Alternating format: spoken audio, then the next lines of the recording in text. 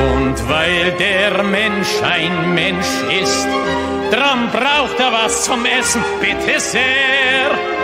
Es macht ihn ein Geschwätz nicht satt, das schafft kein Essen her. Drum links, zwei, drei, drum links, zwei, drei, wo dein Platz genossen ist. Weil ich heim in die Arbeit einheimst und weil du auch ein Arbeiter bist.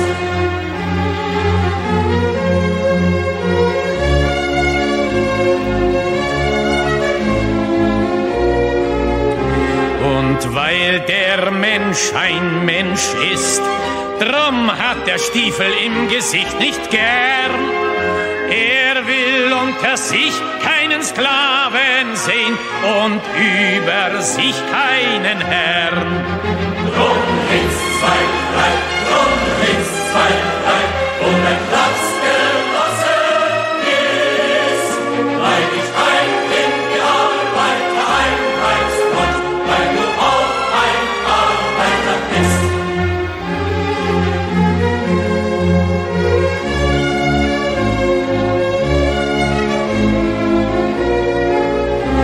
Und weil der Prolet ein Prolet ist, drum wird ihn kein anderer befreien.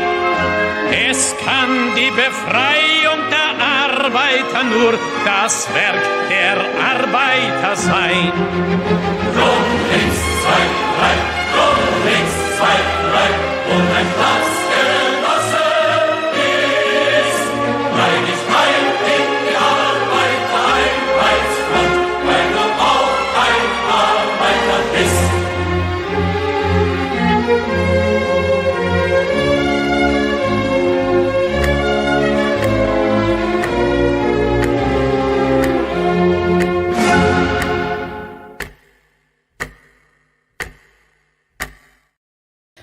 Здравствуйте, comrades. Welcome to Socialism Saturday. Socialism Saturday is where we watch the farthest of the far left. These are not Democrats. Democrats are not socialists. These are not progressives. Progressives are not socialists.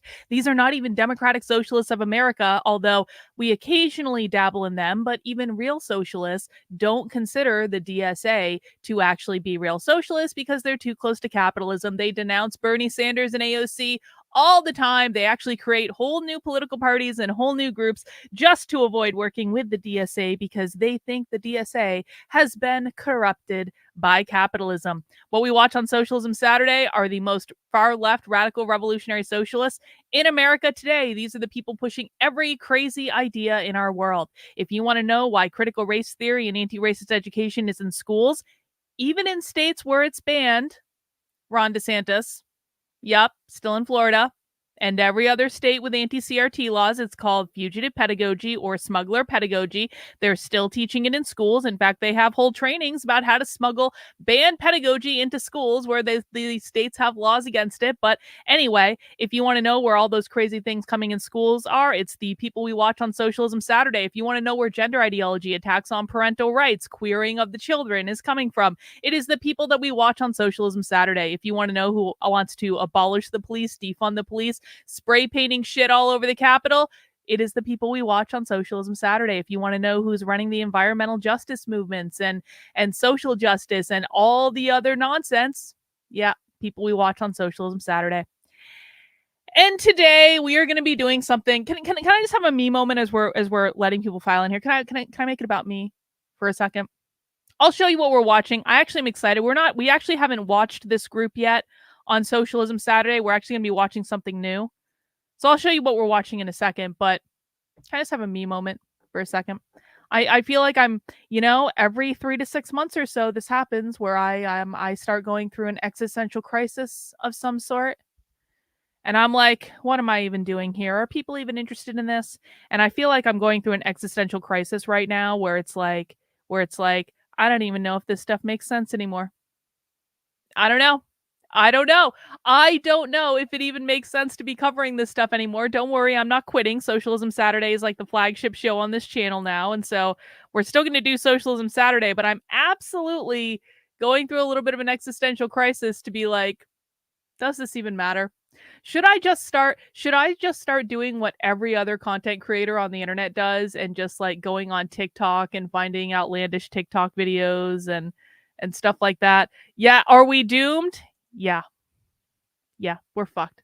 We're fucked. We're really fucked. We're fucked real bad. And I don't I don't know that there's any coming back from it. I really don't. And so I've been like for the past like several days, I've been going through this kind of like depressive state where I'm like laying around a lot, looking at the ceiling, going, "What am I doing with my life?" And you guys know I do this every 3 to 6 months. This is not new, but usually I don't know. Oh, I should post more pics of my boobs. Is that what I should do?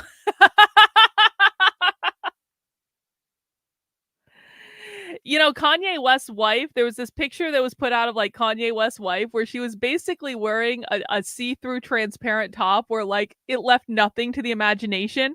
And I was like, the Groypers are upset about me showing a tiny, tiny, tiny little bit of cleavage every once in a while just for fun, just because it amuses me to do so. But Kanye West's wife can walk around fully with her tits out. Oh god, I should just give in to the temptation. I should just do the most. I should, I think I'm going to be experimenting with my content coming up. I'm starting like part of me is like I want to get more serious about it in terms of like having a content calendar, in terms of publishing regularly. I want to I have a content calendar I want to release next week to show you guys what you can expect on the Substacks and things like that. Mostly to keep myself in check, but also mostly to tell you guys like what I'm focused on. But there is definitely like not a small part of me that's like, maybe I should just start doing the most outlandish leftist content, just like everyone else. Because if I really put my mind to something, I will do it better than anyone else. And that's, I think, pretty evident based on everything I've done before. If I really focus on something, I'll do it better than everyone else. And maybe I should really just turn myself into one of those channels where I'm just covering outlandish news stories and acting outraged about it, and doing like the Tim Pool style stuff where maybe I release like 4 or 5 videos a day at like very specific times, like they're predictable, and I'm like, here's this thing you want to be outraged about in the news today, and civil war, civil war, civil war, civil war. Maybe I should just do that. I don't know. I don't know. I don't know. React to Joe Brown interview. I don't know what that is. Well, yeah. I mean, but like, see, if I did that style of video, though, I would do it better than Tim Pool does because I'm smarter than Tim Pool is. I have better analysis than Tim Pool has. What I would have to do is kind of take the analysis I'm currently doing and just bring it down 16 or 17 notches to have it be more dumb. See, well, this is what I worry about, Honest Dog Allison. Like, I know I'm too smart for that. I think I'm too smart for that, but it's kind of what the people want, isn't it? It seems to be what the people want. It seems to be what they want. So, I don't know. I'm probably not going to stop doing smart people content I'm like, if we're being honest about it. Again, this is like no, I don't want to see. This is the thing. I don't want to. I don't give a fuck about exposing Kamala Harris. Kamala Harris is going to win. Kamala Harris is going to be the next president. There ain't nothing that can stop it because Trump supporters are morons and they don't care. So no, I don't care. I don't want to have guests. Because here's the thing, Joe. Guests require me to interact with people. And I don't know. I just think that most of the time I'm just not inclined to interact with people. I don't like most people. And so I don't know. I would have to schedule them. I would have to like reach out to them, be like, do you want to come on my podcast? I'd have to like work with them. I'd have to make them think that I like them. I don't know. It sounds like a pretty big commitment. You're committing a YouTuber fallacy right now. Quality of content does not equal a larger audience gather. Well, I mean, no, I think that, well, no, I mean, I'm well aware of this. And listen, when I completely shifted my content like years ago, believe me, I did it with the understanding that I was going to have a smaller audience. I'm fine with that. But it's like I just don't know if it's like sustainable. I don't know if people actually want what I'm doing anymore. It's the thing. It's like I know I have a very like and I don't want to shit on like the people who support my work or anything, because I know I do have a very committed group of people who support my work and I appreciate it. But it's just like it's just been such a goddamn struggle, man. It's been a goddamn struggle. I don't know. I don't know.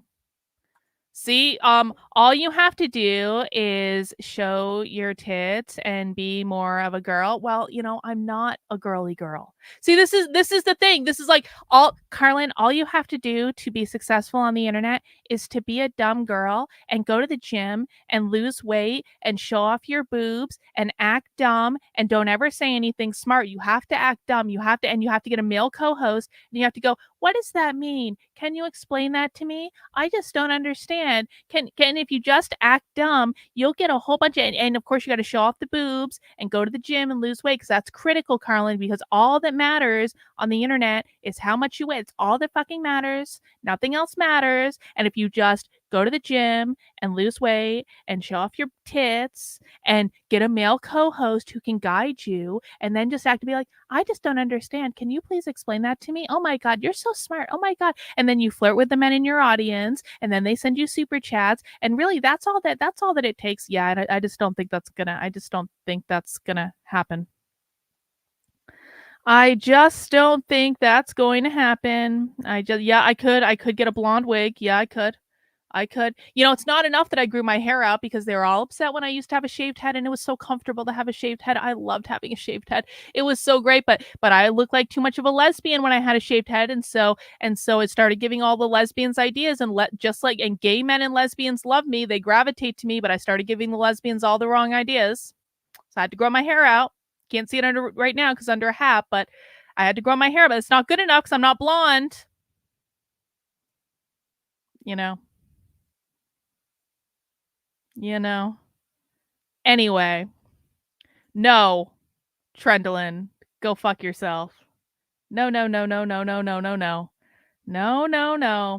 Anyway, now that I have made it all about me and my feelings, let me show you what we are watching tonight for Socialism Saturday, because, of course, this is a very serious show. This is a very serious show in which I do very serious analysis about the far left, and I show you stuff about the far left that no one else on the internet is showing you. Doesn't that look like a bunch of female socialists right there? It is a bunch of female socialists. This is from a YouTube channel with 112 subscribers. You guys know that I love nothing more than when I find these teeny tiny little YouTube channels that are run by socialists that have like no views and have like no subscribers, and then we watch their stuff and then we talk about it, because these are always the channels where you find the best stuff. These are always the channels where like they say the quiet part out loud because they haven't learned not to yet. They haven't learned that people like me are going to watch them and talk about them and possibly make their stuff go viral on the internet. So on the smallest little YouTube channels with no views, this is where you always find the best content. And so I found a new YouTube channel that we haven't watched yet. It's called the Philly Liberation Center. Of course, we know anytime we see the word liberation, that means to free oneself from the oppressive force of capitalism. Capitalism specifically defined by the far left as private property ownership. Private property means your home, your land, your business, your apartment rentals, your intellectual property, your parental rights, your individual liberties.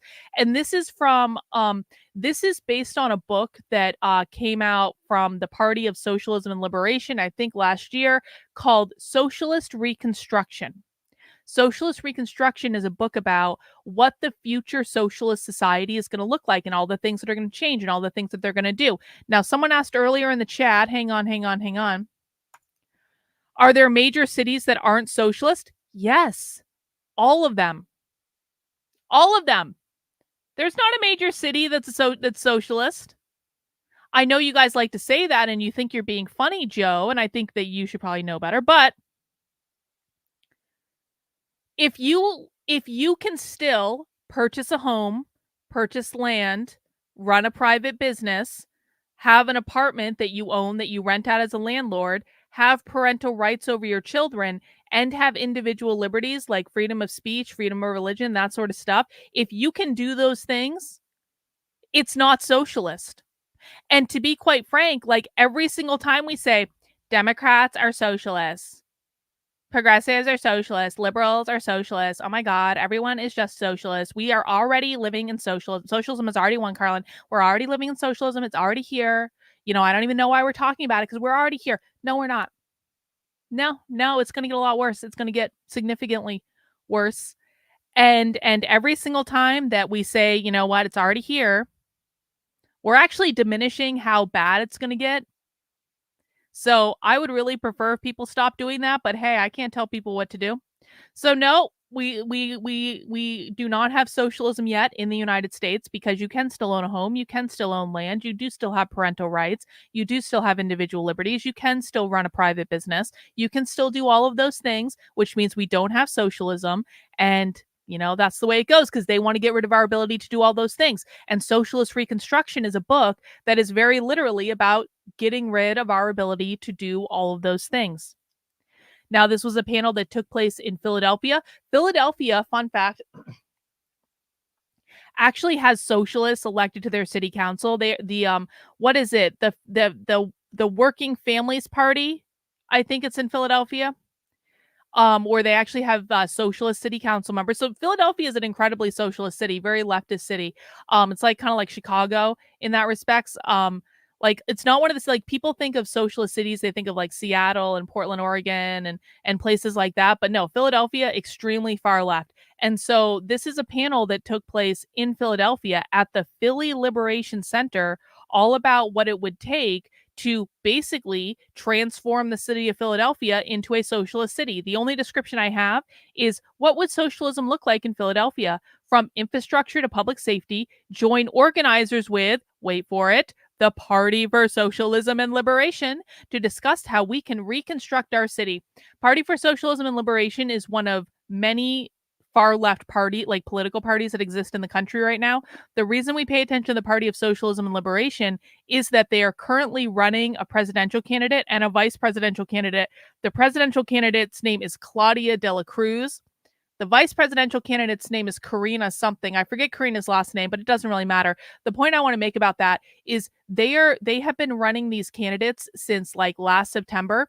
And they're touring them all over the country to all these college campuses to speak to college students. They're very actively recruiting on college campuses. Party for Socialism and Liberation was also intimately involved with the campus protests that took place over the spring.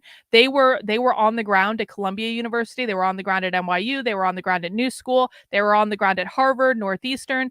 They started going on the ground all over the country.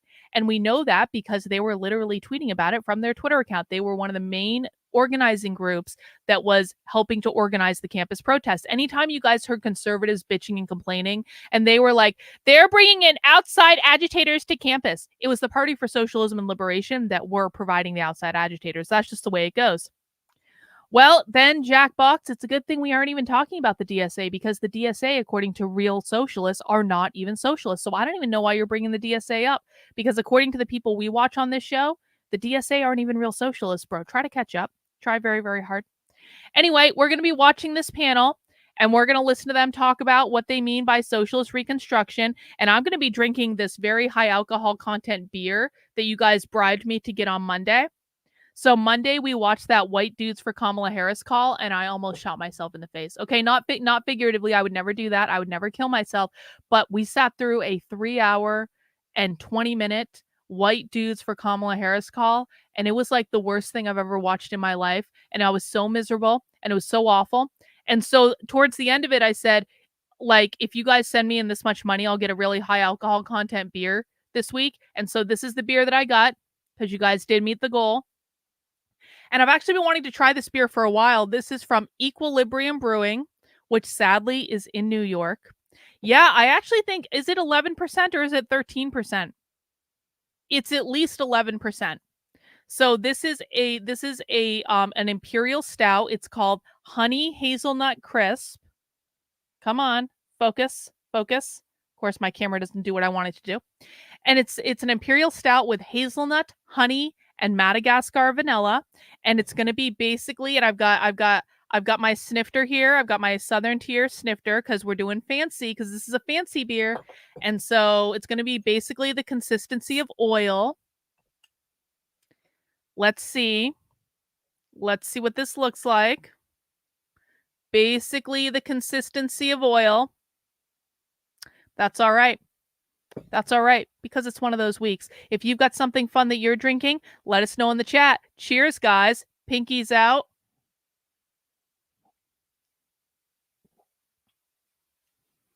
Yep, that's good. That's a sipping beer. This is a sipping dessert. It's like when you have port at the end of a meal. It's kind of like that kind of consistency.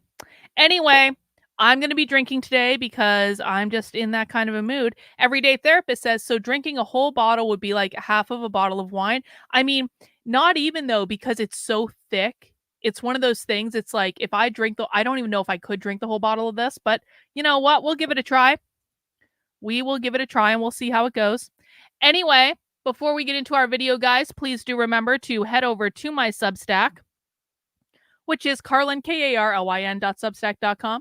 This is where you can find my breakdowns of the far left in a nuanced and plain English manner, although the nuanced thing seems to be less important now than the plain English does.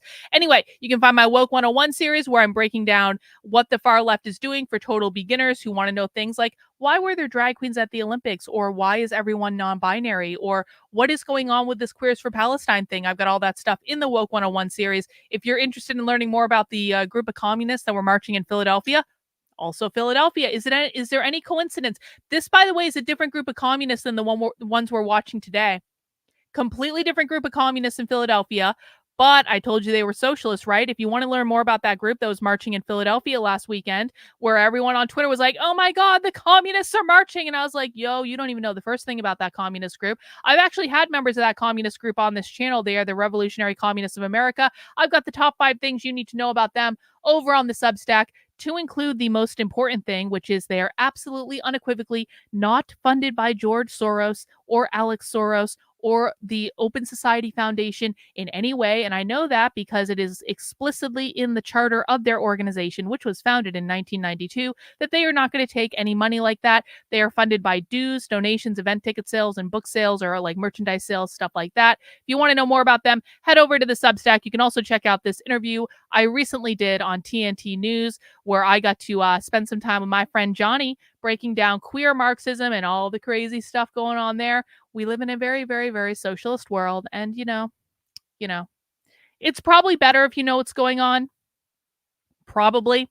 I mean, maybe sometimes ignorance is bliss. I don't know. Maybe some of you just don't have any desire to know what's going on. And if you have that perspective, I respect that decision.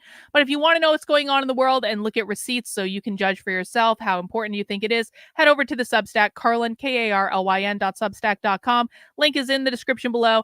Sign up for email updates. You can also sign up as a member, $8 a month, $80 a year. When you do support the work I'm doing, you get access to a variety of supporter perks. Those include 2 Zoom calls with me every single week on Mondays and Wednesdays. Those are private. Those are unrecorded. It also includes access to my supporter Discord.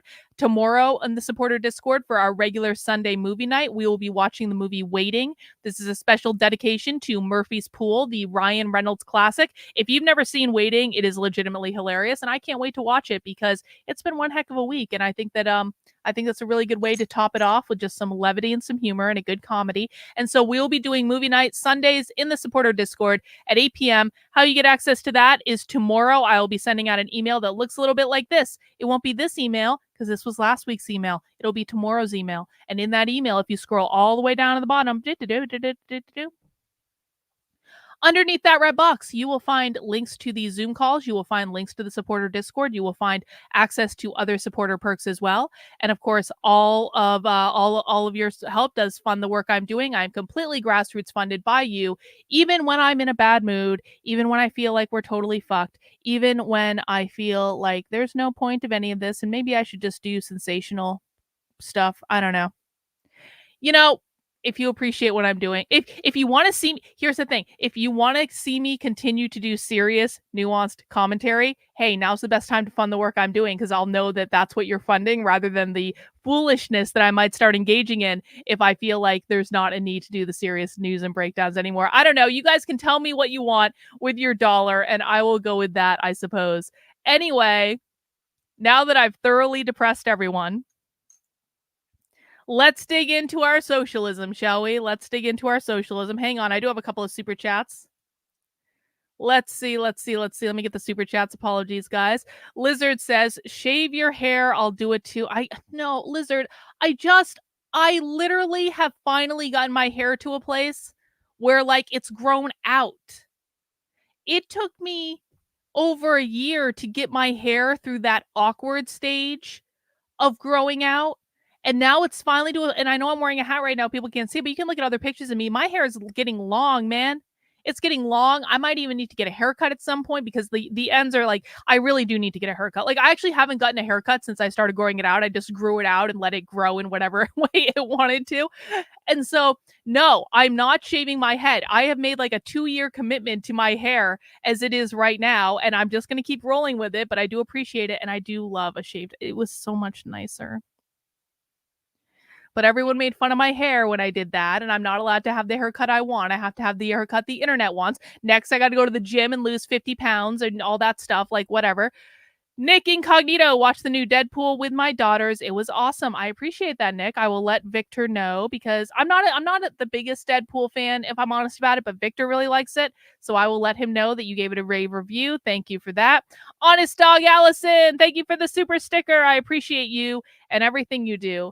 Thanks so much, guys. Let me get my little tally for my super chats up.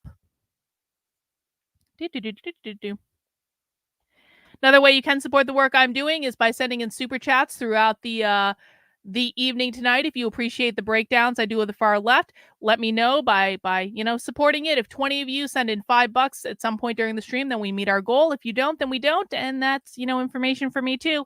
Anyway, is there anyone new here tonight? Have I scared away everyone new by being depressed? Is there anyone new here tonight that's never watched socialism with me before? Identify yourselves in the chat, please. And this is important because, listen, if you are new here, there's no shame in being new. We were all new once. But watching real radical revolutionary socialists is a little bit of a different thing. We are not watching libs of TikTok. We are not watching leftists on YouTube that are pretending to be socialists that aren't real socialists. But you are not new. Shut up. Let's see. Loam is new. Are you? I think you're new. I don't recognize you. Okay, guys, can you stop this, please? If you're not new, don't say you're new. You're not new, Tayton. Please. Like, I actually do want to be able to identify new people. No, okay.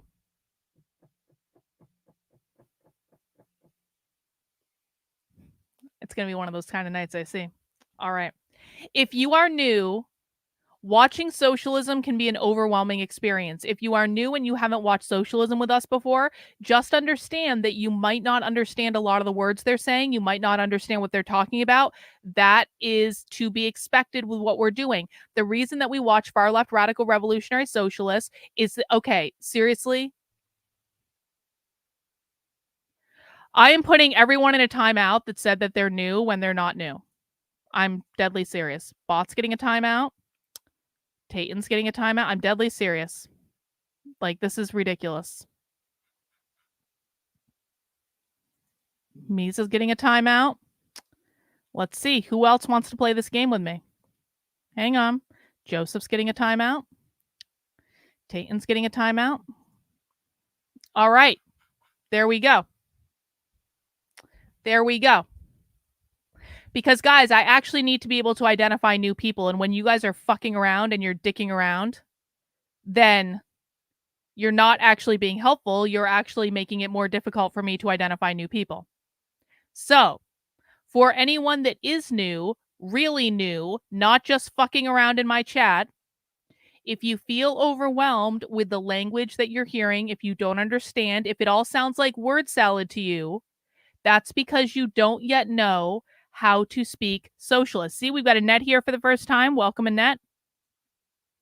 Now, there's nothing wrong with being a beginner. There's nothing wrong with not understanding what they're saying. But when we get to points where you find the language confusing, or you find yourself overwhelmed by what you're hearing, and your first instinct is to say, this is all word salad, none of this makes sense, they don't know what they're talking about, what I need you to do instead is ask questions in the chat.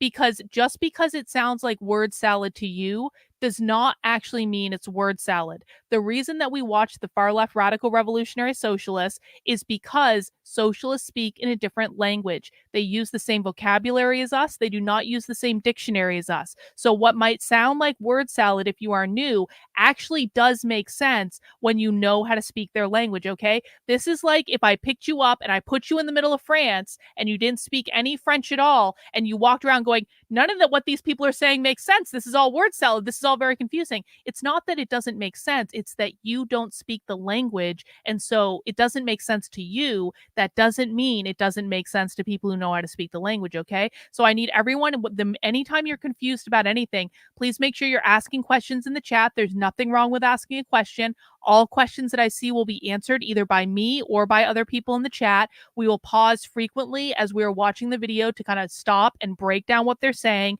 and break down their ideas and make sure everyone understands. Okay? Ultimately, the reason you want to learn how to speak socialist, hang on.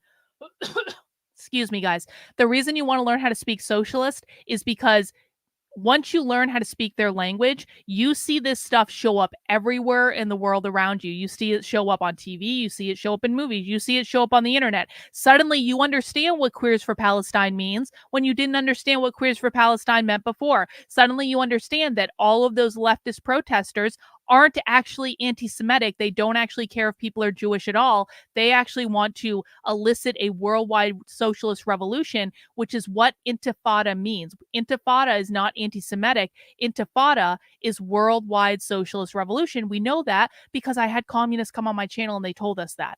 Okay. So once you start understanding the language, you're going to start to see it infused into the world around you in ways that you never understood before. And you're going to have a much more advanced understanding of what is actually going on and why it's going on.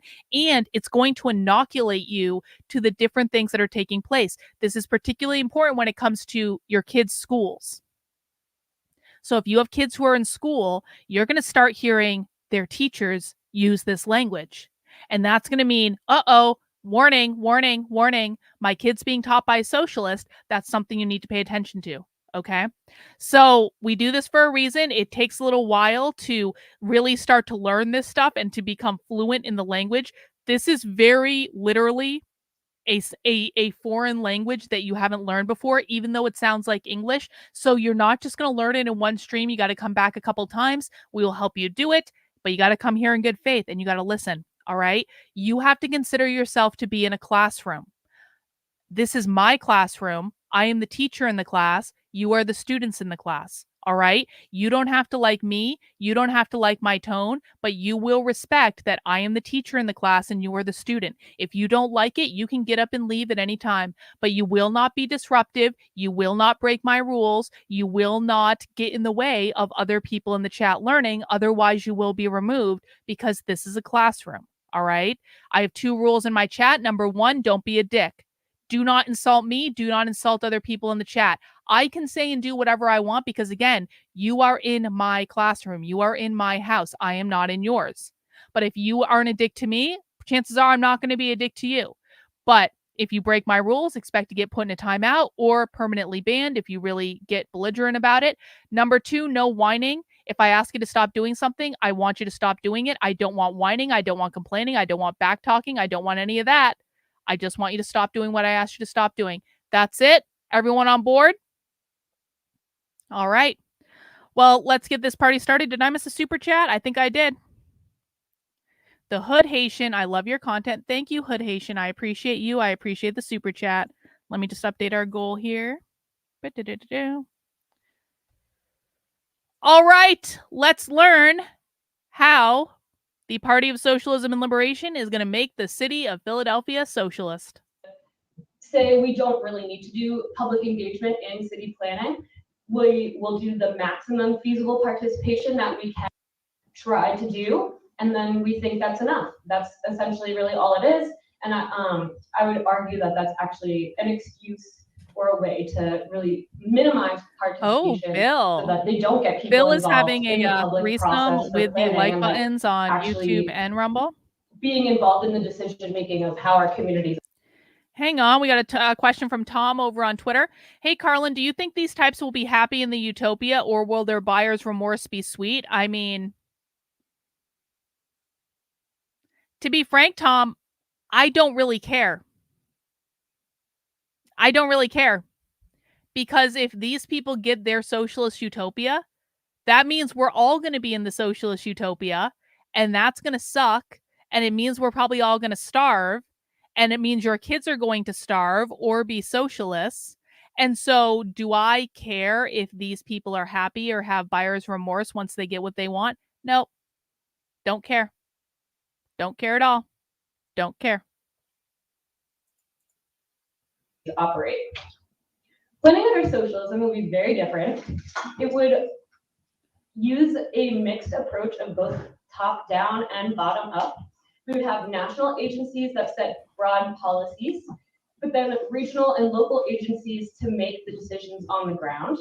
And this would be in cooperation with popular organizations. So organizations made of the people on the ground, cooperatives, citizens assemblies, unions, neighborhood councils. These types of popular organizations would actually be at the forefront of making decisions about how our communities are developed and planned.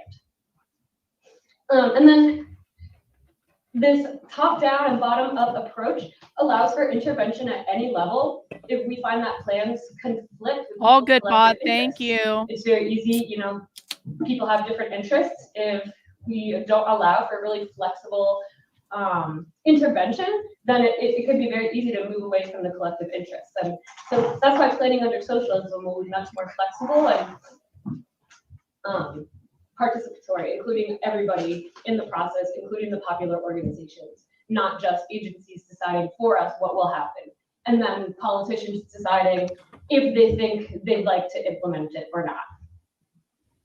So I'm also going to talk a bit about housing and transportation. For some quick statistics, in the United States, there's 3.5 million homeless people and 17 million vacant housing units. In Philadelphia, there are about 4,500 homeless people and over 130,000 vacant housing units. Pop quiz for the chat. Why are they talking about vacant housing units in relation to homeless people? Why is this important? This is going to impact all of us, by the way. This is not just about homeless people or vacant housing units. Why do you think the socialists in Philadelphia are talking about vacant housing units in relation to homeless people? I'll be looking in the chat on Rumble, on X, on YouTube, so let me know your answers.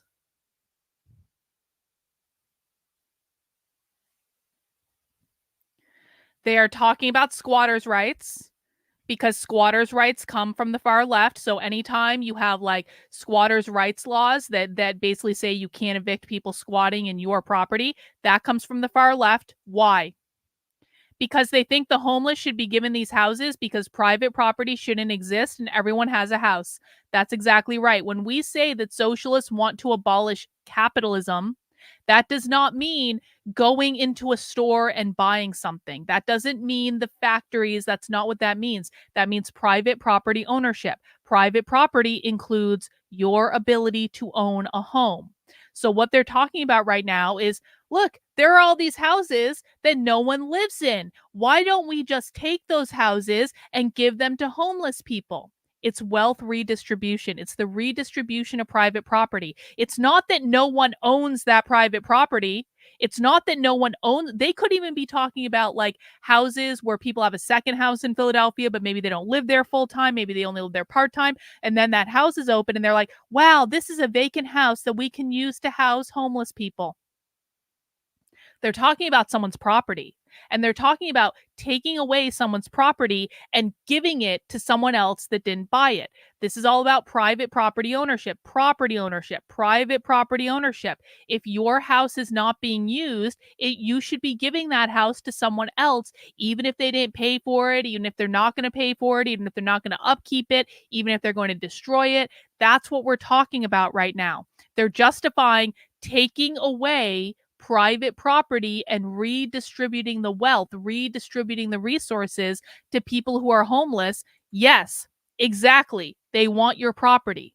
That's what, when they say abolish capitalism, that's what that means. You will not own a home. You will not own land. They want to take your property from you. Again, this is not just about the factories. This is not just about taking control of the means of production. This is about making it impossible for you to own home, land, private businesses, have parental rights, have individual liberties, have intellectual property, have apartments that you rent out. They don't believe in landlords. Squatters' rights, attack on private property ownership, aka the definition of capitalism. Kurt says vacant housing units is the most capitalist thing of all, private property that isn't even used. Exactly. So when I say that this is going to impact all of us, what I mean is if you ever want to buy a home, or if you own a home now, they don't believe you should be owning your home. They want to take the home from you and be in charge of how the home is used. Does everyone understand that? Looks like we got a lot of right answers in the chat. Everyone congratulate yourself if you got the right answer. And by the way, guys, do you think that this is going to stop with just homeless people? Do you think that private property confiscation will stop with just, let's take these vacant houses and give them to the homeless? Do you think that that's where we're going to stop? Because these people believe in equity. These people believe that there shouldn't be rich people, that everyone should be equally poor. And so if you're a rich person and you own like 3 houses, well, they don't believe you should own 3 houses. They're going to take your houses away and they're going to give them to the people who they deem worthy of having those houses, which are mostly going to be like underprivileged, like Black people in inner cities and stuff like that. So it's not going to start there. Yeah, I mean, eventually, yeah, they are absolutely going to take the farms. Socialists believe that farms were the first form of private property.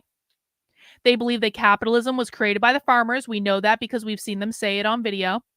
And so they're absolutely going to take the farms. What happens when the socialist left takes over the farms? What happens then? Let me know in the chat. What happens when the socialist left takes over the farms? That means they control the food supply. You take over the farms, you don't just control the property on those farms, you control the food supply. And that's when we have famine. And that's when we all starve. And that's when the state starts telling you what you can eat and how much you can eat. And they start distributing all the food. And that's when we all starve. That's when we have breadlines. But it all relates back to this idea. How do they plan on taking your home? They're already doing it. They're already doing it. Do you know how they're going to take your home? They're going to enact laws that make it impossible for you to own private property. Squatters' rights are a form of taking people's private property. Squatters' laws basically say people can show up, live in your property, and if you aren't there and you don't know about it because it's like a vacation home or it's like an apartment rental that you just haven't been renting out or whatever, if they say that if these squatters show up and start living in your property and they live there for a certain amount of time, it no longer becomes your property. These are laws on the books today. How are they going to take homes that you live in? They're going to show up at your house with a gun and they're going to take it. And then you go to the gulag and the home becomes theirs. Like, I mean, this is not theoretical. They're already doing this. They're gonna, I mean, like, really, if like with property taxes, we're all kind of just renting our homes anyway. You're renting your home from the government right now anyway. So if they get put in charge of the government, if they get put in charge of making these laws and policies, they can very literally take your home from you. Happens all the time. Anyway, let's keep going. Half of all renters in the United States are housing insecure. This is about 54% in Philadelphia. So if any sort of emergency happens, you lose your job, anything goes wrong, medical emergency, if you can't pay for your housing, it takes up too much of a percentage of your income, you could easily be evicted and lose the roof over your head. And we also understand that housing is very inadequate and unhealthy, and that this is much worse for Black and Brown communities, LGBTQ communities, seniors, and people with disabilities. There's a lot of housing sites are located by toxic sites. There's issues inside of people's. Hang on, got a super chat from Reinhardt. Thank you. I am seeing Marxism that was hidden to me before. Thank you. I mean, yeah, I appreciate that, Reinhardt, because that's the reason that we learn how to speak their language. Because once you learn how to speak their language, you understand that this stuff was happening right in front of you all the time and has been happening probably your entire life, but is definitely speeding up now. And you start to be able to identify it. So I appreciate the super chat. Thank you.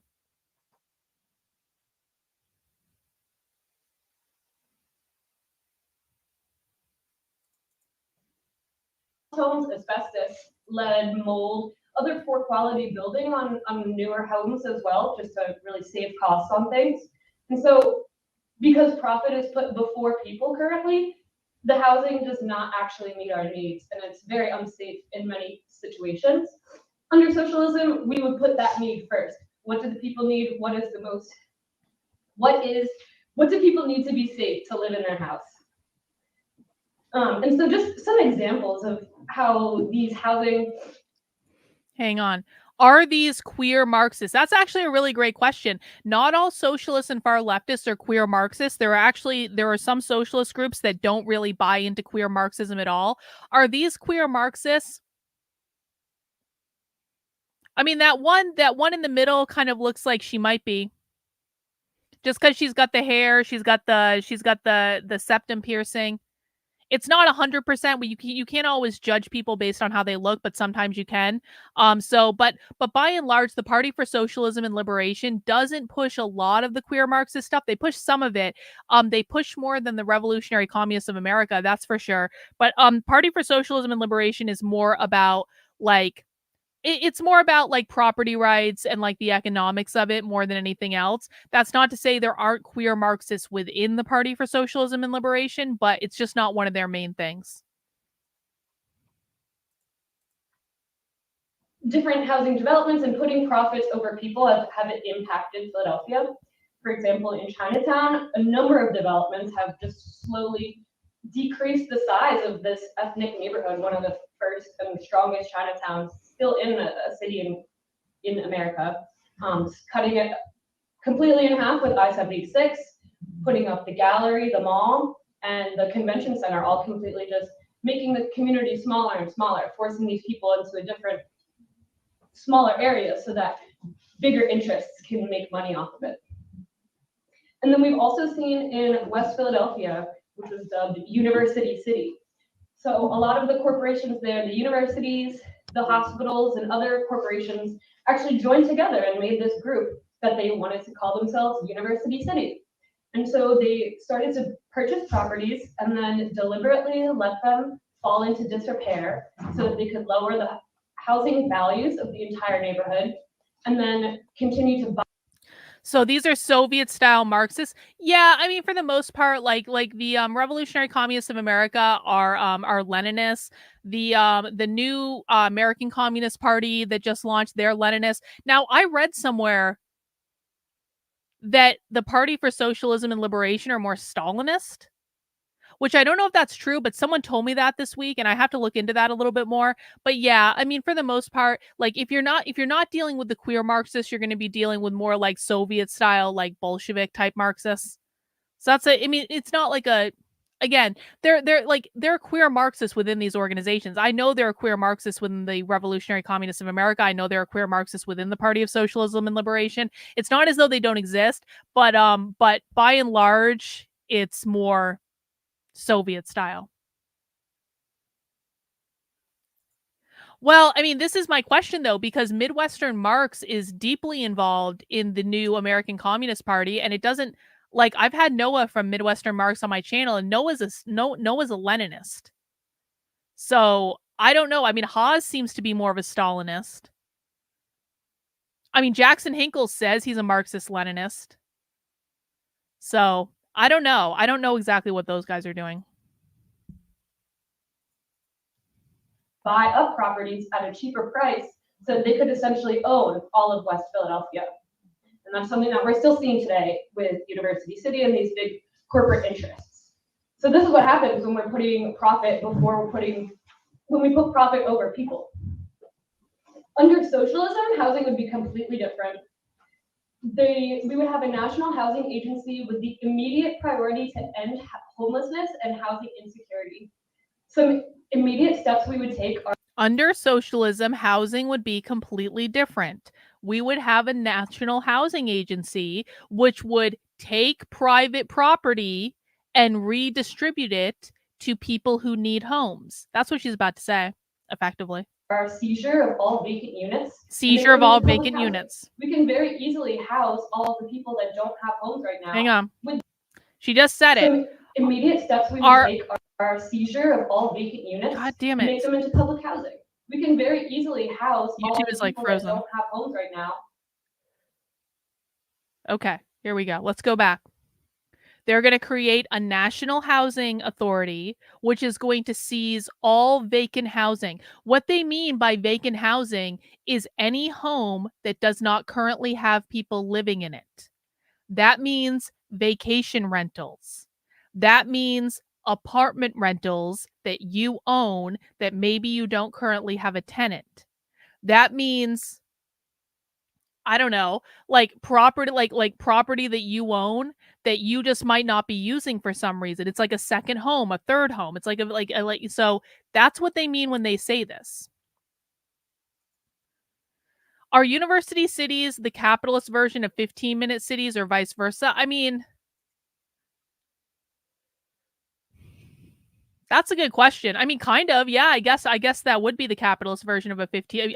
You mean like a university that has like everything within it basically like a very large urban university campus, right? Yeah, I guess that would kind of be like a version of a 15-minute city, wouldn't it, Janet? I hadn't thought about it like that before, but I guess you're right. Thanks, because still university cities are still privately owned by the university. I appreciate the super chat. Thank you. All right, let's listen to them talk about seizing private property. Yeah, well, this is a good point. Human centipede. I think it also means so if your grandmother lives in that big house that she bought with your grandfather that they used to raise their kids, but now grandfather's gone and all the kids have moved out and grandma's living in a nice 5-bedroom house. And you know what? Isn't it a shame that this one person is living in that 5-bedroom house? That could house a lot more people than just grandma. So why don't we seize that property and ship grandma off to the old folks' home?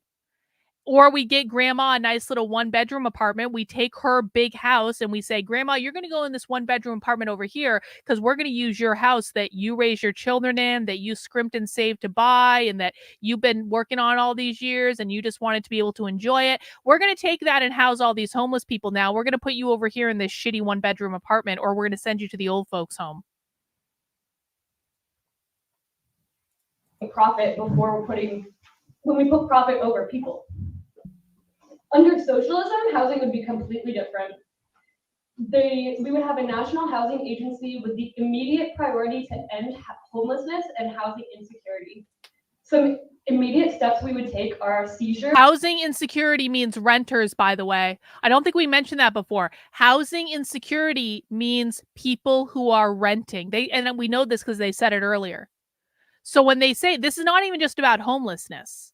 This is about people who could have their homes taken away at any time. So if you're renting an apartment, like your landlord can kick you out at any time. They have to give you notice and stuff, but like your landlord owns that apartment. They can kick you out at any time. There are probably provisions in the lease where they don't even need a good reason to kick you out. They can just kick you out if they give you enough advance notice, right? When they're talking about homeless, like insecurity. They're talking about people who could be kicked out of their homes at any time, which means they're going to go after landlords, or they're going to make it so landlords can't evict people from their homes, their apartments that they're renting. Of all vacant units and make them into public housing. We can very easily house all of the people that don't have homes right now with the units that already exist. It doesn't make sense to have housing units to be vacant. They'll just fall into disrepair anyways. We're going to forgive all the mortgage debt so that people can actually own their homes instead of the bank owning their homes. And we would reduce rents and make options for rent to own, making it so, you know, it's not just a house that you bounce around between, but you have a house that you are growing with and you love and that you want to own. And it's not like an investment, but it's a home. Everyone needs a home, you know? And so additionally, there'd be comprehensive housing plans. So what that means, they can only accomplish those goals if the state owns all the houses. You guys understand that, right? You can't take something and say, this is a rent to own apartment. So you're going to rent it. And eventually after you rent it for a certain period of time, you're going to own it. They can only do that if the state owns the property. If there's a private person that owns that apartment, the state can't come in and say, we're going to make this rent to own because it's not the state's property. That only works if the state owns the property. Everyone gets that, right? The same is true for like, we're going to forgive all this mortgage debt.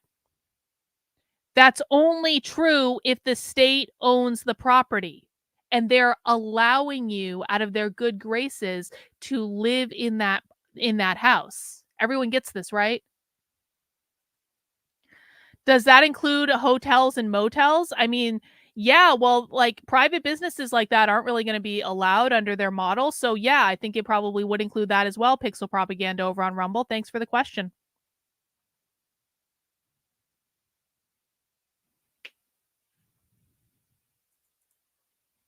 To ensure the abolition of structural racism. So after these immediate priorities, we need to take some really big looks at how housing works in the United States. We need to eliminate segregation, environmental racism, address sprawl.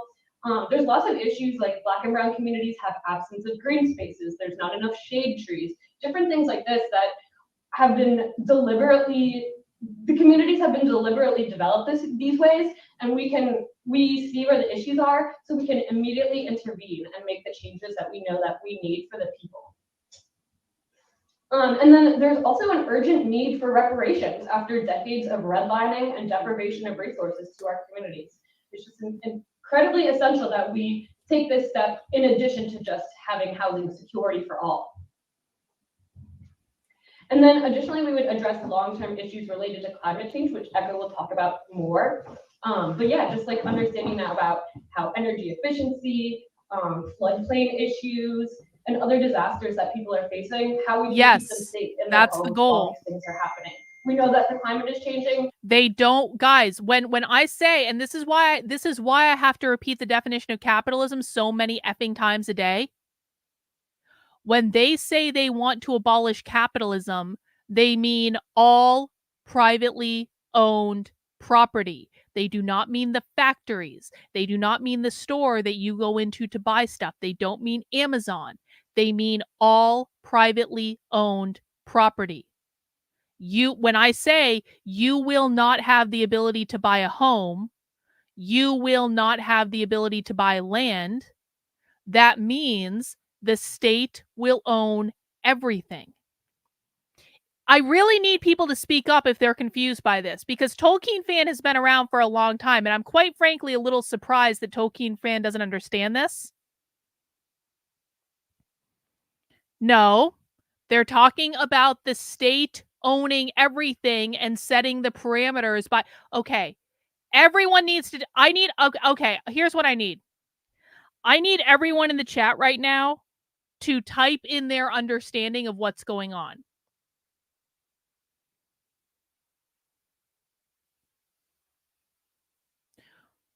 When I say the far left wants to abolish capitalism, and that means all private property ownership, that means your ability to own a home, that means your ability to own land. You will not be able to own a home. You will not be able to own land. What does that mean to you?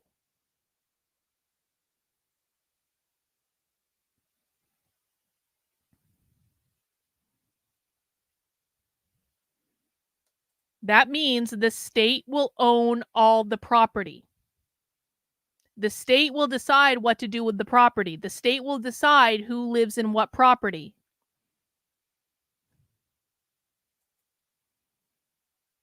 It doesn't make a difference. It doesn't make a difference at all. It means the state will own the property, the land, etc., and redistribute it as they see fit. They will take over private property. They will give it out to whom they think should have it. The state will own and control everything. There will not be private property ownership in any sense. The state will be in charge of homes and providing housing to all. You will not have a choice. You do not own anything. They are telling us the measures they want to put in place to take away private property. It's not a great answer, but everyone, in order to redistribute housing, the state will control the housing to include the land it's on. Exactly.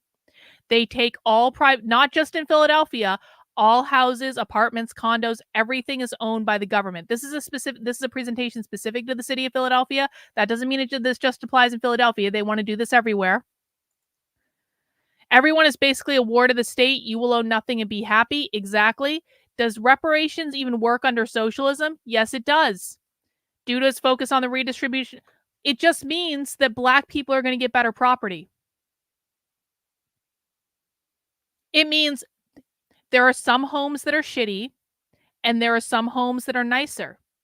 When you're talking about reparations, the Black people are going to get the nicer homes. The Black people are going to get better access to food. The Black people are going to get access to the better resources. The Black people, because that's what reparations looks like under socialism. The state becomes the ultimate landlord to do with the land as it sees fit. Yep, exactly. Thank you for the super chat, Matthew. Hi, the state already owns. Okay, so this is not helpful. I appreciate the money, but this is not actually fucking helpful. We are not talking about the current government. When I say the state, guys, under socialism, I do not mean the government as you currently know it. So no, Matthew, this is incorrect. You are talking about the capitalist U.S. government. When they are in charge, they will be overthrowing and abolishing the capitalist U.S. government. It is not the same thing, bro. And they can just take it. They can just take it. Because they will be overthrowing the capitalist U.S. government. Please type in and let me know you understand what I'm saying, because this is, again, something that you've done before as well. I appreciate the money. Thank you for the money. But I need to know that people understand what we're talking about, because right now I'm just getting the really distinct sense that people who've been watching socialism with me for a while don't understand, and it's kind of freaking me out. The state will also own any resources on your land, your water. Yup, that's true. Jen McMahon says, hang on. And this is not the this is not the expansion of HUD.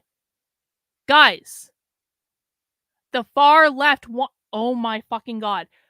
The far left wants to overthrow the current US government.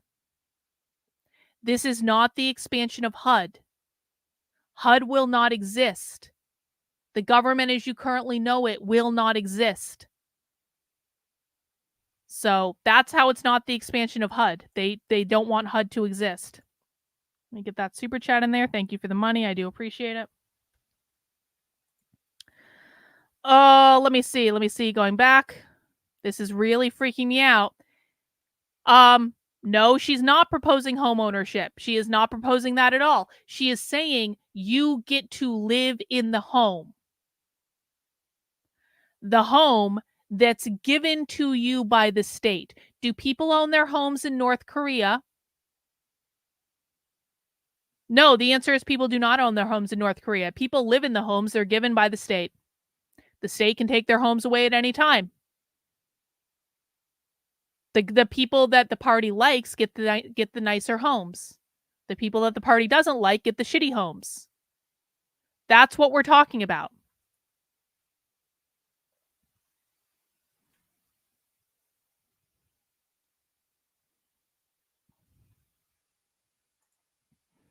The hood Haitian, I don't think these well.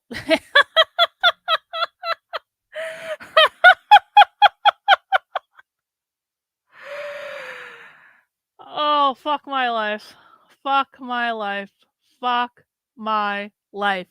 Bro, you think a bunch of lazy fucking conservatives that couldn't even bring guns to January 6th are going to beat these people? You think a bunch of lazy fucking conservatives that can't get out of their fucking lazy boy to go to a rally unless it's a Trump rally are going to beat these people? You think a bunch of lazy fucking conservatives who hide behind anonymous accounts on Twitter are going to beat these people? These people own guns. These people have gun clubs. These people do training with guns. These people probably do more training with guns than fucking conservatives do. So no, that's not true at all. And they're winning. They're already, oh my fucking God, fuck my life. Why did I decide? I could have just been fucking libs of TikTok, man. Why did I choose to do this? I could have just done libs of TikTok and probably made a lot more money, and it would have been so much easier.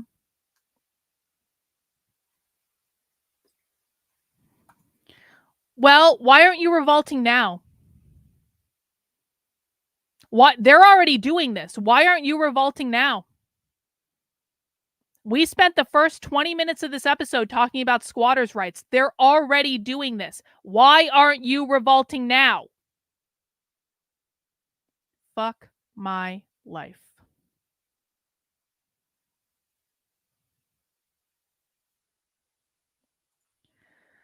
Everyone needs to understand this system will replace our current government. No constitution, no rights, no, like nothing. That's exactly right in that. Exactly. If they overthrow the government, it would be completely different bureaus in charge. Well, no, it wouldn't. No. It would not be completely different bureaus in charge. It would be a completely different system. It would not look like the government we currently have. We did an episode a couple weeks ago where they laid out exactly what we did. We did a live episode of a live spy stream, Socialism Saturday spy stream a couple weeks ago, where they literally laid out what their system of government looks like. It looks nothing like what we currently have. You can go back and watch it if you want more information.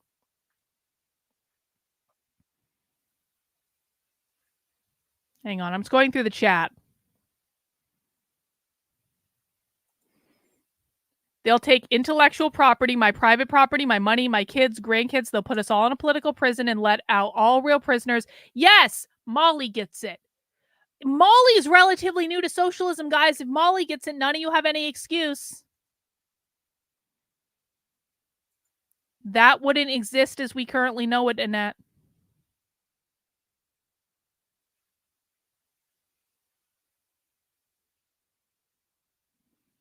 Well, no, Jane. No. I literally talk about private property ownership every single day. Every single time I say this, I say capitalism means private property ownership. That means your ability to own a home, your ability to own land, your ability to own a business, your ability to own an apartment rental, your ability to own intellectual property, your parental rights, your individual liberties. Literally multiple times a day I say this. So there really should be no one that's confused about this. And if people are confused, we're going to stop the confusion right now. There should be no one that watches me on a regular basis that should be confused about this. I say it every single day. And if I'm saying it every single day and someone that's watching me every single day is still confused, that means that person is not listening and that person is not asking questions. And so we're going to put a stop to this. If people do not understand, I want to know right now that they don't understand it. And if they continue to be confused, I'm going to start screaming at them for not listening.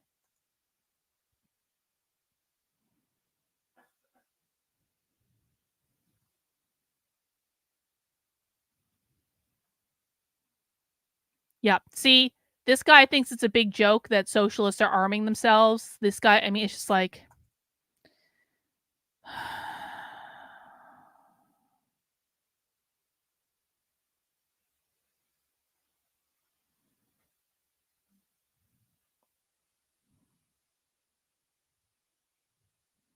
Hang on. I'm just going through the chat, guys, to make sure no one has any questions.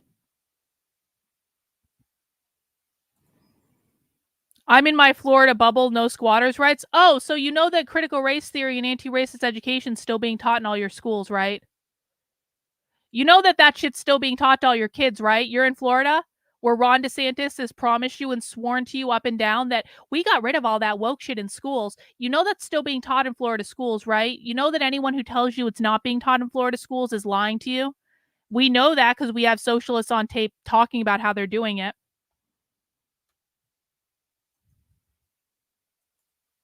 All right, let's keep going. We're only 7 minutes into this video. Now so that we can actually give people what they need and stay secure in their homes. And then I just want to talk about an example of this, of what this would look like in Philly. So we know there's a lot of issues with people who have lead pipes in their homes. And so this is very interesting. The city's piping and water infrastructure has actually all been replaced recently enough or was never built with lead in them. Hang on. Got a super chat from Bill. Yeah, bro, you give that a try and you see how that goes. Have you ever actually talked to a landlord? You give that a try, you see how that goes. If you're in a major American city, good fucking luck. In this sense, the theory of the communists may be summed up in one single sentence: the abolition of private property. That's in the Communist Manifesto. That's like one of the first lines in the Communist Manifesto. Appreciate the super chat, Bill. Guys, if you're talking about the technicalities of squatters' rights, you are missing the fucking point.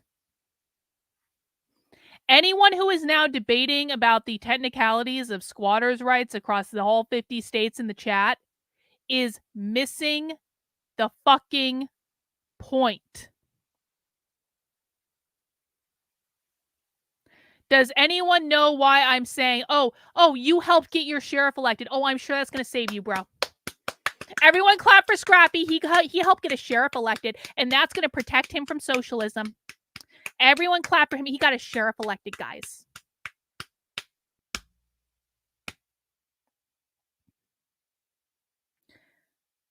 Does anyone understand why I'm saying if you are debating the ins and outs of squatters' rights, you are missing the fucking point?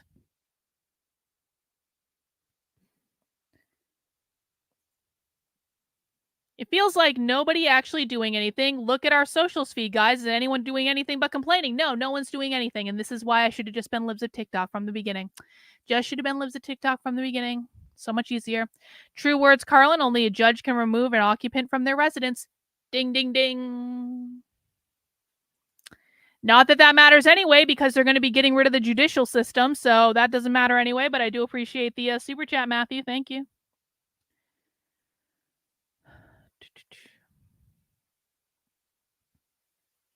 Well, congratulations, bro, because someday you're not going to have tenants and you're not going to be able to own apartments anymore, and you're not going to be able to rent them out anymore. Why? Because these people are going to come and take them away from you. And you can just you can look in the mirror and congratulate yourself when that happens, because you had the opportunity to learn this stuff, and yet you spent your time debating the nuances of fucking squatters' rights, which missed the entire fucking point of what's being talked about right now. So I guess once they come for you, you can go, but I followed all the rules, and I don't understand. I don't understand why you want to take my property. Well, we told you they were going to take your property, and you didn't fucking listen because you were debating the ins and outs of squatters' rights. You're literally the guy in that GIF where the point is flying right over his head and he has no fucking idea. That's you. No, they have no idea. They have no idea. They have no idea. We might be descending. We're not even 10 minutes into this video, and we are already descending into the bowels of retardia. It's going to be one of those nights. This is why I have alcohol.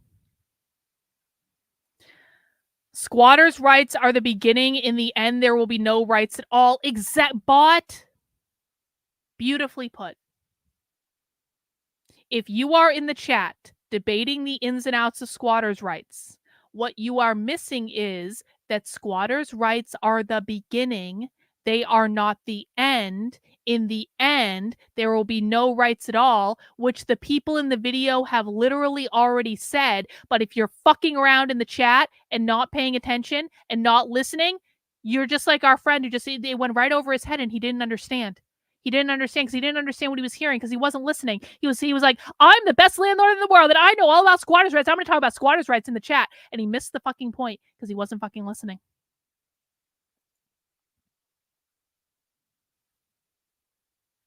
Yes, exactly. There will be no incentive to produce anything. Exactly. Now you're starting to catch up, except that you don't take this seriously.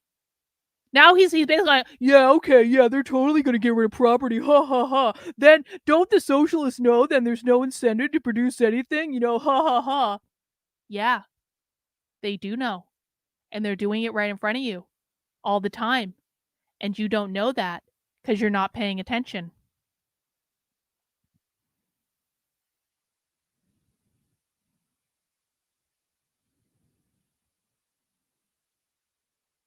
See, just going through the chat. All right, let's keep going. First place. So the city's pipes themselves are not the issue when it comes to lead. But the problem is that the pipes connecting the city's pipes to people's homes are often these lead pipes. Yeah, exactly. Incredible. Exactly. Who here has heard of eminent domain? People who have their properties basically commandeered from them for below market value because the government comes in and says, we're commandeering this property under eminent domain and here's what we're going to compensate you with, and you don't really have a choice in the matter, and usually what they want to compensate you with is below the market value for your property, but you don't actually have a say in it because the government believes they have eminent domain. You guys think this isn't already happening? Excellent point, Annette. Oh, shit. Hang on. Really expensive. Super chat just came in. Super chat just came in. Hang on. Thank you, Jen. Rights are just privileges that can be easily taken away. Well, okay. But, Jen, I still don't think you're getting it, though. I just don't know how much more clear I can be about this, but I'm going to give it a try. The far left wants to abolish the entire capitalist government that we currently have. That's why I'm calling it the capitalist government, because they call it the capitalist government. They want to abolish the current government that we have. That means they want to abolish the current constitution that we have. So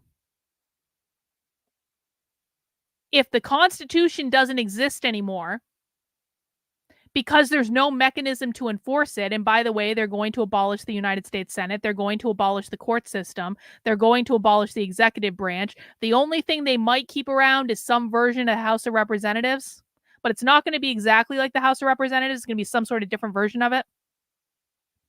But if they're abolishing the Constitution, it will not be the system that you currently think of it as. Appreciate the super chat. And then Matthew, hang on. Well, no, that's not actually always the case, Matthew. And you can go and check in with the guy who got his bar confiscated in San Antonio that was literally right across the street from the Alamo. You can go check in with him and see if that was based on his tax value, because I don't think it was. So no, I appreciate the money, but I don't agree.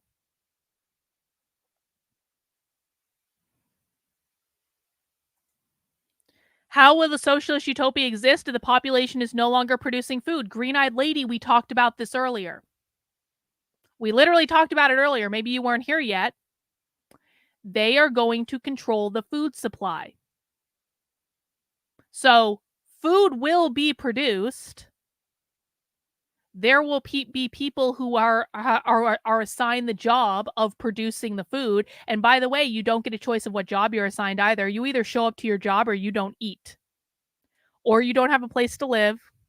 Or you have a really shitty place to live. Or you have no privileges. You have no extra things. But They are the ones that are going to control the food supply. They are the ones who will decide what food is produced. They are the ones who will decide how it's produced. They are the ones who will decide how food is distributed. They are the ones who will decide how much food you get access to, if you get access to food at all. So it will still exist. It'll just be completely controlled by them.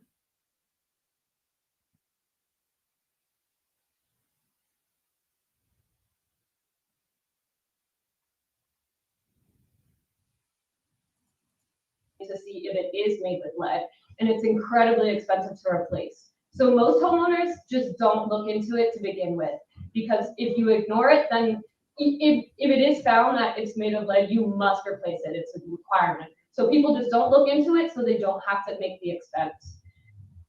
Under socialism, it would be completely different. We would have a program that we would just identify all the houses that have lead pipes, and then we would go and replace them. Obviously, it would take a little bit of time, but we would just do the process of doing that. And I mean, even today or yesterday, President Biden introduced a program specifically addressing lead pipes in homes in Philadelphia. But this is, it would be a program that people have to apply for and get a grant for, and hopefully, it's seen that their need is big enough for them to be a part of this program. Under socialism, it would be just everybody, we do a comprehensive check. Do you have lead pipes in your home? We'll fix them. Just doing what needs to be done to save All right. people. Well, fair enough, Jen. And then finally, just want to talk. Fair enough. But what I want people to realize is like when you say things like rights, people think that those things can't go away. They think that this is going to be some sort of system that is similar to what they currently understand, and it's not. And we need to be very specific about this, because I'm seeing enough confusion in my chat over really basic 101 level stuff tonight that I'm being really, really specific with what I'm saying. And I don't want there to be any more confusion. Thank you, Rottweiler. Food becomes the bargaining chip in order to coerce people to work. That's breadlines for you. Soviet did it. Mao, Castro, Chavez, etc. They all did it, guys. Exactly. And then we have Matthew, who is still arguing. I mean, at least Matthew's paying me money. I have to give Matthew credit for continuing to pay me money, but I really don't understand why we're still arguing about this, Matthew, because none of this matters. None of it matters. Literally none of it matters. I'm not even going to read your super chat. I'm displaying it on the screen, but I'm not going to read your super chat because although I appreciate you continuing to pay me money and I could still engage in this argument with you, I'm sure all night, and you would keep paying me money just to argue with me, it doesn't fucking matter.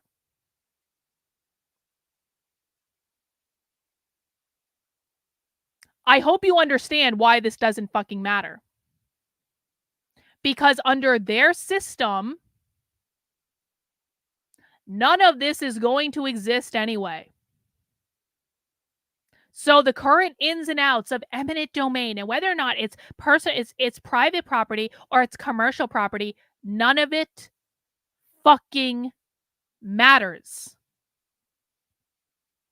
Having an argument about the differences in the laws between commercial property and privately owned property is like when they're doing away with all private property ownership, when you're not going to be able to own a home, you're not going to be able to own land, when you're not going to be able to own a business, you're not going to be able to apartment rentals. There's going to be no fucking private property.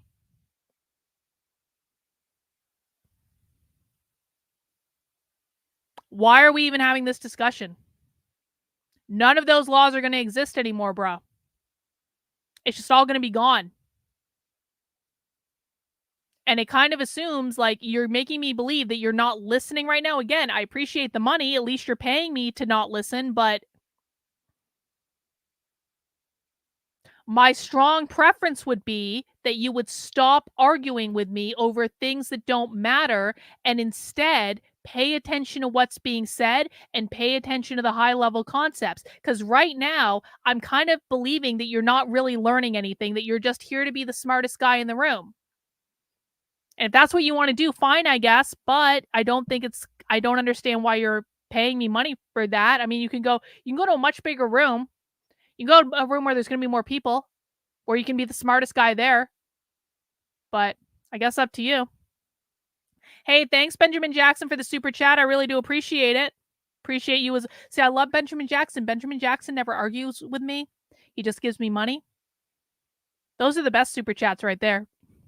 Vince, thank you for the super chat. Folks need to read the Gulag Archipelago. It's such a long book. That's the world these people will bring about, not any version of post-scarcity future like Star Trek. I mean, well, there is a reality in which AI could actually help in this circumstance. Like, there could be some sort of like future utopia that's created that is a socialist utopia, but it's aided by AI, where things might not be so bad, where AI might be making the decisions about things, and therefore if AI is making the decisions about things, unless it's some sort of like weird AI, which it could very well be, but there could be a reality in which AI could actually create more of like a Star Trek utopia. Maybe that would be okay. But barring that, probably not Star Trek. Anyway, we've hit the super chat goal, guys. We've actually gone way over the super chat goal, but don't let that deter you. You guys can still send me money if you want to. We still live in capitalism for right now. So you guys can still send me money if you want to. We're only like 10 minutes into the video anyway. Let's keep going. A little bit about transportation. So the transportation network was really created to bring people to work and to move products to markets where people will buy them. And this national transportation network is widely car dependent, which comes with costs, dangers, impacts to the climate, community disruption as we raise down people's homes to build more roads, different things like that. And so we're forced to make hard trade-offs between cost, time, and safety. And also we know that public transportation is incredibly underfunded in the United States. The funding cuts in the 70s actually forced a lot of transportation providers to privatize and turn into profit-seeking entities. And that has made it so that a lot of transportation providers are very inadequate. They're not able to provide the services that people actually need.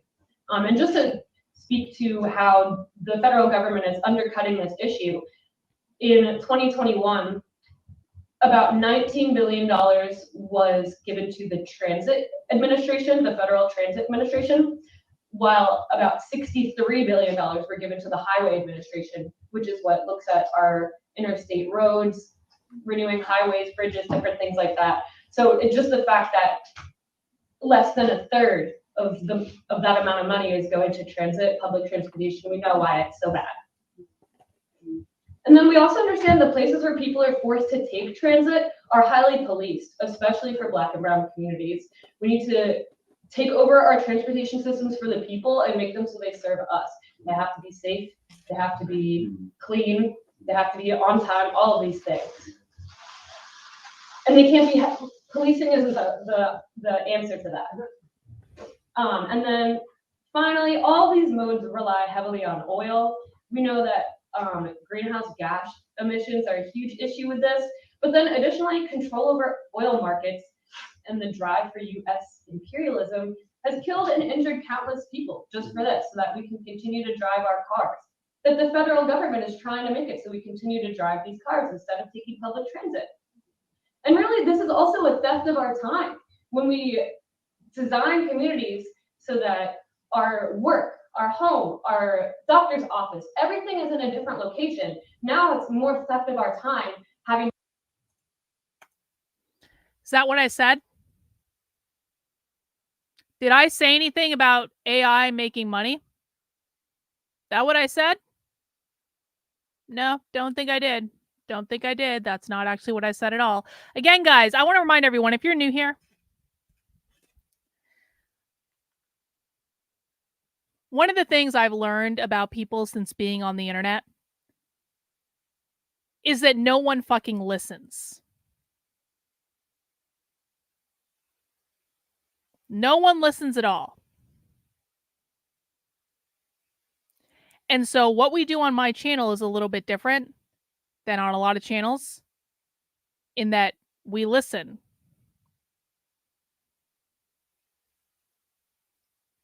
If you're not going to be here to listen, then I don't know what you're doing here. Let's go back.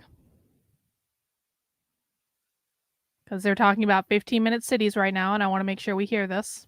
Imperialism has killed and injured countless people just for this, so that we can continue to drive our cars. that the federal government is trying to make it so we continue to drive these cars instead of taking public transit. And really, this is also a theft of our time. When we design communities so that our work, our home, our doctor's office, everything is in a different location, now it's more theft of our time having to What happened to go my between all Rumble these stream? locations, instead of just designing a community for people so they can get what they need. They have things in walking distance, all those types of things. Transportation under socialism would be very different. We would obviously move a lot of investment into public transportation, and public transportation would immediately be made free. There'd be improvements to routes and schedules to actually meet people's needs. And like I said before, it would be in coordination with these popular organizations to figure out what are the routes and schedules that people need, not just someone doing a study in a room and figuring out what they think is the need.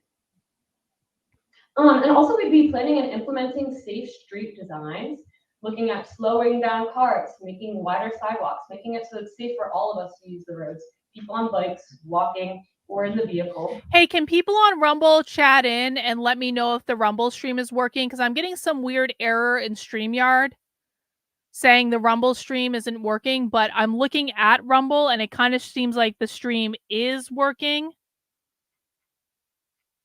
So I don't know what's going on Rumble, but if people can chat in over on Rumble and let me know. Oh, it froze. Okay, let me do this. Let me just edit this. Let me edit and remove Rumble and then add Rumble back again, and maybe that'll fix the problem. It's like turning it off and turning it back on again. All right, Rumble seems to be working now. Oh, and we would develop plans for high-speed electrified rail network between major population centers. So a lot of really good stuff, trying to end the reliance on the private car. And like I said, this is all stuff that doesn't happen overnight, but we do understand these steps need to be taken to save the environment and to save the world and to make all of our lives just that much more dignified, easier to live. Yeah, all of these things. Very excited for them to happen eventually. But yeah, basically, to sum it all up, planning today is it's to put profits over people. It's to make more money for the ruling class. It's not actually to build the things that we need or to connect. Okay, well, I'm sorry that Rumble doesn't seem to be working right now. Oh, it's working now? Okay. Okay. Well, it's still giving me an error message, so I'm just going to remove it, and I'm just going to start one more time.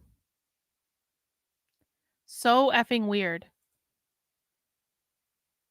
All right. Well, if it doesn't work over on Rumble, people can come over here. I apologize if it's screwing up, but that's not my fault. Access to the things that we need as people. But under socialism, when we put the people over profits, it would be completely turned around. It wouldn't be immediate changes. We understand these are like very difficult things that take time to work on.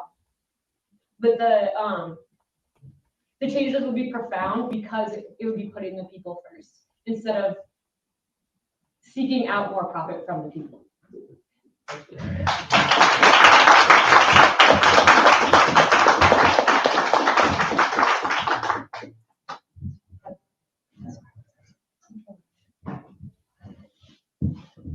Hi everyone.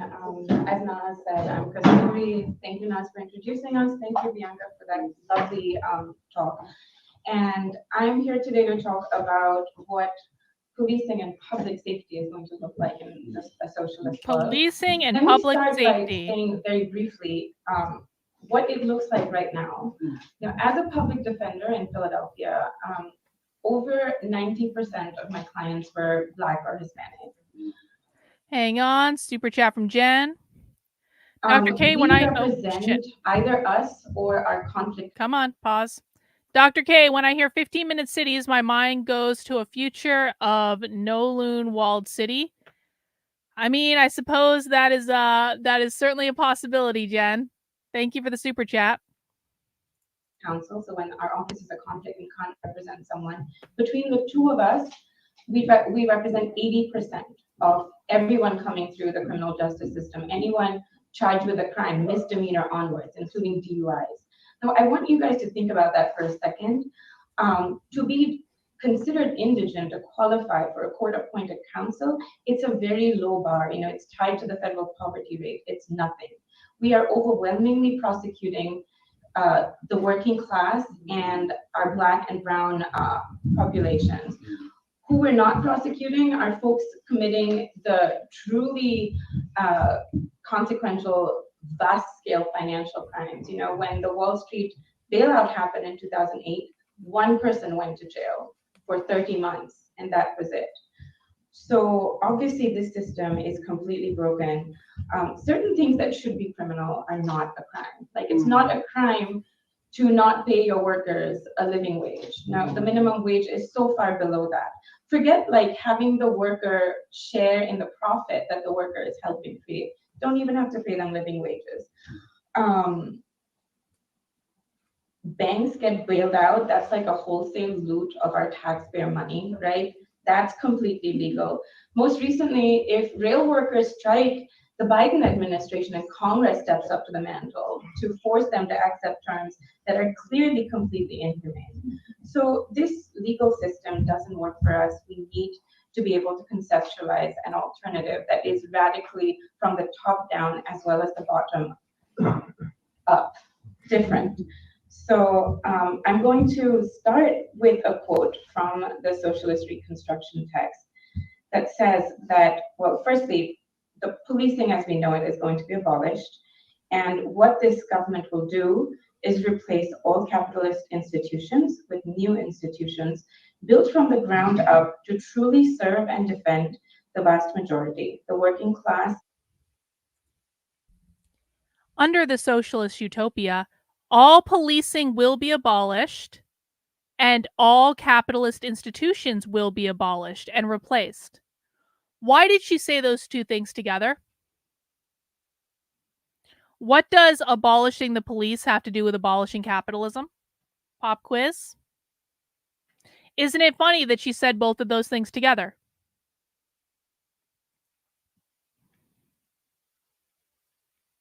All policing will be abolished and all capitalist institutions will be abolished.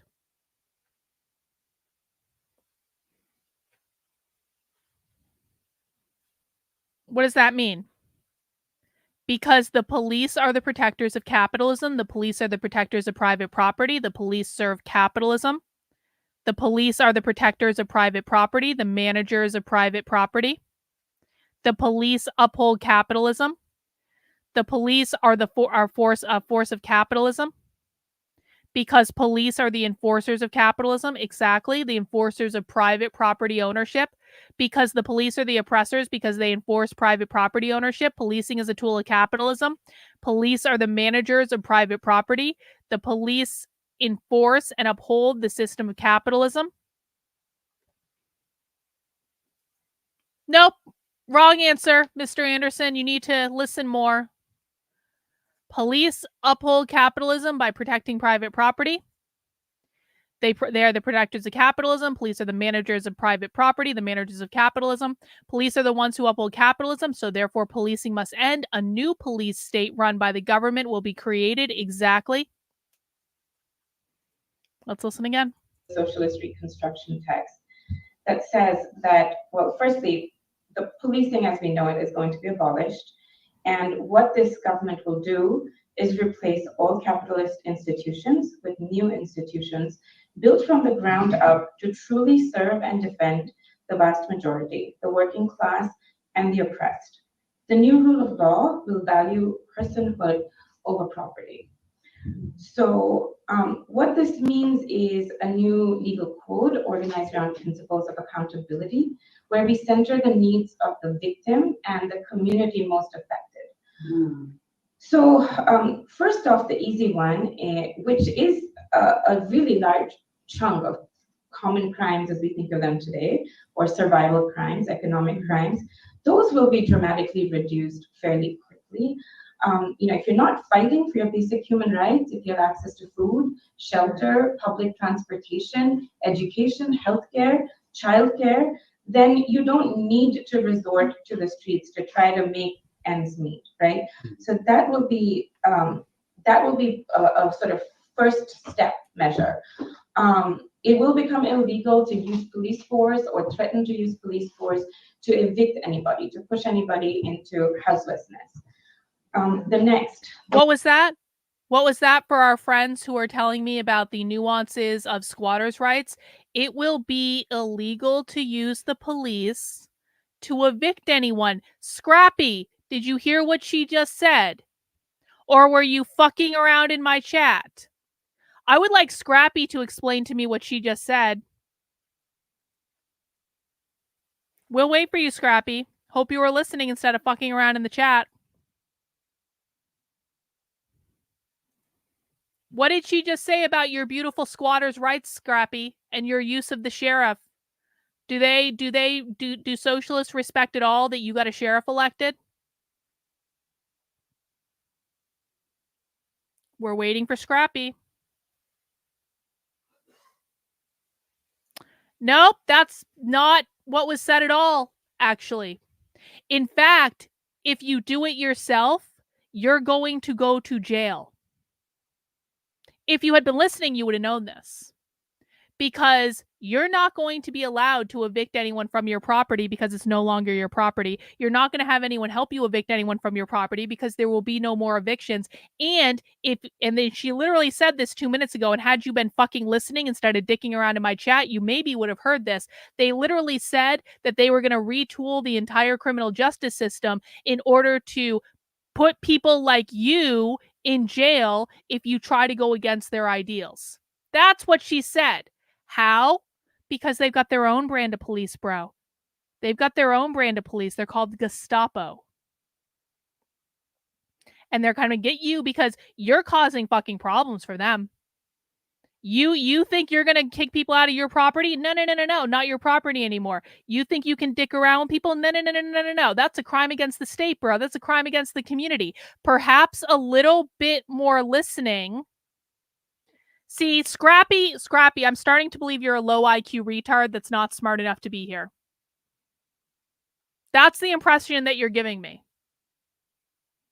That's the impression that you're giving me. That you're not actually smart enough to be here. What don't you understand about you, like people like you, the private property owners, are going to be held accountable under their system? What don't you understand about the fact that she just said, ain't gonna be no more evictions? We're not using the police for that. We're not doing that anymore. And we're gonna put anyone that tries to evict people and kick people out and take away their homes, we're going to put those people in jail. We're going to put those people in the fucking gulag. What don't you understand about this? They're saying it right in front of you. Why aren't you fucking listening? This is something that you claim to care about. This is something that would actually impact your life. Why are you dicking around in my chat and arguing with people and causing problems rather than listening to what is being said? Let's rewind just for Scrappy so he can have another chance. Let's go back to them talking about instituting a new rule of law. Is replace all capitalist institutions with new institutions built from the ground up to truly serve and defend the vast majority, the working class and the oppressed. The new rule of law will value personhood over property. So the new rule of law will value personhood over property. So that means they don't give a flying fuck about your private property because your private property doesn't exist anymore. What they care about is putting people in homes and people having homes. And it doesn't matter if they paid for the home or upkeep the home or any of that. That's what they care about. Let's keep going. Means is a new legal code organized around principles of accountability. New legal where code. We center the needs of the victim and the community most affected.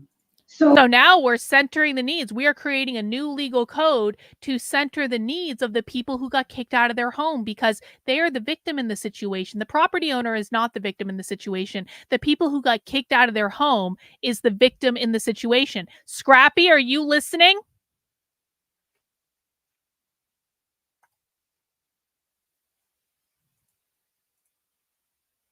So first off, the easy one, which is a really large chunk of common crimes as we think of them today, or survival crimes, economic crimes, those will be dramatically reduced fairly quickly.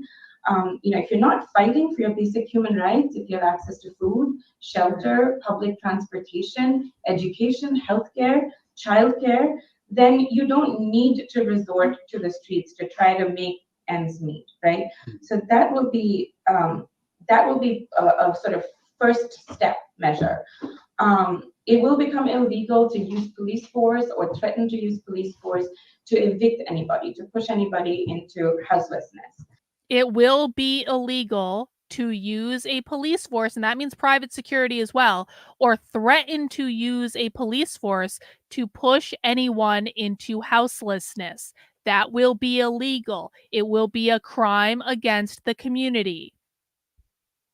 Scrappy still isn't listening. Scrappy thinks this is some sort of joke. Scrappy, are you, like, what is your IQ, bro? Are you smart enough to be here? Because again, like, you're kind of just causing problems in my chat and making fun of what we're doing here. So what the fuck are you even doing here? That's actually a better question. Scrappy, this is only a question for him, and I want you to answer this before we continue. Otherwise, I'm permanently banning you. What the fuck are you even doing here?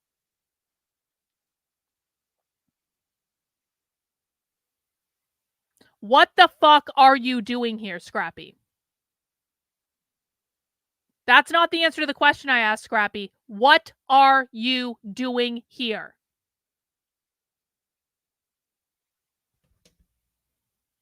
You're not listening. You're arguing with me and you're arguing with people in my chat.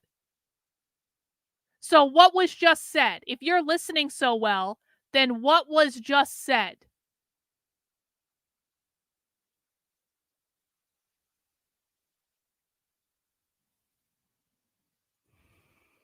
Let's wait. I've got enough alcohol to be here all night, bro. Like, what was just said?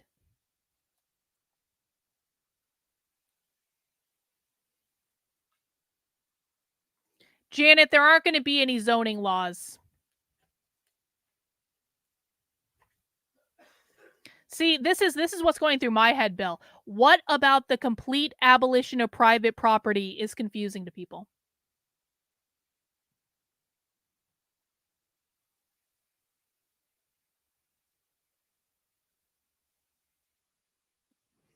We've got someone on Twitter.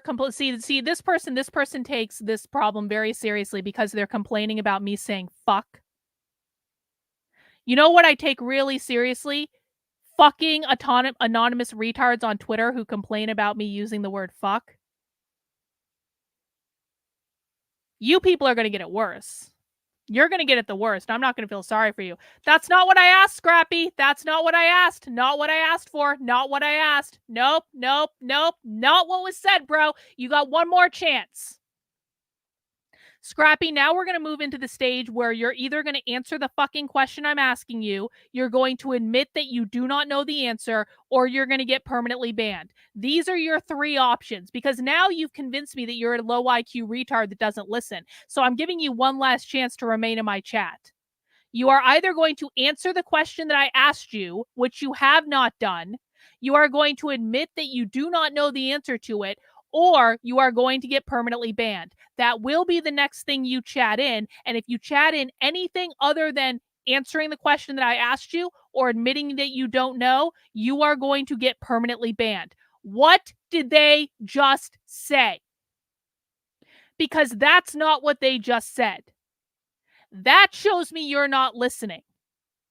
That shows me you're fucking around in the chat and not paying attention. What did they just say?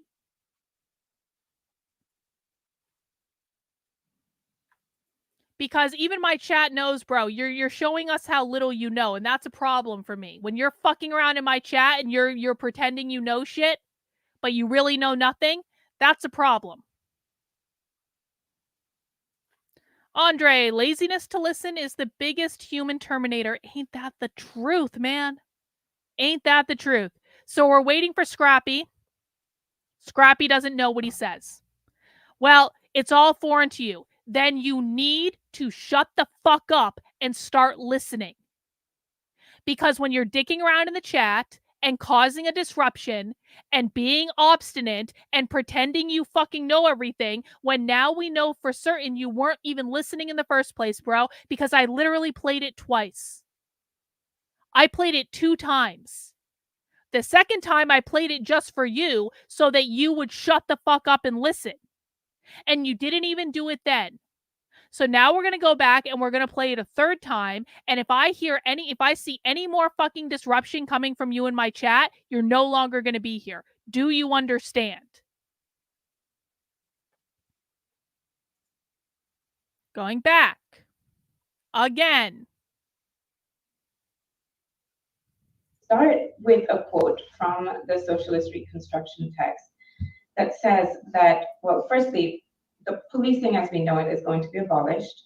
And what this government will do is replace all capitalist institutions with new institutions built from the ground up to truly serve and defend the vast majority, the working class and the oppressed. The new rule of law will value personhood over property.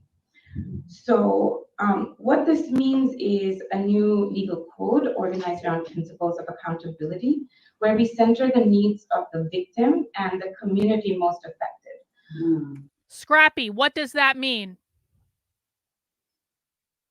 The current legal code will be replaced with a new legal code that centers the victim of whatever thing is being done over property rights.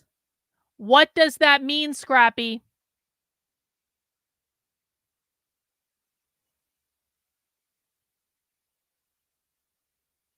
We're waiting for you to answer. We're now breaking this down into minute little sections just for you. So if you're here to learn, you should be learning. It's the third time I played this. What does that mean? Nope, that's not what that means, bro. That's not what that says. That's not what that said at all. That's not what that said at all. Try again.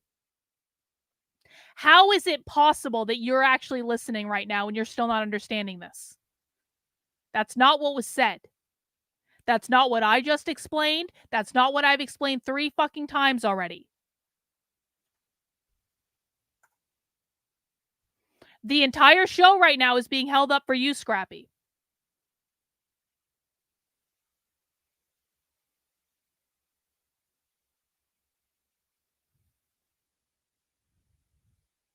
Does anyone want to help Scrappy out? Does anyone want to tell him what that just said?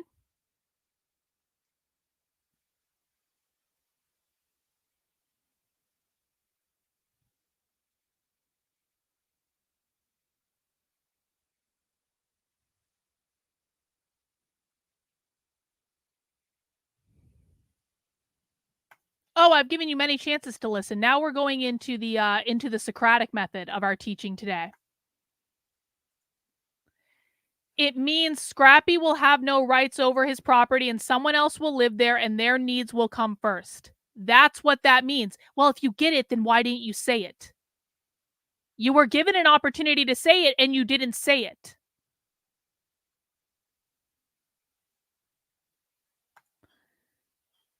Yes. That is what they're saying.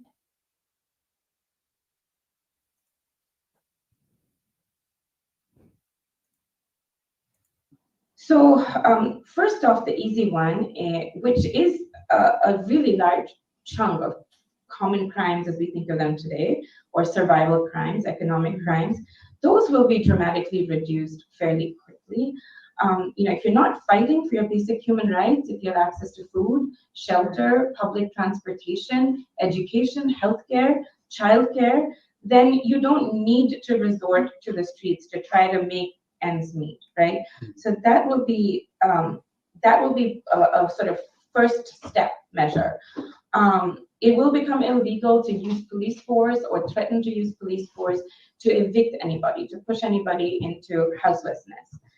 The war on drugs. I think we all know that the war on drugs doesn't really work and has quite the opposite effect, which you could say it was designed to do. It's a bit of a false like an oxymoron.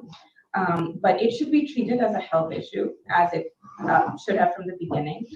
Now, one of the things this book recommends is that simple possession of drugs should no longer be a crime. Now, in Philadelphia, to an extent, that's already been the case since Larry Krasner became the DA. It can definitely... Simple possession of drugs is no longer a crime in Philadelphia. Did you know that? I didn't know that, but it makes total sense.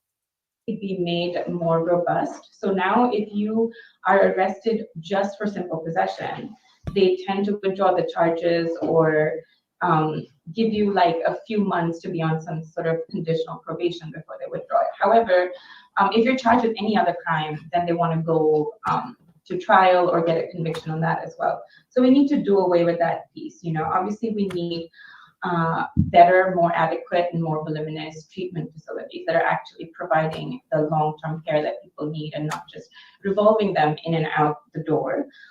We need more safe needle exchange programs. I know that is a hotly contested issue here in Kensington, but I think anyone in the healthcare field trying to provide treatment will tell you that that is absolutely essential. And then, so that's more like at the granular level, but the 10,000 feet view is a socialist government will stop all the CIA right-wing coups all over the world. The Pentagon stops destabilizing entire regions of the world for oil and whatever else exploitation. Hang on. She just glossed right over that, but I want to make sure people understand what we just heard. They just went from talking about the city of Philadelphia to a full United States socialist government that is not interfering essentially in all the other global places where they're trying to enact socialism. Everyone heard that, right? She went seamlessly from talking about what is happening in Philadelphia to a United States socialist government. You're not going to be paid for any of it. Bro, they're getting rid of all capitalist systems. You don't get paid for shit. You get paid with food and housing and energy and healthcare and education, public education. All this is public. But they want to get rid of banks entirely. They want to get rid of money entirely. You don't get paid for shit. Let's listen again. I want you to hear how she goes from talking about the city of Philadelphia to a national socialist government.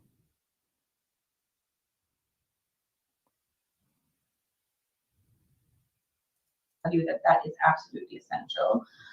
And then, so that's more like at the granular level, but the 10,000 feet view is a socialist government will stop all the CIA right-wing coups all over the world. The Pentagon stops destabilizing entire regions of the world for oil and whatever else exploitation they have in mind, then that will stop like the drug trade from flourishing in different parts of the world and flooding our markets. And also, in a socialist world, in a socialist United States, we won't have these large private banks siphoning off cartel money in all manner of accounts and protecting them. So no private banks in the socialist utopia. When you cut off the drug supply, that is like a larger, more longer term view of solving this problem. It won't be hang on. No, that's not the instruction I gave you. If you have questions, you ask them now. What are your questions? We'll stop the whole stream and wait. What are your questions?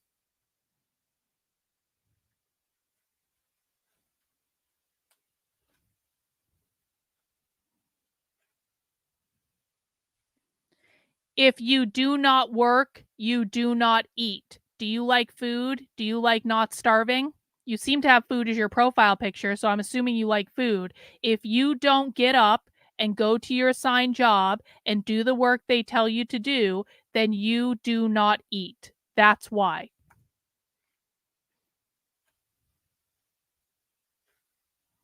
Well, then you're not going to eat. Then you're not going to eat. You're not going to have a house over your head. You're going to go from being a landlord to owning nothing. You're going to work the shittiest job just as punishment for you not paying attention the first time. How bad will things have to get before people revolt and stop socialism? They're not going to. That's the answer.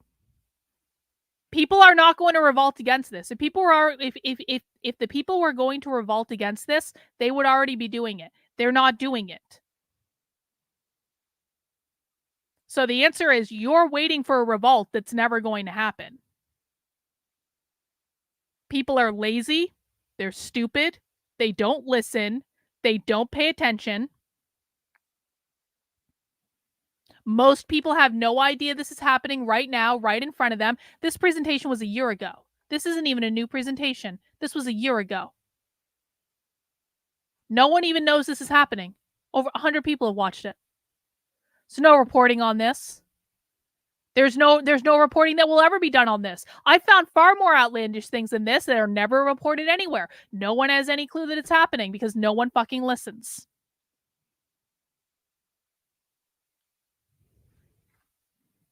The people will comply just like they did under COVID. The people will comply. They will do whatever the fuck they're told. How many Republicans were like 1776, fuck you guys, Civil War, Civil War, Civil War, and every single one of them did exactly what they were told under COVID, and they stayed home and they put masks on their kids and they got their vaccinations and they did everything they were told to do because the government would never lie to them. So you're waiting for something that's not going to happen. The people are not going to revolt. If they do, it's going to be way too late and it's going to be unsuccessful. I wish I had better news, but that's just, we deal in reality here. We do not deal in fantasy. How will they enforce? Guys, I've literally said this like 15 times on this stream. If you do not work, you do not eat. They are going to control the food supply. There will be no money. There will be no private supermarkets. You won't even have private kitchens in your home. Yes, I have them on video talking about this.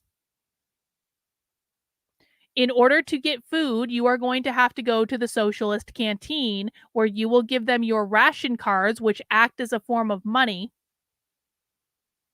And you will be given your 2,000 calorie a day rations. I have them on tape talking about this.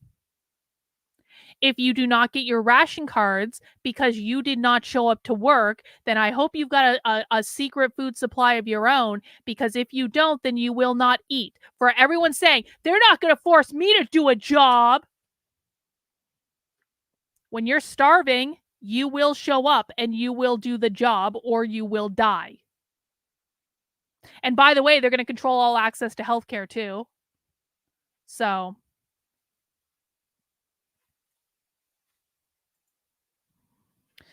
unrelated, but every time they say Philadelphia, the Fresh Prince of Bel-Air pops into my head. Indeed, Jen, indeed. Thank you for the super chat. Let me just scroll through the chat.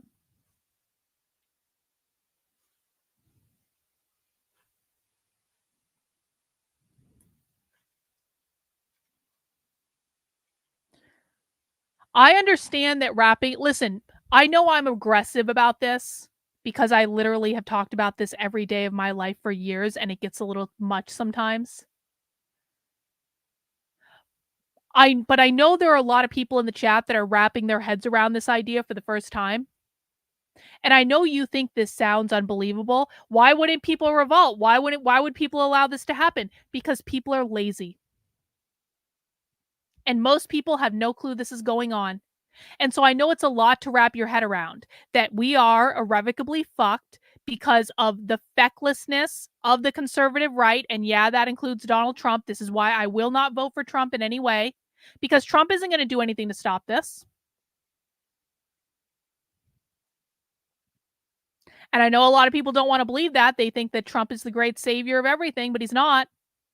He didn't do anything to stop this in his first term. There was nothing at the RNC about this. When will this happen? 10 to 15 years.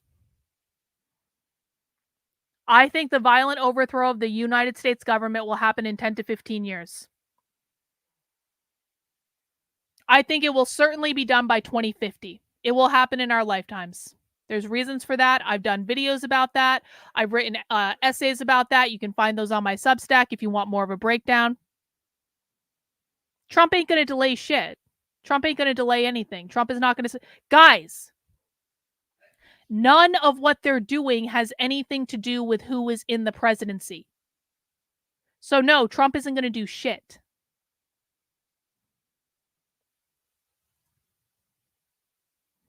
I know this can be a lot to wrap your heads around, but this is reality.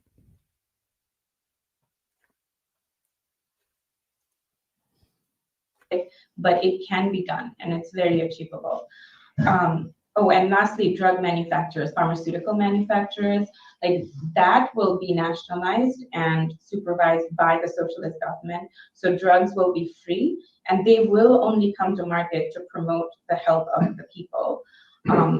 We think of the Sackler family and OxyContin and what they did and how they didn't serve a day in jail. Well, all of that will be a thing of the past. Next, to deal with violent crimes, a socialist model will embody participatory public safety. So what does that look like? A majority of the people will be involved in activities in their communities that will deter and interrupt social conflict. This will be done with a focus towards promoting public health and to conflict resolution. So the reliance will be on relationship building rather than brute force. And we already see this. I think all of us know here, the safest communities are tightly knit, well-resourced, and with the least policing. And we need to get there for everybody. And so one of the ways that this happens is through violence intervention, where members from the community are going out into the community to talk to people. Crown Target gets it. He knows like what's a up. whiff of some shooting or violence that is about to break out, or if that's not possible, then right after there is a shooting, because that is when the community is at highest risk for a retaliatory shooting from the victim's friends or family.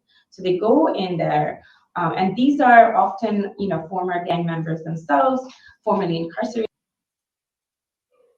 Wouldn't I agree that most people are completely unaware of the socialist movement? Yes, and that's entirely the problem. That's entirely the problem.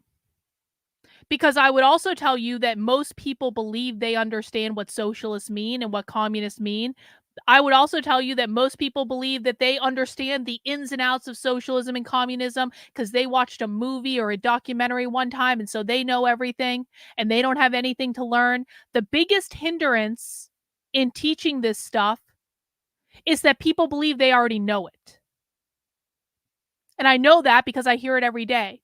Carlin, your stuff is stupid. Everyone already knows what communism means. Everyone already knows what socialism. I don't even know why you bother doing this stuff because everyone already knows. And then I ask them, okay, what's the definition of capitalism? They have no fucking idea. So the biggest hindrance is that most people think they already know what's going on. They think they understand it, and they have no fucking clue because they have not listened to the right people. They've listened to people who lied to them for money, so they really have no idea what's going on. And so, yeah, they are completely unaware of all of this stuff. None of the influencers will talk about it in any real way because, trust me, you don't get rich talking about this stuff. People would rather watch libs of TikTok and think that they understand everything based on TikTok videos, most of which aren't even real. And they don't look at any of this stuff because this is boring. This is dry. And Carlin is so mean, and she has a mean tone. And why would anyone listen to that bitch? So yeah, most people are completely unaware. They will be completely unaware up until the very end. They will be shocked when the far left violently... They're shocked all the time. I predict things years out that when those things happen, people are like, oh my God, how did that happen? How did we not see this coming? I've been talking about this stuff for years.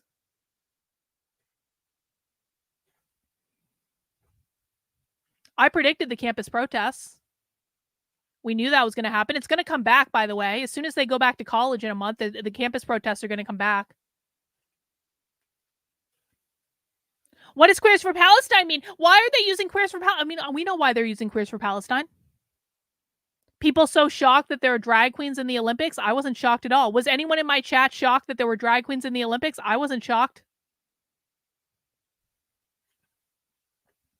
So you're right, they are unaware, but they will remain unaware up until the very end because there is not profit in making people aware.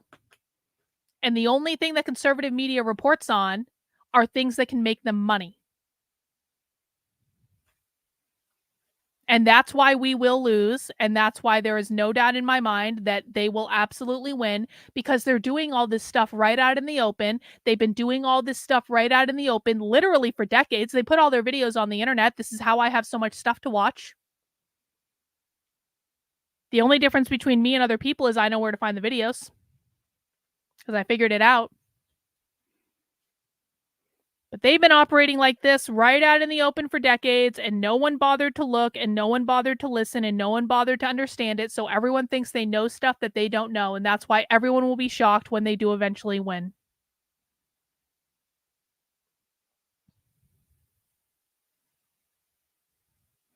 I'm going to be honest. I wouldn't trust anything that's said on Reddit because you don't know who you're talking to. I wouldn't go on there and look for answers if I'm honest about it. Political power is less than intellectual power that they have. Yeah, I guess I agree with that, Andre. Thank you. Well, I know it's heavy and it's hard to take in. I know that. Believe me, I understand. This is why I'm in a pissy mood all the time, because it's very heavy and hard to take in. And yet here we are. Yet here we are. Dr. K, I'm a pessimist, though I was wondering if these women know that infantilized utopias are just disguises for dystopias. They don't care, Jen. They don't know. They don't care. They will never care. They are in a cult, and you cannot talk people out of being in a cult. Let's see. Dragon Balls, thank you for the super chat. I lived in Hong Kong during COVID, friends in Shanghai. Did you see mainstream media cover any of the revolts that occurred? I think I feel like I vaguely remember something going on in Hong Kong, but like not that much. We were willing to do anything, give up privacy to eat, to get money, to work, to buy a flight. The CCP conditioned us. Isn't that crazy? Yeah, I'd love to talk to you about that sometime, Dragon Balls. I'd love to learn more about that. Thank you so much for the super chat. All right, let's keep going. We still have 50 minutes left of this video. People with a lot of credibility in the community and engage in conflict de-escalation techniques and mediation techniques, and try to get this to stop. There's already a blueprint for this in Philadelphia. It is the ceasefire program that is part of something called the Cure Violence Model, which is a global project, and it works out of Temple. I don't know too much about it, but I do know that out of all the programs that I've heard of in my time at the PD, this is the one that we have the most respect for. So every other program is a carrot and stick approach, a partnership with the Philly Police Department, where it's like, here's all these services we're hooking you up to, but you make one false step and we're gonna ask for double the sentence we would for a normal person because you, my friend, are high risk.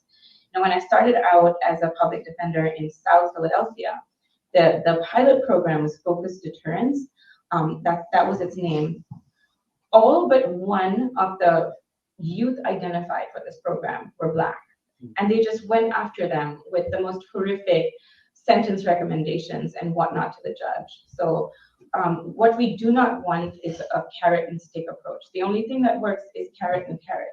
I mean, the ceasefire program, they're not in partnership with the police.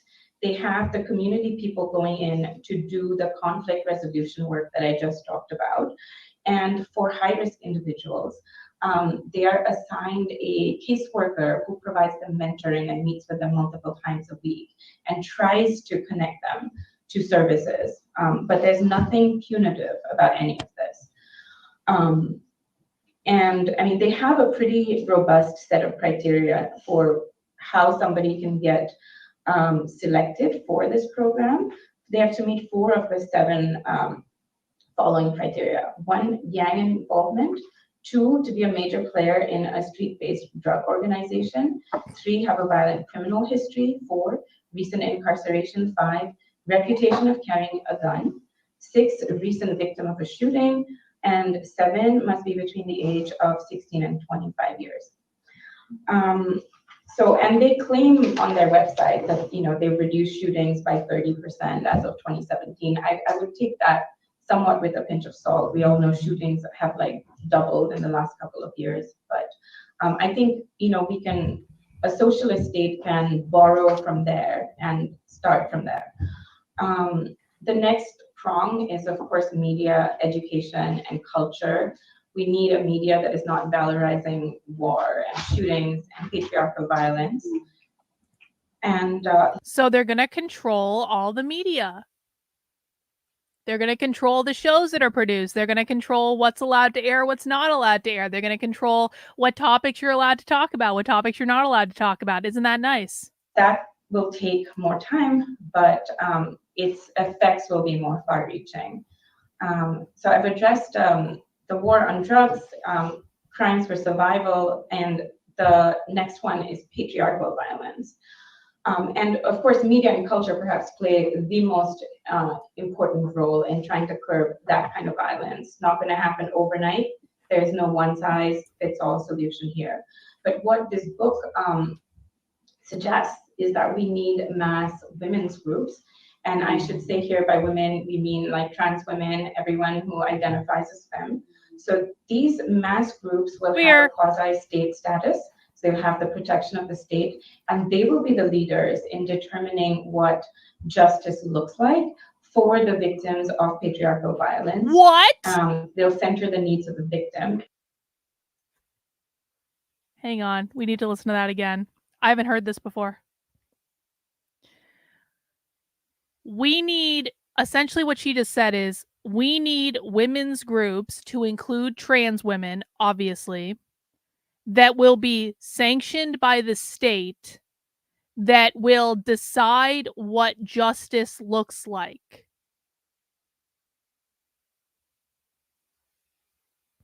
By the way, they're all reading this out of a book called Socialist Reconstruction, which was created by the Party of Socialism and Liberation. It's kind of a guidebook for what the future socialist utopia is going to look like. And that's kind of like the guidebook that they're using to talk about all these ideas, which is why we're watching this in the first place.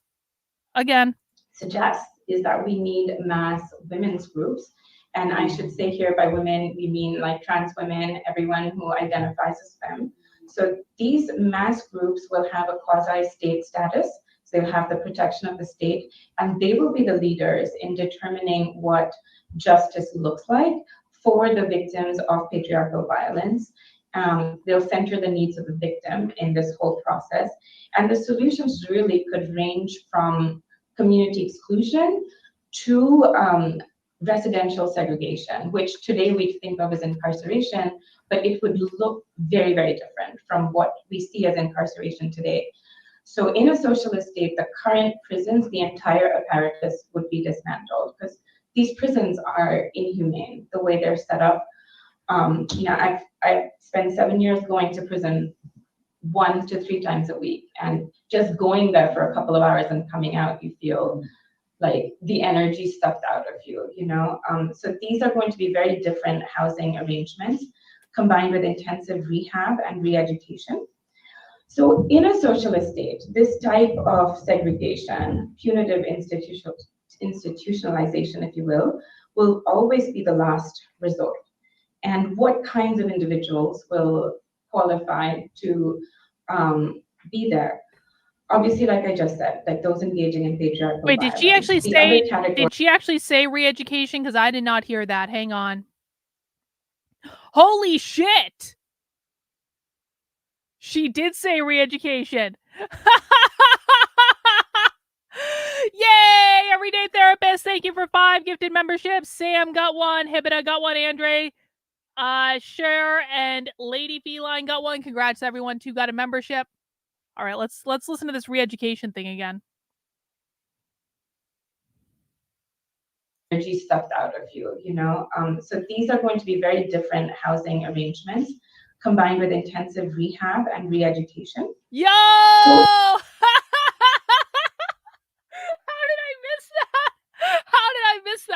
guys for pointing that out. So prisons, they're going to get rid of prisons as we know them now, and they're going to replace them with re-education camps. Let's find out who goes to the re-education camp. In a socialist state, this type of segregation, punitive institutionalization, if you will always be the last resort. And what kinds of individuals will qualify to be there? Obviously, like I just said, like those engaging in patriarchal violence. The other category is violent counter-revolutionaries engaged Hang on. What people understand what they mean by patriarchal violence, right? And someone said it, I think, in the chat earlier. This is capitalist violence. Because socialists believe that capitalism, private property ownership, created the patriarchy, which put men in the workplace doing all the paid labor where they get all the money and all the power, put women in the home doing the unpaid labor of raising the next generation of proletarian worker. So when they're saying patriarchal violence, they don't mean domestic violence. Someone, I think, said this in the chat. They don't mean domestic violence like you think of it. They mean violence against the oppressed. That's what they mean. It's violence by the bourgeois against the oppressed. Violence against the people. And that doesn't necessarily need to be physical violence. It could be anything that you're trying to oppress a population of people. Does everyone understand that? Essentially, what they're saying is crimes against socialism.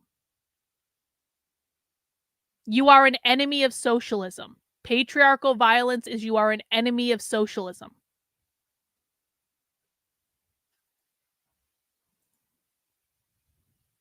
There. Obviously, like I just said, like those engaging in patriarchal violence. The other category is violent counter-revolutionaries engaged in the overthrow of the new socialist government.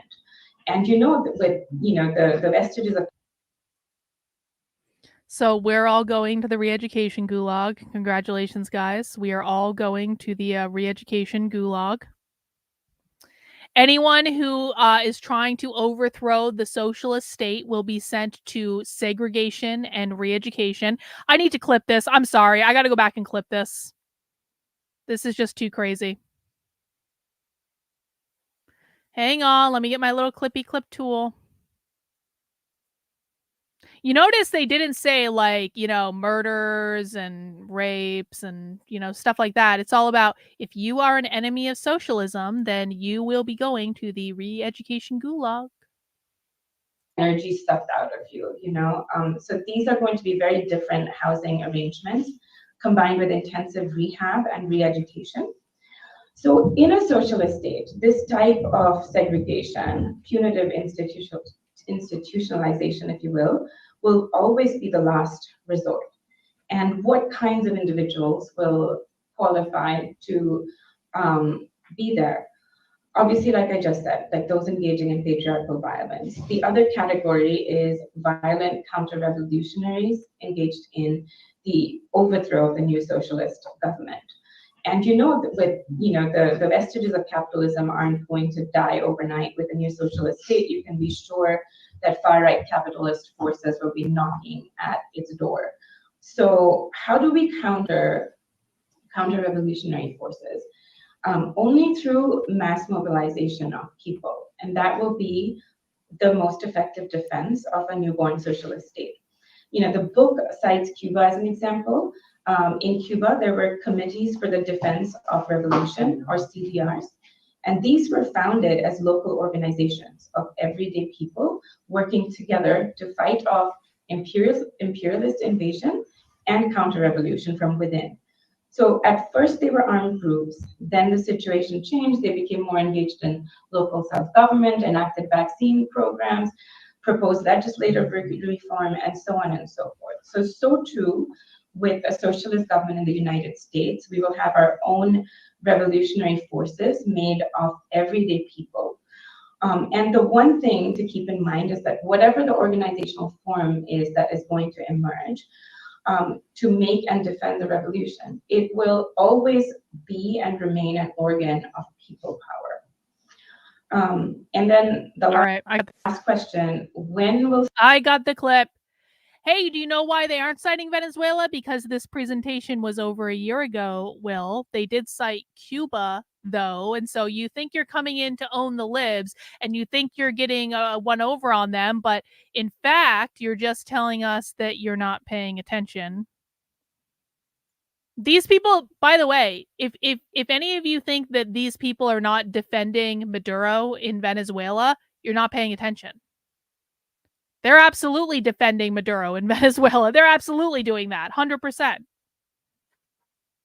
All right, let's keep going. State institutions of force and violence end. Not immediately, and nobody knows exactly when, but for thousands of years, we have existed without such special police forces. And we have to be able to imagine a world where we can go back to that. You know, when most humans are engaged in participatory public safety, where we are living under an abundance model and not a scarcity model, where our culture has changed, it's not patriarchal and violence driven, then such a future is indeed possible, you know. And I think one thing is for sure, the first and necessary step of getting there in the future is being able to imagine and believe in it today.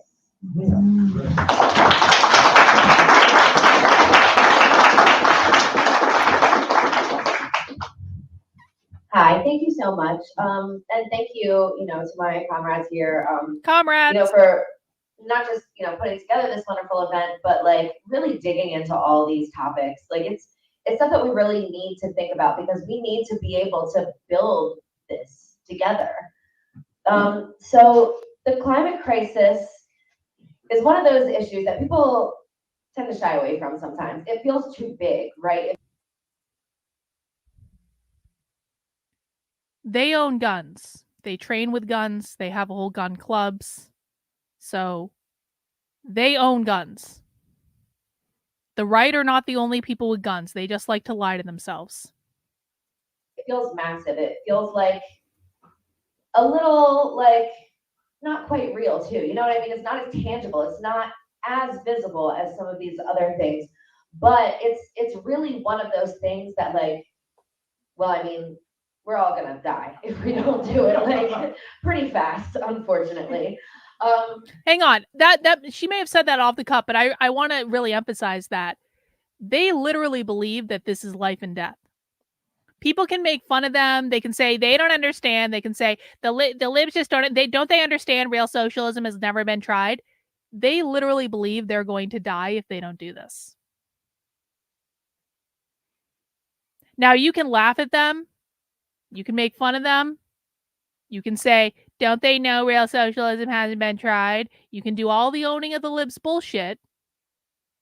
And none of that will matter because they're not going to be listening to you at all. They don't care. They keep their heads down. They keep focused because they literally believe that everyone's going to die if they don't do this. And they're serious about it. This is not some game where they're just memeing on Twitter. They're actually in the real world doing it every single day.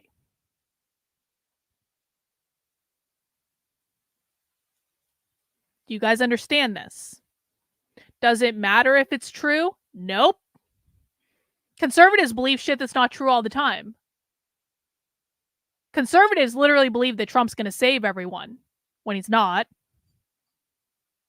So, doesn't matter if it's true or not. It matters what they believe.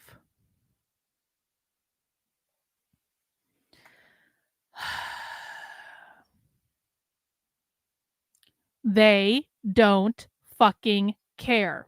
Do you guys really think they've never heard this argument before, by the way? Do you guys really think that socialists don't know all of the arguments that you're going to make? Do you think they've never heard this before? Do you think they've never had anyone explain this to them before? Do you think you're giving them new information that they don't have? Has it deterred them at all? No, it hasn't. So it makes no difference. This is why we don't do the owning of the libs bullshit. Yup, climate change is one of the things that they believe will kill them. Absolutely, they believe that capitalism will kill them in any number of different ways because capitalism puts profits over people. And it's completely possible. It is 100% possible to do this together right now and turn this all around and really save our planet. Climate change. Obviously, the first thing that we need to do is end the use of fossil fuels. I can't even go on to anything else without talking about that one. That's the big guy in the room, right? So there are 3 steps to this, and Socialist Reconstruction talks about this. Decommodify, decolonize. That means remove capitalism. The 3 Ds. Decommodify, decolonize, decarbonize. So to start with demodification, of course, we are going to have to immediately seize control of all fossil fuel infrastructure, all of these companies. We need to take control of it all immediately and right away. And we need to immediately democratically plan and coordinate all production and distribution of fossil fuels. Also ending. What does that mean? When socialists control all fuel, all fossil fuels, what does that mean? How will that impact you? If socialists seize control of all fossil fuels, how will that impact you? What does that mean? No more private cars, or at least gas-powered cars. They will control your use of energy. They will control who heats their home in the winter. They will control who has gas, who doesn't have gas, if gas is even made available anymore. They will control who gets food. They decide when you can heat and cool your home. We all have to have gas, or no more gas-powered cars. They will decide how you travel. They will decide if you travel. They will decide how far you're able to travel. They will track your energy usage.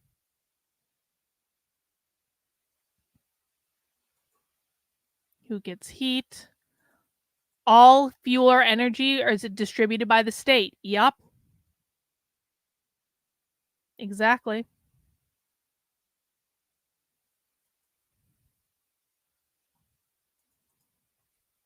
Immediately, that to the military industrial complex, of course. The US military is, of course, the largest polluter and consumer of fossil fuels on this earth. And, this is going to play a huge part in how we deconstruct capitalist society and reconstruct a socialist one. So we need to end the profit motive. We have to make all energy a common resource and a public utility. And that alone is going to have a huge and immediate impact, ending many of the complicated schemes that keep us from being able to address the climate crisis under capitalism. All those little schemes that they have to like price gouge, and it's all completely arbitrary. Jen says, thank you for the super chat, Dan. I'm kind of surprised at this point they don't say, let's have a Kool-Aid party. Oh, they'll get to that. It's called revolutionary suicide.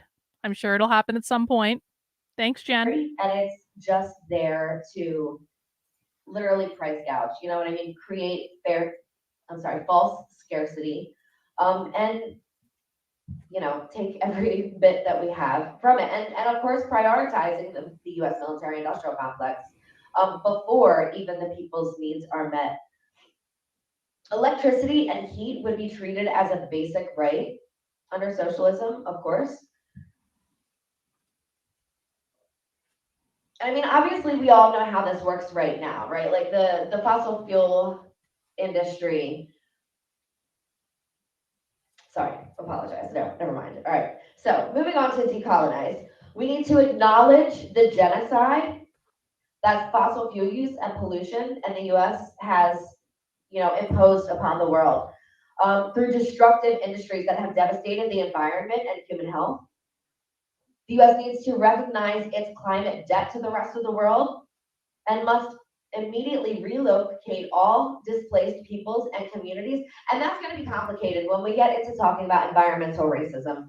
Bianca mentioned it before. We all know that, Black communities were redlined and people, industrial polluters, the fossil fuel industry, they recognize this and they co-locate facilities in low-income communities and communities of color. I live in an environmental justice community myself, just south of Philadelphia in Delco, where, I mean, we're just completely surrounded by industrial polluters. We have 2 waste incinerators, we have petrochemical processing. It's the end of the Mariner East pipeline. So like all that NGL that's being fracked out in the western part of the state is piped all the way through the state down to the bottom, right in Marcus Hook and Chester, where I live. And then it's processed and sent overseas to produce single-use plastics. So what's being fracked out in the western part of the state is not being used to power homes or public works or vehicles at all, even in the US at all. It's just being sent overseas, like I said, to produce single-use plastics that, again, are polluting the rest of the world. It makes no difference at all. Why are you asking questions that don't matter? Well, so it's really a pretty sick deal. We need to acknowledge that, and we can't just say, okay, we're going to then uproot this entire Black community and move them. That's obviously not the answer. We can't do that. But we also have to, consider climate models too. And there are going to be there already are some immediate effects of the climate crisis that are making some of our communities unlivable. And we have to address that as well. Like I said, we cannot just uproot Black communities and move them. We need to uproot these industries. And there is a plan to do that. Thank you. We need to learn about indigenous agricultural practices. We need to learn from like current agricultural workers and small farmers all over the world about, what are the destructive industrial agricultural practices and how can we switch to regenerative practices that really, nourish the land and nourish the earth while nourishing our needs as well. It can be done. Indigenous people, did it for millions of years. The people know how to work the land. You know what I mean? The people are the ones that work the land. But the agricultural practices that are being used now are not dictated by the people. They are dictated with a profit motive in mind to maximize profits. And unfortunately, that, of course, is just killing the earth. There's no nutrition left in the soil. We have to fix all that, and people know how to do it. So we need to talk to people, and we need to come up with a plan for these things. We need to study indigenous methods of water, soil, and forest conservation. We need to end overconsumption. This is a question for JS Summit and only JS Summit. What group are we watching right now? I want you to answer this very specific question for me. What group are we watching right now? Do you know what group we're watching right now? Do you know the names of any of these activists? Gonna wait for your answer. I know there's a slight delay. What group are we watching right now? Nope, wrong. Wrong answer. Want to try again? What group are we watching right now? There is a very, very specific answer to this question. There is only one correct answer to this question. What group are we watching right now? Scrappy, you don't know shit. Literally every single one of these people told you that they worked, bro. They don't have jobs. Conservatives are the only ones with jobs. These people don't have jobs. That's why they're socialists. We are the only people with jobs. This is why they get to protest all the time when we don't do shit. They don't have jobs and we do. J Summit, I'm still waiting for your answer. What group are we watching right now?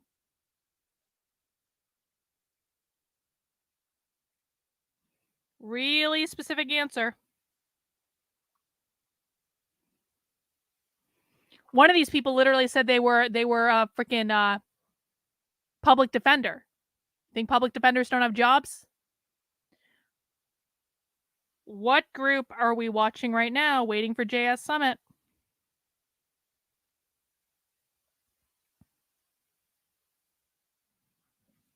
The reason I'm asking is because I'm a little confused, JS Summit, why you're making broad generalizations about the people that we're talking about when you don't actually seem to know who these people are.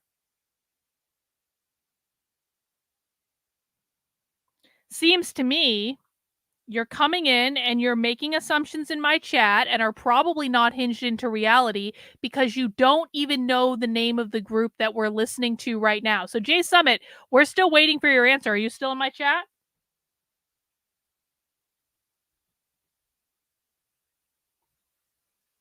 Yep. Jay Summit's still here. He's still in the chat. Why aren't you answering, Jay Summit? Why are you coming in and talking as though you know who these people are when you can't name the group that they're a part of? We're waiting for you, bro. Whole stream held up just for you.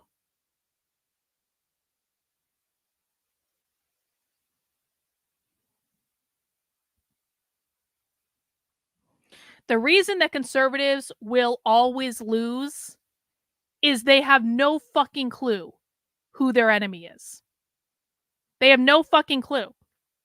The reason I'm making an example of this person, who I don't recall seeing you on any of my other socialism streams, the reason I'm making an example of this person is to point out that all of the very broad generalizations that you hear about who the left is usually come from people. No, I literally told you that you're wrong. Wrong answer. Whammy, bro. That's the second time I've told you that you're wrong. Do you want to give it another shot? You literally had people in the chat telling you all you needed to do was pay attention. Who are we watching right now? And if you can't name the group that we're watching right now, then why the fuck are you making broad generalizations as though you have any clue of what you're talking about?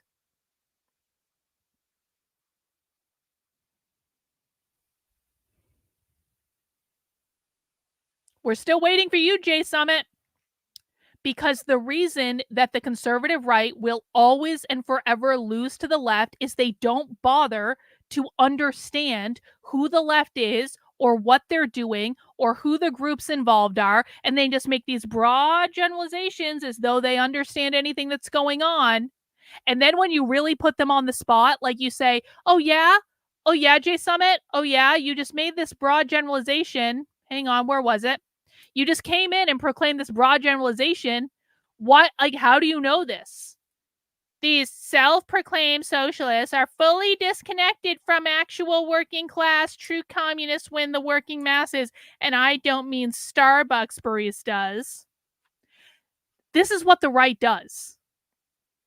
They come in, they proclaim this bullshit, they act like they know what they're talking about, when in fact they have no fucking idea. So how can you make a broad generalization when you have no fucking clue, bro? What does PSL stand for? No one answer this question for him. What does PSL stand for?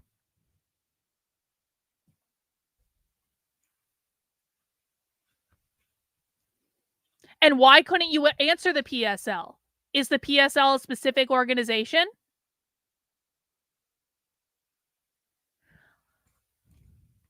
Jay Summit, I need you to use your words here, bro. I need you to use your words. What does the PSL stand for?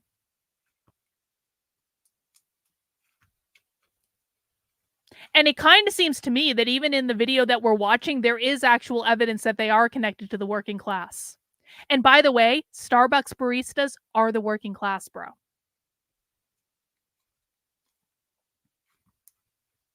So we're waiting to hear more of your cope in the chat.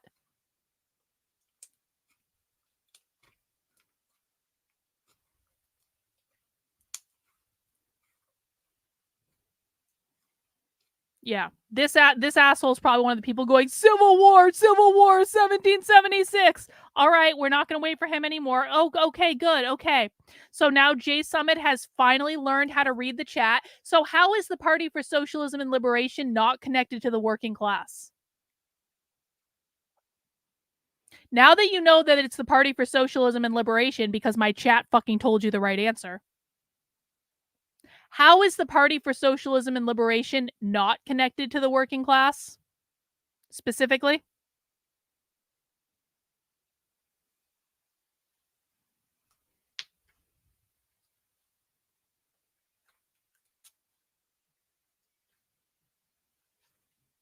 You know what? I'm not going to continue to argue with this moron. He can answer if he wants, but I think I've made my point that we don't listen to people who don't even know what groups we're watching. You don't listen to people like that. You just don't pay attention to them.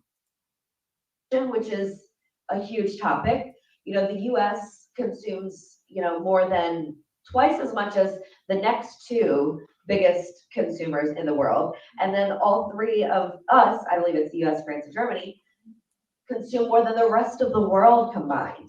That's completely untenable. Again, a lot of the consumption in the US is, it's also, Bro. Again. Bro. Because they don't reach out to anyone except liberals. Bro, are you one of those retards that think liberals are socialists?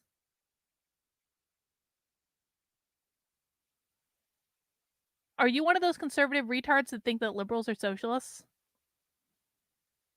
Do you want me to show you any number of videos on their actual YouTube channel where it's actually very clear that they're not reaching out to liberals? Do you want me to show you any number of videos on their YouTube channel where the Party of Socialism and Liberation is shitting on liberals for the entire fucking video? Because we just watched one a couple weeks ago. Why would the Party for Socialism and Liberation have on their YouTube channel videos of them shitting on liberals if they only reach out to liberals? How does that make sense?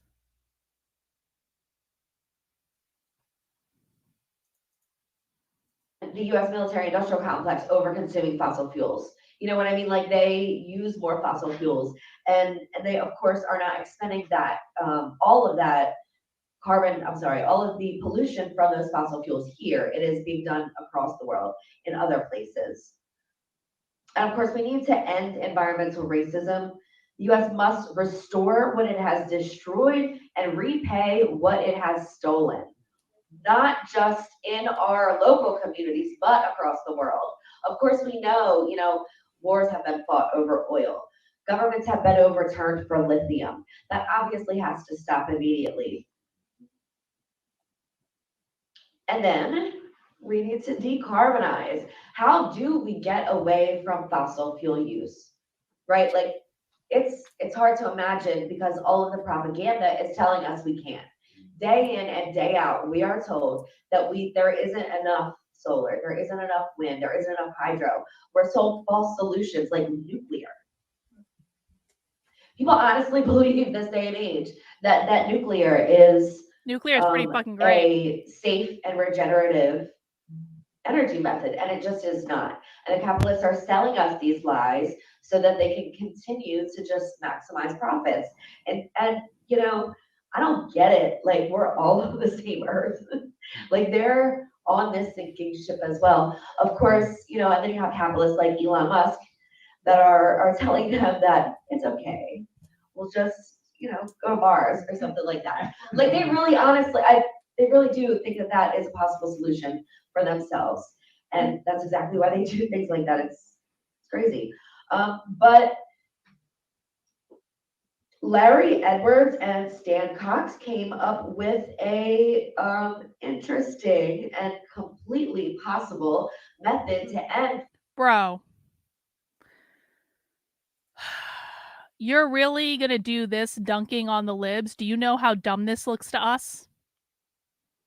Do you have any fucking clue how dumb this looks to us? All right, pop quiz for the non-retards in my chat. If it's not okay for women in the home to do unpaid labor, why is it okay for everyone to do unpaid labor under socialism? We've got another conservative who thinks they're smart and they're trying to own the libs. So we will take this moment to have the chat answer the question for him. If it's not okay for the women to do unpaid labor, so why is it okay for everyone to do unpaid labor? There are actually several different ways that this question could be answered.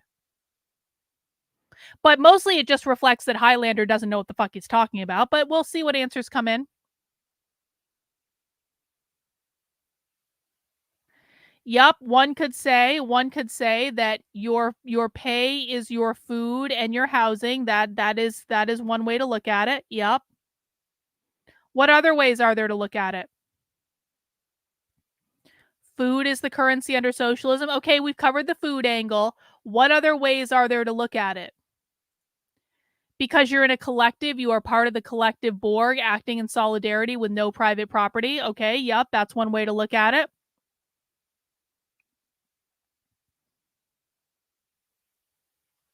I mean, you guys are overlooking, like, yeah, exactly. Hibida's getting to it. Equal labor, yup. Because everyone will be equal in their unpaid labor. There will be no hierarchy. This is actually the correct answer, by the way. The patriarchy, which capitalism created the patriarchy that put men in the home, where they got paid all the money and had all the power, and women, excuse me, let me start again. Capitalism created the patriarchy, the gender binary, which put men in the workplace where they got paid all the money and had all the power. It put women in the home doing the unpaid labor of creating the nuclear family. This is a hierarchy. Their issue is not with there being unpaid labor. Their issue is with there being a hierarchy in which some people get paid for their labor and some people do not get paid for their labor. Equity means getting rid of all hierarchies. We are all equally rich. We are all equally poor.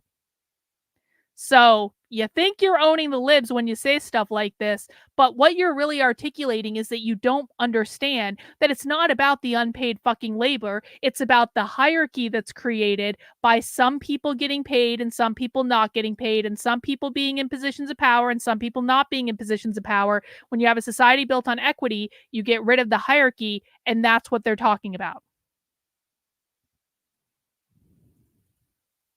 Fossil fuel use within 10 years. It was called the cap and adapt method, but it really should be called the cap and convert method. And that would reduce fossil fuel use 10% in the first year, 20% in the second year, 30% in the third, and so on until we're not using fossil fuels anymore. And at the same time— And by the way, that's why you don't come into my chat and try to dunk on the libs and think you're smart, because there is an answer to all of this. And all you really reveal to us when you come into my chat and you try to dunk on the libs for points is that you just don't understand what you're talking about. And it's fine to not understand what you're talking about, but usually dunking on the libs isn't going to actually get you the result that you want. We're reducing fossil fuel use over the course of 10 years. We are instituting solar. We are instituting wind. We are instituting hydroelectricity. We are building the infrastructure. We are training the workers. We are dismantling the former infrastructure and building this new in its place.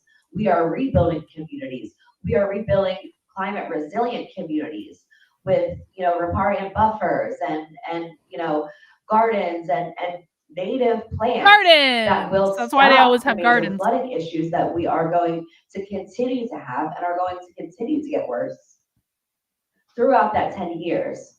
Again, U.S. workers have the knowledge, we have the power, and we certainly have the technology to make this a reality. The only thing left to do is seize power for the working class and institute these plans. I know these plans exist. I work at a liberal nonprofit, climate. Wow, she has a job. And you guys hear that? She has a job. Wow. And there are multiple plans. Some developed by governments, a lot of them developed by people. Well, when I say governments, I do mean they just outsource it to people. They point me to them, they're like, okay, we would like this amount of people to get together and come up with a plan for this sub-watershed group to, protect this, stream or whatever from pollution and repair whatever damage has been done. People get together, they make these plans, and the governments are like, oh God, thank you, and then nothing. They literally put it on a shelf. I know because I'm currently trying to revive a 15-year-old watershed protection plan that my township created 15 years ago and never instituted. And now this is the only one of these sub-watershed groups within the area that doesn't have one, that doesn't even have like stewards. So these plans exist. People have created these models. All we need to do is implement them, and it's really extremely possible. You know, people all over the world are already doing this. In Cuba, they're repairing coral reefs. In China, they are literally regrowing forests from deserts. Literally forests from deserts. It's so beautiful. They, you know, the party will deploy I spilled my people nice to expensive go beer all live over my in carpet. this remote area where there used to be a forest, and they will give them everything they need. All of the resources are centrally planned and distributed to provide these people what they need to do to literally regrow forests. We are capable of that, and that is magic. That is downright magic. You know what I mean? All we need is the power to deploy those resources ourselves.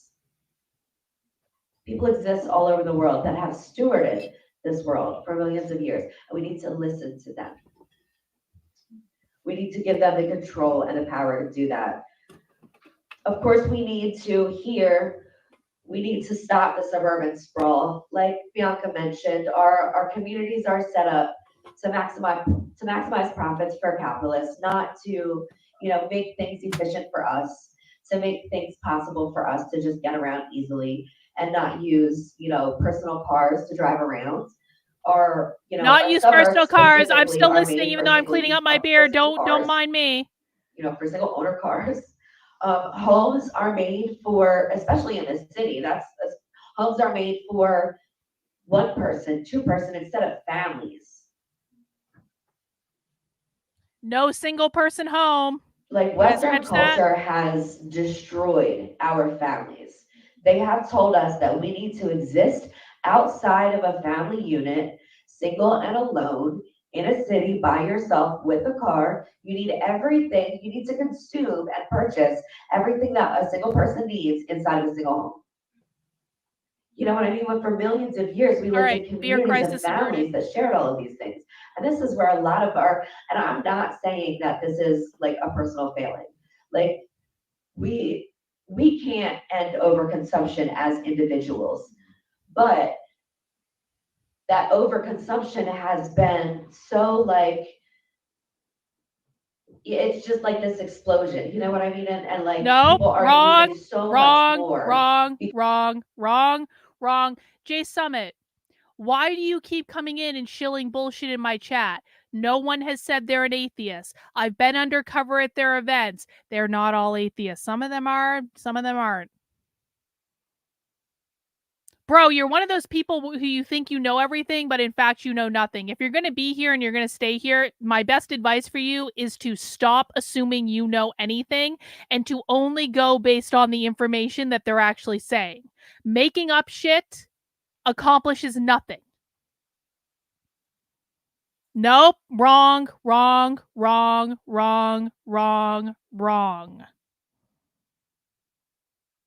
I don't want to hear from anyone who has never been to one of their events that all these people are atheists. If you've never been to one of their events, sorry, you don't get a say in this. Yeah, they're literally taking over fucking churches. They're literally taking over they're co-opting the Catholic Church right now. They're all over the fucking Catholic Church. Look up queer theology sometimes. See how many search results that gets you. They're all atheists. My ass. Jesus Christ. There's so much cope in the chat today. So much fucking cope. Have you ever been undercover at their events? Or are you just making shit up? Have you ever Googled queer? We've literally fucking watched multiple presentations on this channel where they're talking about being in Christian churches. How many people in the chat have watched queer theology with me? How many people in the chat have literally watched socialists talking about being Christians and working within Christian and Catholic churches? Please raise your hands if that's true, because Jay Summit, who has never been here before, swears he knows everything, and he swears that they're all atheists, and if you ask them about Christianity, they'll tell you how many people in my chat have sat here and watched presentations from socialists talking about being Christian and being in Christian churches. Do you see the chat, Jay Summit? Do you think they're all lying? Do you think they don't know what they're talking about? Do you want to tell everyone in my chat that's telling you that you're wrong that they're lying? Were they hallucinating when they saw those presentations?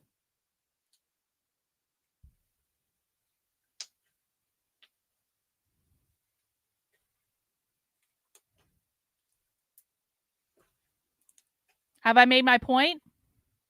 For those who might be watching this video later, basically everyone in my chat flooded the chat saying, yeah, we watched those presentations, bro. We watched them, yeah, Jewish ones too. We watched one at a synagogue not too long ago.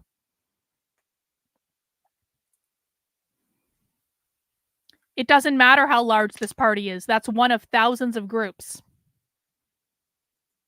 Doesn't matter how large it is at all. All right, I think I made my point. Because we've been so atomized by capitalism. And yeah, I mean, we need to rebuild that. You know what I mean? We need to rebuild communities that, you know, are based on collective power and shared Collective resources. power. Sorry, thank you. We need to set up community councils that include residents, scientists, engineers, unionized workers, and environmentalists to oversee this process. Sorry, we need to stop the exportation of fossil fuels that are mostly used to undermine other governments or produce plastics.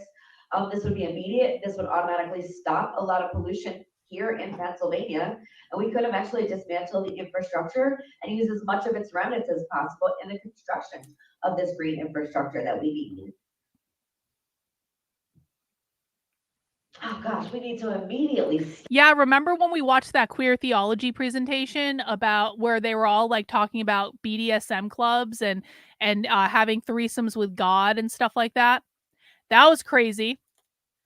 We actually got them to take that entire presentation off their YouTube channel, but of course I had a copy of it, so like, you know, it's no big deal, but that was a great episode. Yeah, conservatives be like, they're all atheists. We be like, we've heard them talking about having Christian gangbangs with God, okay? In a church. With a fucking trans flag on the altar. Don't tell us these people are all atheists. You have no fucking clue what you're talking about. Stop incinerating trash. What the hell? Like, and we know that like the science is correct. Here's the conservative cope to that. But that's Satanism. That's Satanism. That's not Christian. Bro, they're in your churches. This was out of the Toronto School of Theology. This was not just in a church. This was at a theological seminary that you don't know about because you've convinced yourself that they're all fucking atheists because you don't bother to do the most basic fucking research before running your mouth on the internet.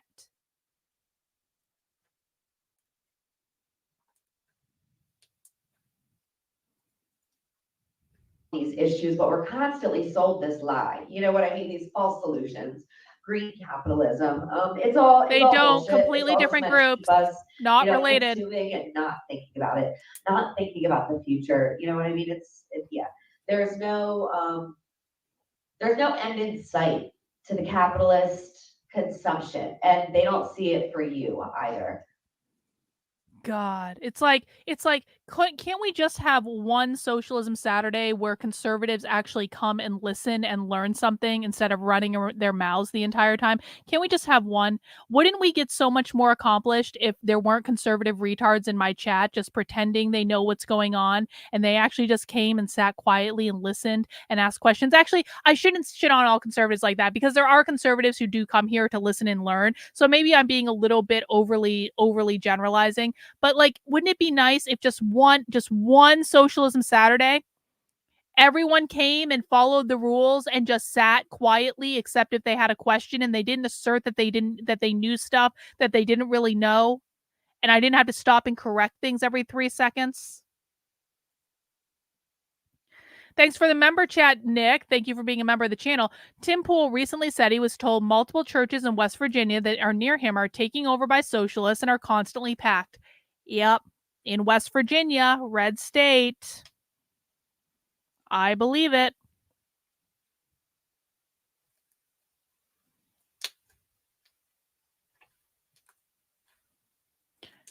You are in fact wrong. You are in fact wrong. I have never done that. I've literally never done that. Do you know why I've never done that? Because there's not any evidence that that's true. So you are indeed wrong, and I would appreciate you not asserting that I've done things that you don't have evidence that I've done. Or ask the question, ask it in the form of, Carlin, did you cover this back in the day? And I would say, no, I didn't cover it. But when you're making like, unless I'm wrong, Carlin was absolutely doing this. No, Carlin wasn't doing that because there's no evidence of it.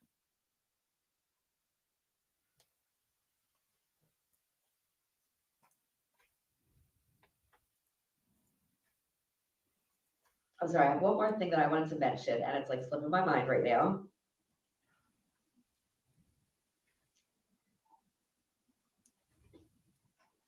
See, it I don't know if happens. It's gonna come back. I appreciate people who That's okay. understand.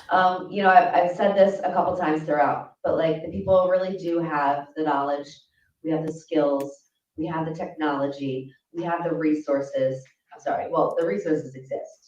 And we don't live in a society where the resources don't exist to fix these problems. We just need the power to deploy and use them. I remember what it was. Okay. Yeah, I mean, I just wanted to talk a little bit more about like central planning and what that democracy, the fact that that is what democracy truly is, right? Being able to actually democratically plan how you are going to distribute resources throughout your communities, that is democracy. There does not exist a democratic method to oppose an industrial polluting facility in your neighborhood at this moment. There is no democratic recourse for people to oppose industrial polluters in their community. Like I said, I live in a place where it's 10 miles from here. You know what I mean? Y'all are getting this pollution in Philly, like the same. And it exists here too. South and Southwest Philly is also an extremely overburdened environmental racism community. There's a permitting process with the DEP, but the DEP says, well, as long as they meet the requirements, it's okay. The fossil fuel industry, all of these polluting industries set the standards themselves. Like when the EPA and the DEP, came into existence, they were like, well, we don't know how much pollution is too much. We're not scientists. We don't do fossil fuel use. You tell us how much is too much pollution. And of course, the fossil fuel industry, they're just like, the limit does not exist. And so the EPA is like, okay, no limit -1. That's how much you can pollute. I'm really serious. Like, obviously I'm being silly, but like that's really the process. They really went to the industries and had them come up with these numbers. And many of those numbers have not changed over 40, 50, 60, 70 years. And it is obviously far past time that we did that. And there are some things that we can do under capitalism to protect our communities, but we will never be able to stop the climate crisis and stop the mass genocide of people until we end capitalism, period. Like, it will not happen. I need to clip that. We will never be able to end the environmental crisis until we end capitalism, period. As a reminder, guys, the goal of the left is always to abolish capitalism, which is specifically defined as private property ownership. They believe that abolishing capitalism will solve all problems: environmentalism, racism, patriarchy, transphobia, all the different things. et cetera, et cetera, et cetera, et cetera, et cetera. The answer is always abolishing capitalism. That is all they want to do. And that specifically means owning private property, your home, your land, your apartment rentals, your businesses, your parental rights are considered to be a form of private property. Your individual liberties are a form of private property. Yeah, conservatives tell me all the time that the left never says capitalism. And then I think, but you know what's funny? Is I think I've gotten them over that now because I've given so many clips and things that, like, you know, of them saying capitalism. Now conservatives are saying, well, we always knew it was capitalism. And then I say, okay, how is capitalism defined? And they go, So now they're starting to come around the fact that they do say capitalism all the effing time. They just don't know exactly what it means. Let me just record this clip real quick, guys.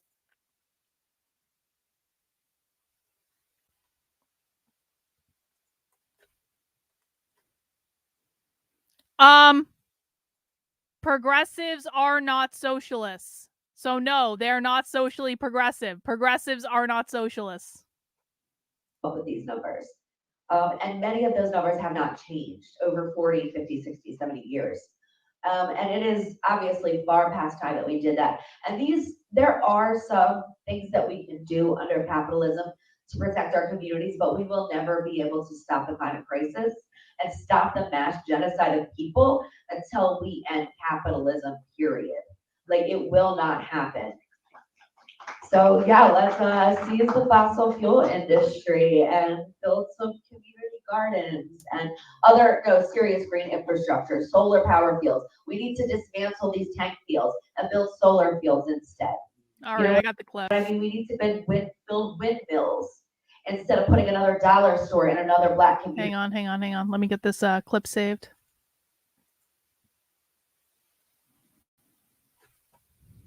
I mean, at least we've gotten conservatives and James Lindsay to admit that they do talk about capitalism all the time. They're just still not defining what capitalism means. Let me just go through the chat, see if there are any questions, guys. Hang on.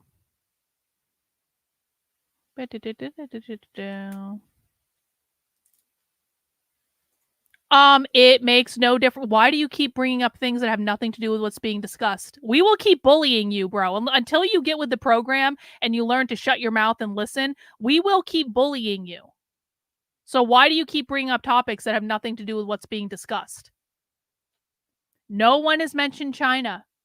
Literally no one's mentioned China in this entire night. Let me see.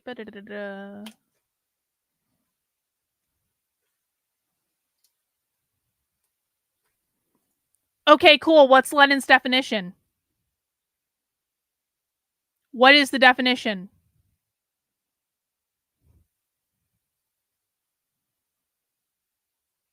Yes, they really believe in the climate crisis.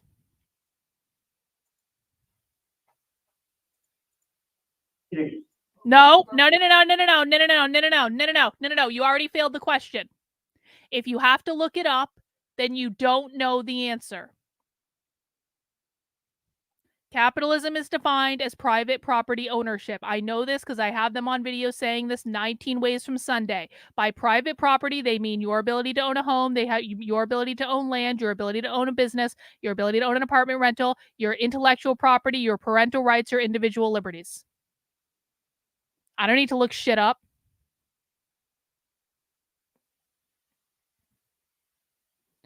No, they actually do care. They're not pretending. They actually do care. But socialists don't bring up as races nearly as much as conservatives do. Because for socialists, it's all about the system. It's not about actual race. When socialists bring up race, they're talking about systemic racism, the system that upholds racism, or institutional racism, the institution that upholds racism. Both of those things are references to capitalism. So when they're talking about race, they're not talking about skin color. They're talking about the systems or the institutions that uphold racism.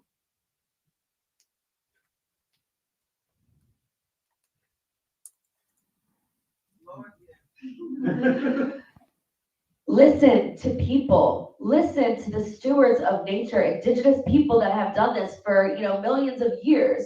Listen to the people that have the knowledge. And make a world, where we all can exist without fear of breathing in toxic pollutants every day, and where we can, raise our children without fear of mass climate catastrophe ending their future prematurely. The same way as we do police in our streets, the same way as we do fear our kids getting hit by cars. I fear for my child not having a world to grow up in. You know what I mean? Dying in a mass flood from the increased amount of hurricanes that we're seeing here all the time. I'm afraid my kid is going to get cancer because we live where a place where the air is poisoned and my kid has nosebleeds every day. I'm sick of it. And so I organize. I organize with my community. I organize with the Party for Socialism and Liberation so we can fight back and we can, build a better world for our children. Thank you.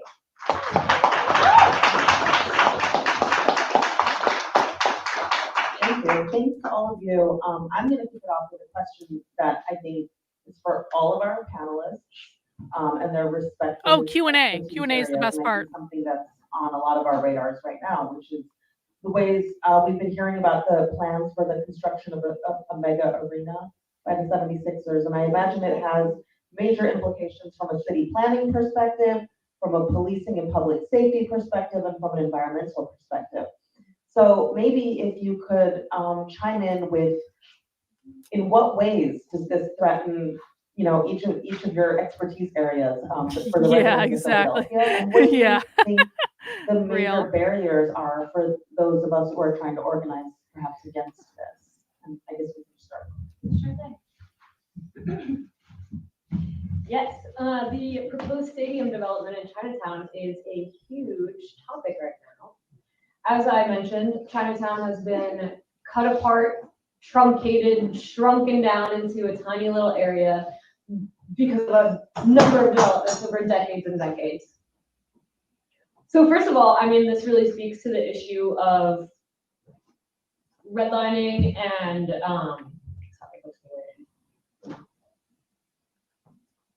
it speaks to the issue of redlining and depriving people of resources, sticking them into a very specific area. And also it takes away the community's,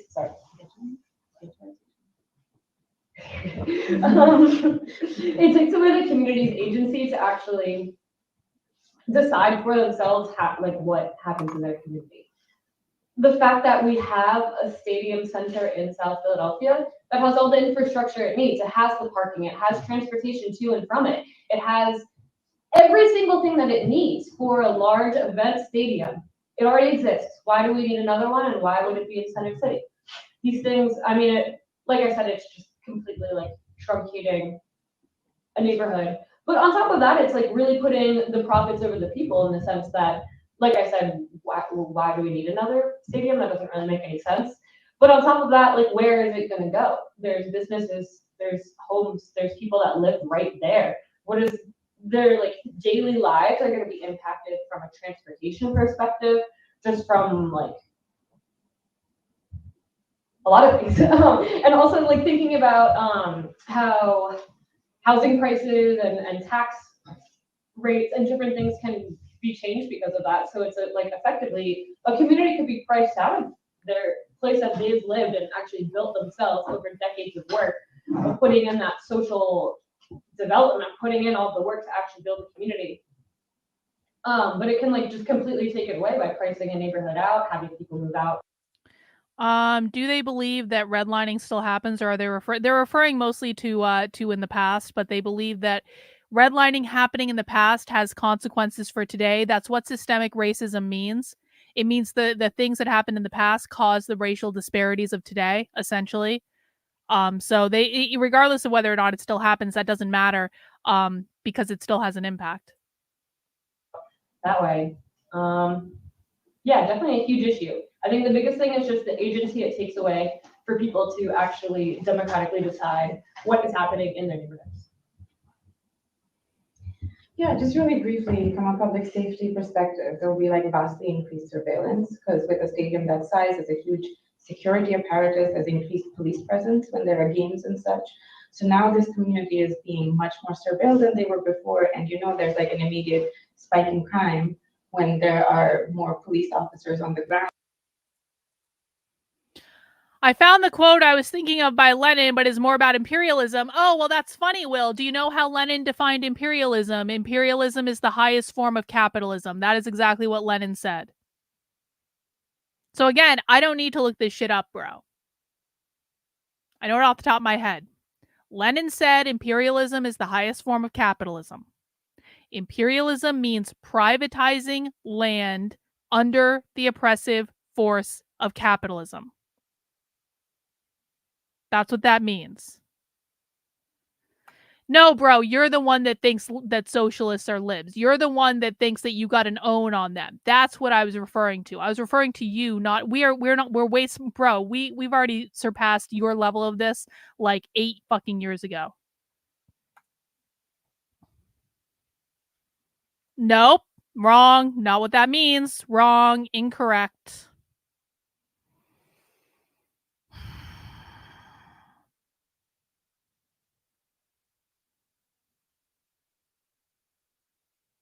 I'll do a little rant at the end. We still got 20 minutes of this to get through. I'll rant at the end about what I'm thinking right now. People who are snitching to police officers about stuff they think is crime. So yeah, and then there'll be the discriminatory enforcement of public like nuisance codes that are always weaponized against poor people, Black and brown people. Maybe I'll do that. Like white people coming in from the suburbs or out, South Philadelphia, and getting really drunk and standing on cars and whatnot, which will go unchecked. And and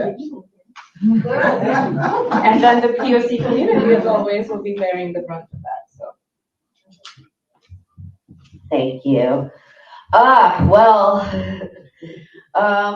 with any like demolition and construction, you're obviously talking about a lot of particulate matter pollution being released into the air. And, the companies, the contractors that are doing this, they can tell you all that they want, that they're gonna like, sprayers to keep the dust down and stuff. That's what they just told me, when they were knocking down an old like factory near my house. But there was still like a huge coat of like masonry dust all over my vegetable garden. So, yeah, there's obvious issues like that. The like I said, the particle matter pollution from demolition and construction. You also have to worry about, of course, emissions from vehicles and machinery. There's everything that we do like that has consequences, environmental consequences, pollution consequences. And that's why we need to so carefully plan the way we deploy those things. You know what I mean? We all know that we do not need another 76ers stadium right now. One already exists. And then is that another, because are they going to knock down the previous one, or is this going to be another place where people drive their personal cars to and park and then overconsume plastic packaged food? You know what I mean? We're adding another huge place like this that of course is going to need parking for all of our cars. There's more. It's just, yeah, all of those little things add up so huge. Not to mention what it's going to cost for people to drive there every day for work, what it's going to cost the trucks to keep that place supplied and maintained. It's just this is a good question, Russell. Is it because they believe in things like the climate crisis that they became socialists? For some of them. I mean, people become socialists for any number of reasons. First of all, they're taught this in schools from the time they're 5 years old. Every single person that's gone through the public schools in the last 15 years has been taught this from the time they're 5 years old. There were others there in some school districts. It was earlier than that. This has been in the public schools since like the 60s or the 70s, but of course, like it took them time to get into all the public schools. So like really like, the past 15, 20 years, anyone who's gone to public school for any length of time has been indoctrinated into this ideology from the time that they're very, very, very young. So that's part of the reason. a lot of these people, a lot of the more hardcore activists are like second or third generation socialists. So like their parents were socialists, their grandparents were socialists. They may have been like hippies in like the 60s or things like that, or they were part of the counterculture. They went to Woodstock and did protesting around Vietnam and stuff like that. And so like you're seeing a lot of their kids be the activists now. And so that's a factor of it as well. Another factor of it is like, you are right about not just climate change, but like they might become attached to a specific issue around social justice, around equality, well, what they think of as equality, around environmental justice, around like, you know, gay rights, queer rights, trans rights, things like that. And they feel like they're doing good in the world. And so then they get pulled into the ideology because these people, I mean, Palestine, the Palestinian issue is a big one. They co-opted the Free Palestine movement. So that's part of it. A lot of these kids might be working class. A lot, like they're like, they graduated from college, they couldn't get a job. And so the people that were speaking to their needs at that time weren't the conservative right. It was the people who were saying, listen, we understand why you're struggling and we're going to help you and we don't want you to struggle like this. And so the right wasn't giving them any solutions, the left was. And so, well, no, you're not listening to what I'm saying. Bro, I'm literally giving you a nuanced answer right now. And you're not listening to what I'm saying. No. Okay. Why do I waste my time? Why do I waste my time? I'm literally giving you a very nuanced answer to your question. And you're not listening to the answer. So I'm just going to stop now and let's just keep going with the video. Endless pollution to this, location that doesn't need to happen at all. I think there's a very obvious critique of capitalism that all of you have made here that probably seems like a no-brainer to most of us. But it's also clear that each of your sort of areas. I apologize. I missed a super chat from Jen. I apologize, Jen. The 4 goals of the Marxist, commie, socialist, opposite edge of the galaxy left equals gain as much power as possible, destabilize the system, and end capitalism, and live in a Marxist utopia. Absolutely, Jen. Thanks so much for the super chat. I appreciate all the support tonight. Co-opted by pro-capitalist elements. So housing developers offering, token affordable housing units for 2 years, right? Or people talking about police reform and increased body cameras. No, typically no. The issue of police state violence. Or of course, corporate green initiatives. And so I guess my question for you is, in each of your respective areas of work, how can we be diligent to sort of fight these forces of capitalist co-optation that are so seductive? I want everyone to read this book, but we're not there yet, and we have to fiercely guard the work that we're doing so it doesn't get watered down and sort of sanitized, by the forces in power who are very savvy and are very good at diverting our effort along the way. Hey, Trendlin, thank you. As a city planner, I think this is something. Could we end on a happy note and play?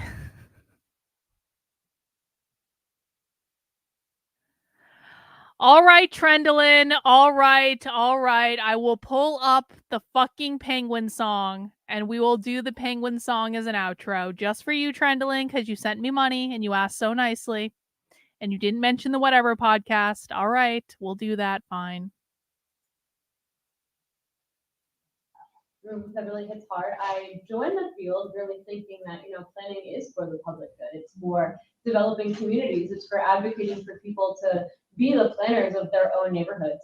But then as I got further... Hey, remember that day that you guys got into a bidding war between the side that wanted me to play the Penguin song and the side that didn't want me to play the Penguin song, and you ended up sending me like over $1,000 in super chats because like you were trying to bribe me to either not play the Penguin song or play the Penguin song? That was a great day for me. I really appreciated that.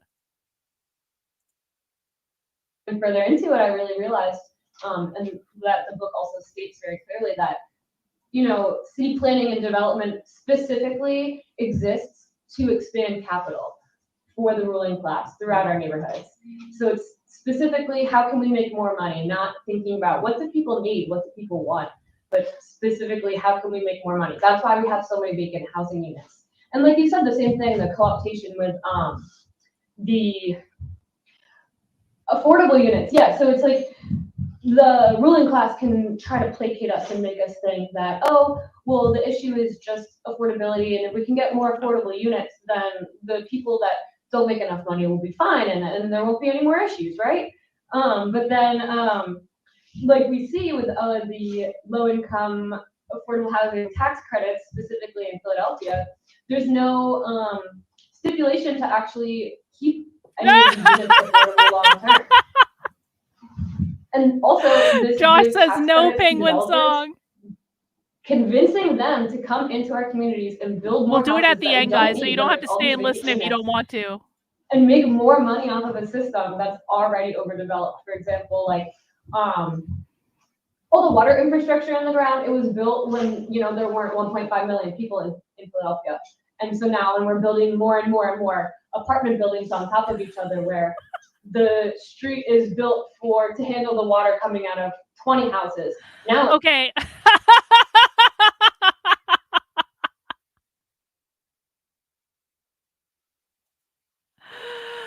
All right. Listen, guys. I will play the penguin song as an outro. Okay. So like, if you don't want to stay, like if no one is going to be forced to listen to the penguin song, I'll play it at the very end. You guys, I'll give a warning.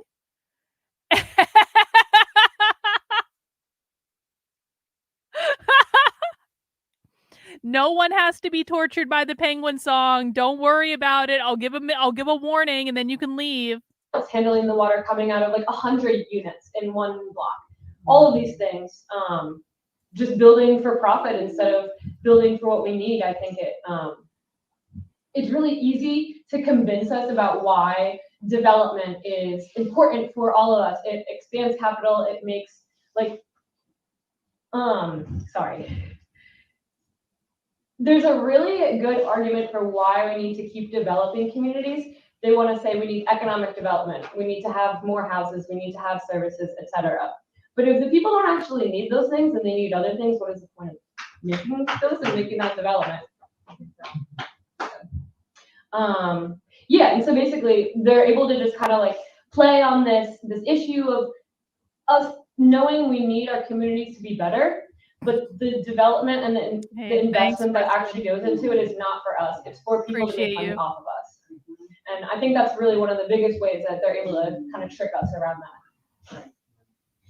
Yeah, I mean, that's the $1 million question, right? If we knew how to safeguard our gains, which would be like a linear progression, and it's not, and we don't know when or where the revolution will be. But as a lawyer, I will say that, you know, I think I went into it pretty open-eyed. Like, the law is not an agent of social change, and certainly police reform is the farthest thing from that as well. So community love. Change will come like from the streets. You know, it's not going to come. All right, from everyone, focus. Institutions. No more all the fun. nonprofits in the world, they're treating the only symptom and not listening. the cause. So, you know, we're just trying to earn a paycheck. We're trying to constantly make visible the inherent contradictions in the system and its unfairness, and that is the best we can do in our professional lives as we pay our bills, and then, you know, in our private lives, in the time that we have, we are joining parties like the PSL and trying to build a groundswell of mass mobilization, because the system is the problem. Capitalism as a whole has to go. We cannot have public safety until that shit is gone. You know, with the profit maximizing motive will always just have. We cannot have public safety until capitalism is gone. Did you guys notice we reached a threshold at some point many months ago where I just stopped clipping all the time these people said capitalism? Because it was so overwhelming. It's like I would be creating clips every fucking day. I don't care if conservatives don't believe they say capitalism or not. Like, I would be creating like 17 clips every goddamn day. We cannot have public safety until capitalism is gone. Hang on, I'm going to clip it. Fine, fucking hell. Fine, fucking fine. I really should do my How to Speak Socialist presentation again. I should do another round before the end of the year. Could do a whole How to Speak Socialist class. And, you know, in our private lives and the time that we are joining parties like the PSL and trying to build a groundswell of mass mobilization, because the system is the problem. Capitalism as a whole has to go. We cannot have public safety until that shit is gone. You know, with the profit maximizing motive, will always just have people in cages. So. Here it is. Thank you. That resonated with me so well because, you know, I do work in the nonprofit world and, you know, specifically, you know, working on climate issues. And I do believe, I know that it's going to take a revolution and systemic change to actually stop the climate crisis. But that also doesn't mean I'm not going to do what I can to help my community, you know, within this capitalist system. Like I said, you know, it's an actual life and death situation. You know what I mean? We're talking about lives here. We're talking about family. Capitalism means unsafety. Exactly, Dragon Balls. You can't. I can't just walk away from that. So yeah, that's really important to me. You know, to be able to do what I can within this. The audience was whoever showed up to this event at the Philadelphia Liberation Center. I have no idea. Probably other socialists. I don't know. System to, you know, do something while still, you know, on my time organizing for what's actually gonna take. And that also helps me build my knowledge and skills for when the time comes. You know what I mean? But yeah, I mean, with the environmental stuff, we see these false solutions. You know, the waste incineration is a perfect example. The Philadelphia Union, soccer stadium is in Chester. I know they call it the Philly Stadium, but it's in Chester, okay? And it's right next to the Covanta waste incinerator, right next to it. I mean, they put that stadium right in the whole industrialized corridor. It's insane that they did that, but they did. And Subaru, in turn, you know, really gets excited to tell its patrons that they use the environmentally friendly waste incineration method and recycling to be environmentally and climate justice friendly. But it's actually like way worse than just landfilling the stuff. Hang on. This is actually a great question. Crown Target says, is there a hierarchy level of understanding to your content playlist? Is there one in particular you would recommend diving into first? Yes. There is one in particular I would recommend diving into first. I'm going to show you where it is. It is on my YouTube channel, but I'm going to give you a better place for it. For anyone that is new, I want you to go over to my Substack. This should, by the way, my Substack should actually always be your first stop on where to look for content, because the best content I have is on my Substack, because even when I post video clips and I have a whole video section on my Substack, I always do an explanation around it so that you can understand what you're looking at. Whereas on YouTube, you're just going to get clips. Whereas on Substack, you're going to get like a more full explanation. There's lots of other stuff on Substack. Most of the questions I get asked, I've already covered on my Substack, because if I get asked the question, I tend to cover it on the Substack. But if I were to tell you where to go, I would go to carlin.substack.com, go to the How to Speak Socialist section at the top, and then I would go to the very first video, 4-hour on-demand class available now, your crash course in the language of the left. Let me put this specific clip in, or link in the chat. And Rumble is not even working, so I don't have to worry about that. But so this is a don't worry about your phrasing, bro. You're fine. So what you're gonna find here is 2 videos. They're each 2 hours long that cover my How to Speak Socialist Level 1 and How to Speak Socialist Level 2. Level 1 is mostly focused on how they define capitalism, why whiteness means capitalism. This is important. This is like, and by the way, these videos are just all clips from their training, and then I'm explaining the clips, but like all of these clips are like, this is all from their training. So this, none of this comes from me. It all comes from them.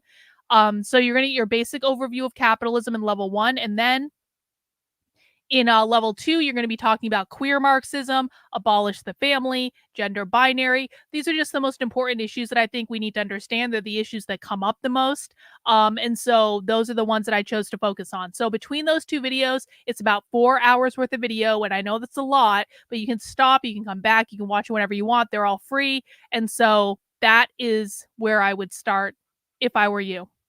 And I do appreciate you asking the question.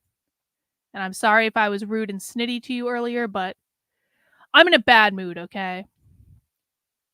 Living in the land of socialism all the time is trying at best. Anyway, we've got about 13 minutes left, guys. So if you've made it this far, congratulations. You've made it further than most people. We are going to be wrapping this up. We're going to pay attention for the rest of the Q&A. And then that's going to be it. So if you have any last questions, please get them in now. If you have any last super chats, get them in now. If you have not yet mounted the like button for me, please make sure you mount the like button. And I will be finishing my beer, minus the portion that got spilled on my floor, but that's all right. All right, let's wrap up. Polluting the homes. I mean, it's right next to people's home and another waste incinerator where you can smell it all the time. The quality of life that you live when you live somewhere where you can smell burning trash and human waste in your home all the time. Thanks, Jen. Thanks for stopping by. Appreciate it. That's really disgusting. And yet Subaru will trip over their feet to tell you about how environmentally friendly they are because they're doing the waste incineration and thanks, not Dustin. landfilling stuff. Yeah, it's an imperial stout, an imperial stout. You know, there's bills like RGGI, the Regional Greenhouse Gas Initiative, that I testified for at the Pennsylvania court. You know what I mean? Like, I went in there and testified about this, Regional Greenhouse Gas Initiative that would make power plants have to reduce the amount of emissions that they're polluting. It's not enough. RGGI, the Regional Greenhouse Gas Initiative, would not stop people from dying from power plant pollution. It would not stop that pollution that's happening. It would lessen it a little bit, but it wouldn't stop it. But we're sold these things, and we're not just sold them like by the powers that be. We're sold them on a cultural level every day. Like when it comes to recycling, when it comes to electric cars, when it comes to, all of these things, when it's environmental, we're sold them culturally, like at every level, every day. So we've got a big task ahead of us on that one. We got to build an actual culture, that values actual. Bro, the person holding the microphone right now has literally talked about having a kid in this presentation and has literally talked about the fact that the reason that they are involved in socialist activism is because they have a kid. And obviously Jay Summit wasn't listening to that part either, probably because he's too busy running his mouth about things he doesn't know in the chat. Because if he was, Jay Summit literally would have heard the woman holding the microphone right now literally talking about how she has a kid in this presentation. Literally talking about her motivation for organizing to make a better world for her kid in this fucking presentation.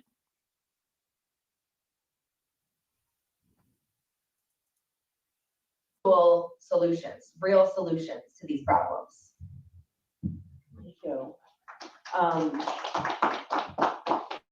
want to see if anyone here wants to ask a question or two before we wrap up. And you can just go ahead and stand up and yell it out, and then we'll repeat it for the folks. I have a question. I'm very interested in kind of like looking at the criminal justice system and how we dismantle some of those systems of oppression. And I think like looking at kind of like emancipation, how people went from shackles of slavery to shackles of incarceration. I'm wondering how the socialist perspective, when we have this revolution and recreate ourselves, how they will avoid that and not kind of reproduce those same systems and just hide it in a different way, like we've been doing each revolution. Bro, the vast majority of socialist activists that I've ever interacted with have fucking kids. So you guys seem to think this lie that if you're liberal when you're in your 20s, that means you don't, unless you're liberal in your 20s, you don't have a heart. Unless you're conservative by the time you're 30, you don't have a brain. Sadly, most conservatives don't have enough of a brain to listen when these people actually tell you that they have kids. Almost every socialist that I've ever heard involved in reproductive justice, which has to do with abortion, they have fucking kids. You people don't know the enemy that you're fighting because you don't bother to listen to the enemy that you're fighting, and you just make assumption after assumption after assumption after assumption after assumption after assumption after assumption. No one fucking cares. I don't know how to make this more clear. Socialists have entire fucking childcare program. Bro, hang on. One sec.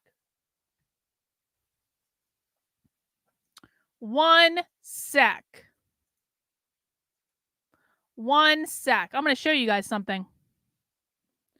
One sec. Do you know what this is? Hang on. I want to make sure you can't dox me. Okay.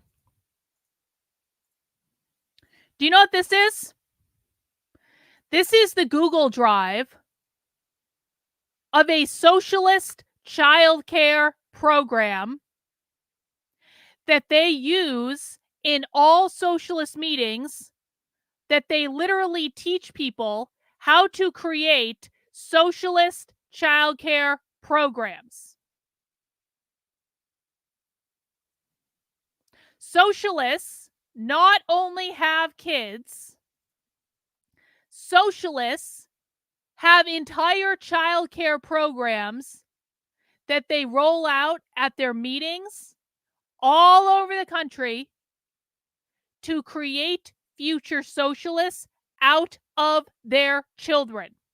This was presented at the Socialism 2023 conference, which is why I have access to it. I really need to put this stuff up on the Substack. I've wanted to do it for a while. I just haven't gotten around to it, but I will. I probably should do it. I need to just do it. But you want to tell me socialists don't have kids? They not only have kids, they've created childcare programs that they use at all their meetings to entertain their kids with socialist activities while the adults are having a meeting, and also to include their kids in organizing from the time that they're young.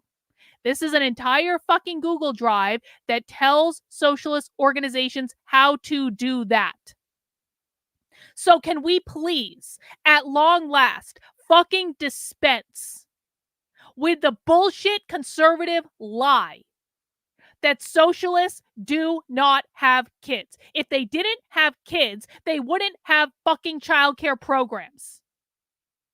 Do you see what that slide says? So you want to start a socialist child watch program. Is anyone fucking confused?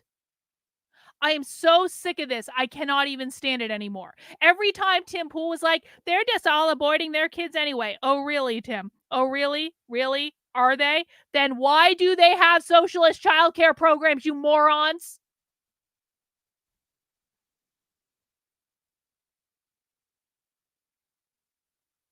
This is why conservatives should not be trusted with decision-making ability ever.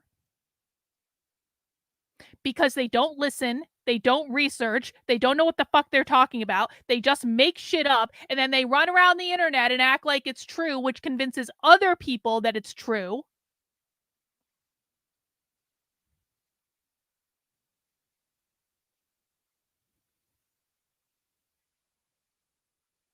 Hang on.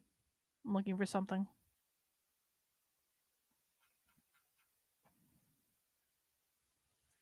So can we please dispense with this notion? Look, entire fucking PowerPoint presentations. All about having socialist childcare. Because I had to sit through this presentation, and I had to do a group activity with this presentation, and I had to interact with other socialists during this presentation. They tell all this stuff how to do it. All this stuff. But no, socialists just abort all their kids. None of them have kids. This is why they will win and the right will lose, and the right doesn't even realize that they're losing because the right doesn't bother to do the most basic research to find out what they're talking about before they run their mouths. I'll just repeat the question for folks online. The question is, how will socialist reconstruction sort of not recreate the patterns of oppression in our system of criminal? Specifically, because I think incarceration, it gets us that justified, like, for example, militaries murdering people, but it's justified murder. Incarceration, it's putting people in shackles, but it's justified shackles. And so in which way are we going to justify the next, which I'm hoping it doesn't, the next system of shackles? So how does a socialist future not sort of repackage and find justifications for new systems of criminal justice sort of repression? Yeah, no, that's a big question. And I think, based on my understanding of the chapter and what my hope is that if the system is truly participatory, then it is accountable to the people, right? So when justice is being meted out, not by a judge in robes with a law school degree, but by, say, 35, 40 people in your community sitting around talking it through, going through their own mediation, then there is much more accountability and flexibility. You're not bound by like a book, a sentencing manual,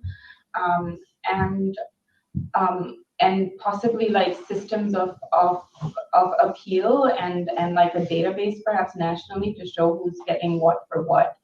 Like how long. Thank you two ladies. I appreciate you.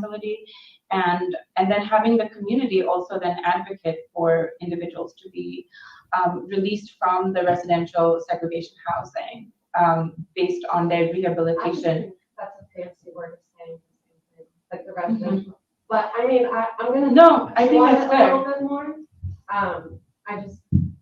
It's just very like you're still separating families. I think it's still marginalized people who are not dominant in the like cultural masses are going to be looked at. Thank you, Catherine. That's a very nice thing to say. And I think when you bring the community together and you have people who are not represented as much, I feel like it can be. So I do think if conservatives learned who their real enemy is, what should they do next? If they learned who their real enemy was, they would know what to do next. You don't get the answer to that question until you sit here and you learn. If you sit here and you learn, eventually you will know the answer to that question. If you don't sit here and learn and you just complain about the fact that I will not give you an easy answer, then you will not know the answer to that question. Let me ask people in the chat. People who've been watching socialism with me for years. Do you guys know the answer to this question? Do people who know the language know the answer to this question?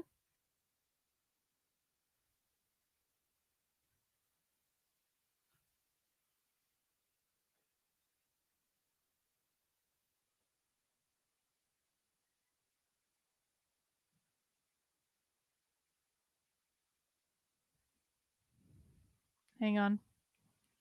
Waiting for answers to come in.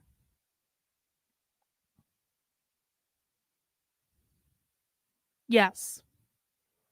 People in my chat that have learned socialism with me, that have been watching socialism with me for years, they know the answer to this question. So the answer that you're going to get is that you need to sit here and learn. And if you do not want to do that, you will not know the answer. And if you do that, you will eventually know the answer.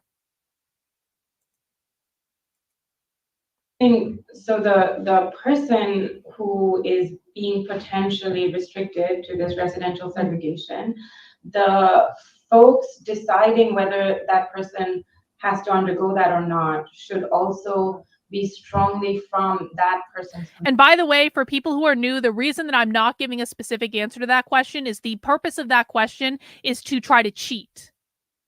Because every single time someone comes in and asks that question, they want to cheat.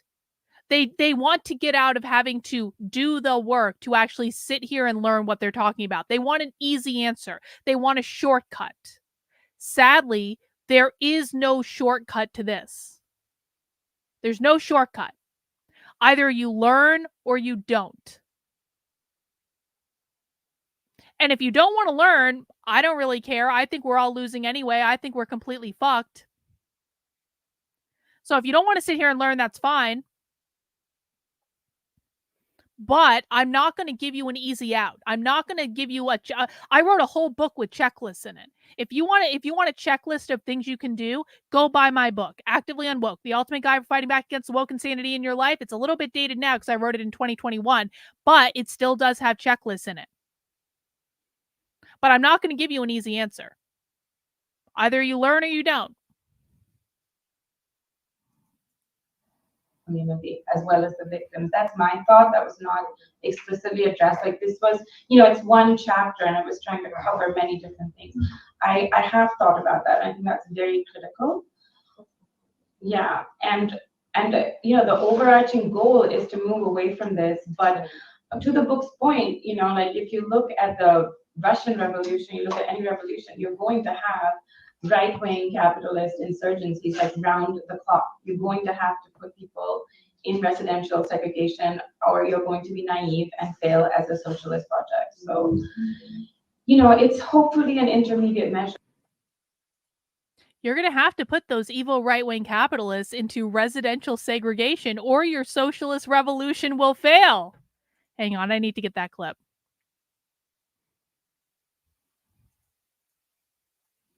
That's going to go with the other clip where this one was talking about re-education.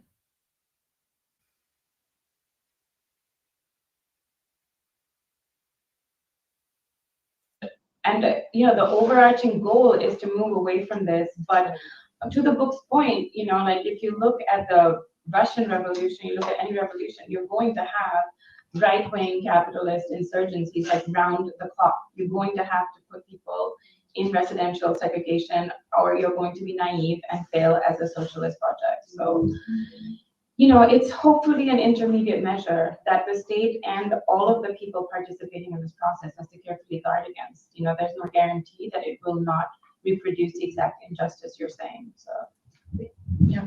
Got it. And we have one final question. Go ahead. Oh, hi. Good evening, everyone. All right, Jay Summit, I've given you several chances at this point, and you just keep proving that you're not smart enough to be here, bro. Now, I need you to answer a question for me. Do you want to learn this material, or do you want to just come here to own the libs? Is this a case where you're feeling overwhelmed? And I need you to be honest with me, because your answer will dictate whether or not I permanently ban you from my chat. Are you feeling overwhelmed with the content, and that's why you're doing this acting out bullshit in my chat? Or are you actually sincerely trying to learn, or is it something else? Because you've been acting out the entire time you've been here. If you are overwhelmed by the content, I can understand why you might be acting out. But the acting out is not going to continue, okay? I'll show you the truth and I will teach you. But this pounding of the chest, they're not going to do that shit to me. They are going to do that shit to you. Yeah, they are. You're not some fucking superhero. I don't want to see any more bullshit in my chat from you.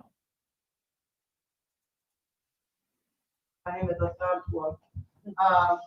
Shout out to PSL for this kind of discussion, because for those of us who unapologetically identify as socialists, we need to be having these conversations more often, in particular in our religious communities where we live.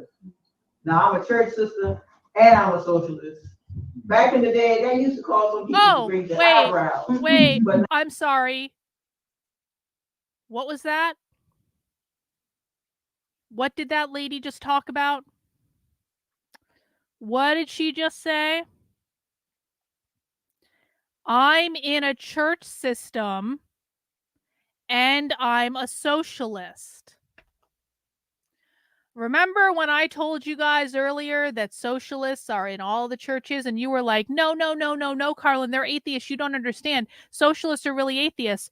All right, let's listen, because this lady who is in the audience identifies herself as someone who is unapologetically socialist within the church system. Our church is Jewish. Because it's my understanding that Jews don't actually refer to their houses of worship as churches. That's something that Christians do. Did she say synagogue? Did she say temple? No, she said church. Do Jews typically refer to their houses of worship as a church? You're talking about a black lady, because she sounds black, saying she is unapologetically socialist in the church system. Do you really think that she's Jewish?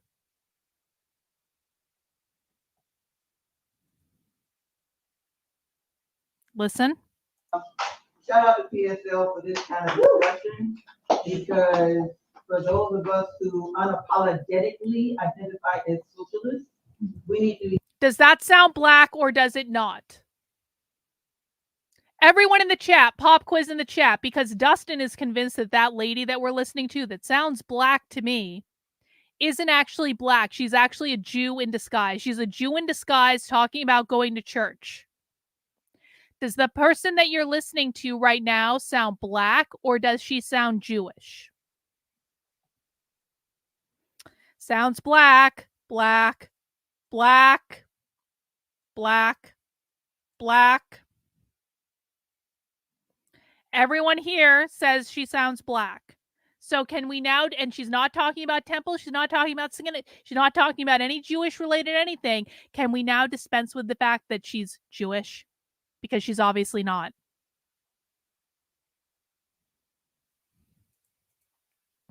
Be having these conversations more often, in particular in our religious communities where we live. Now, I'm a church sister and I'm a socialist. Back in the day, they used to call some people to raise their eyebrows, but now so many years later, they're not raising their eyebrows, but they're asking me what am I reading and what chapter in the New Testament am I reading, right? Wait, what's that? The New Testament? The New Testament. The New Testament. Is the New Testament Jewish? She has people in her church asking her to explain socialism using the New Testament. Does that sound Jewish?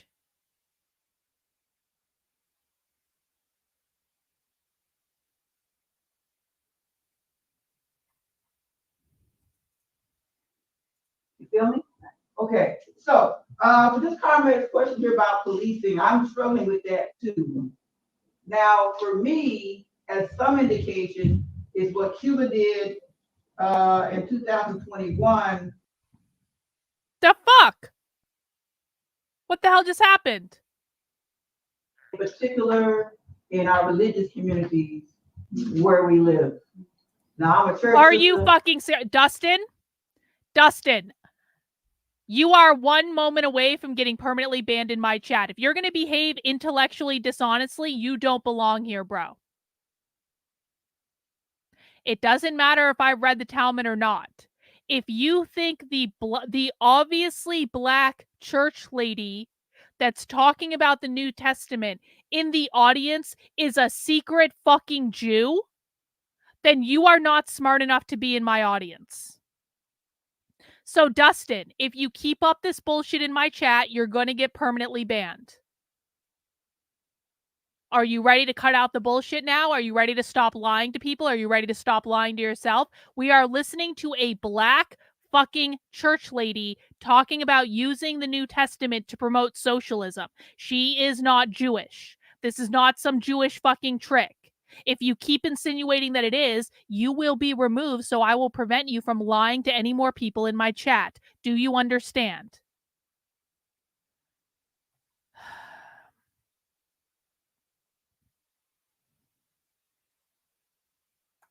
No, you cannot do jokes on this show. No.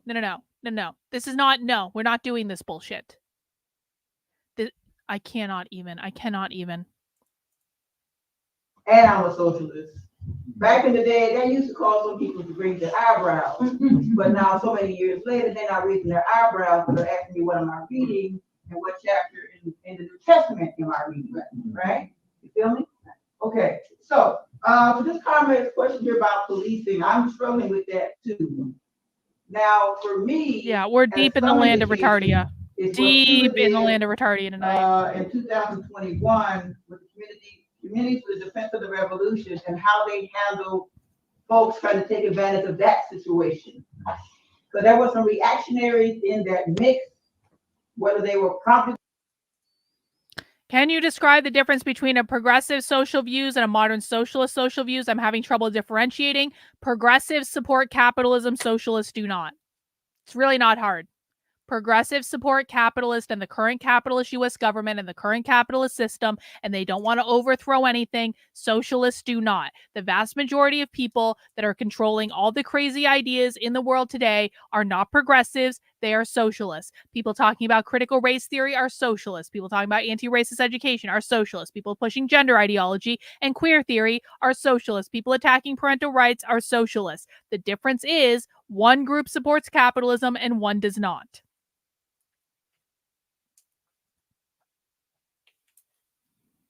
I'll turn the captions back on. I don't know why they went away. About the U.S. or not, but they tried to take advantage of that situation. They were all on Twitter with their fake accounts out of Switzerland, because I found one in Switzerland. Not even Miami, they were Switzerland, right? So, you know, how are we going to deal with that in a way that we can explain to folks? I'm struggling with that. Because for me, for some folks, if I catch you red-handed, I don't know. Let's be real. But also with that, the other part, Chinatown. I was at the community meeting, comrade here, Tina, back in December. And I think when it comes to Chinatown and other things, we have to be prepared for reactionaries in our midst. If you saw the video where I spoke and I called that young brother out, right? The 76ers got this, what is it, nonprofit, and they had this young black man up there talking about stuff, and I very real. So do socialists not want to keep their property if they have any, or they do? No, they socialists don't want to own private property either. Most socialists don't own private property as it is. Reminder, we're not talking about things like iPhones and computers and books and like whatever you have in your house. That's not what we're talking about. We're talking about your ability to own a home. Socialists are usually not, like, very rarely will socialists actually buy homes. Socialists are renters. Socialists don't want you to own land. They don't want to own land either. These are, I feel like I have to say this every goddamn time. These are true believers. They believe in this ideology. This is not something where they want to have things that you don't have access to. Most socialists, most activists are fully living this ideology now, as much as they can, under capitalism. They're already bought into it. They live it in the real world right now.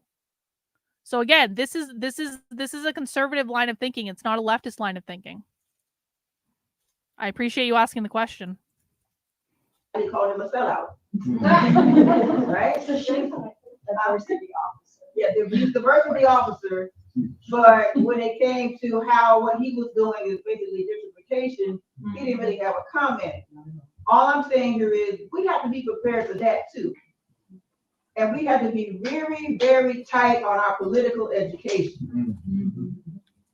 That means sometimes some reactionary folks can be in your family and they try to clown you somewhere, and you may have to put grandma in check. I mean, you may have to put grandma in check.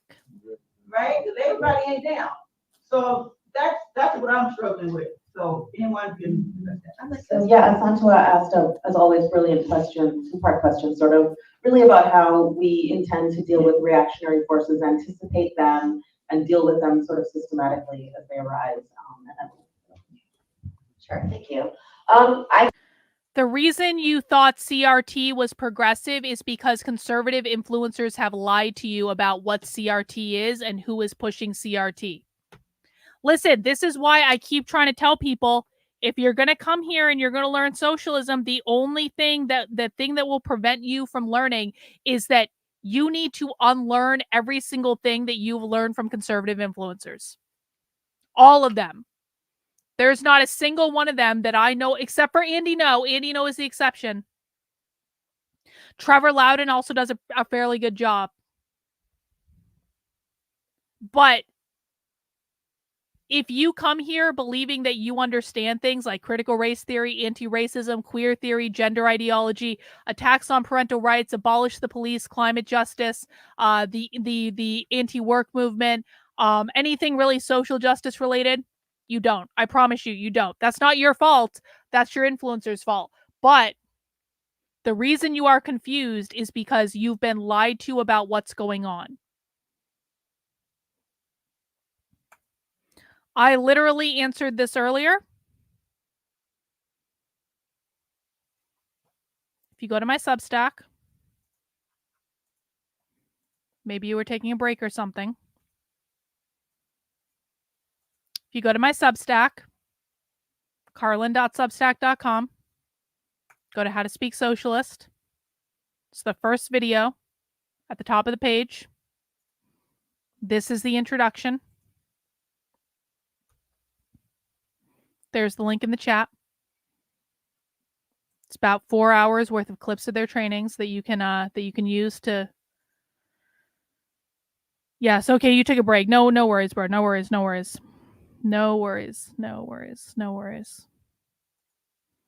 But yeah, the reason that I have so many problems teaching this is because so many people have been lied to by conservative influencers, and it's really, really effing frustrating.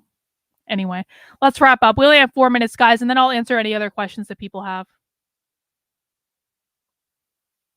Wait, are you serious?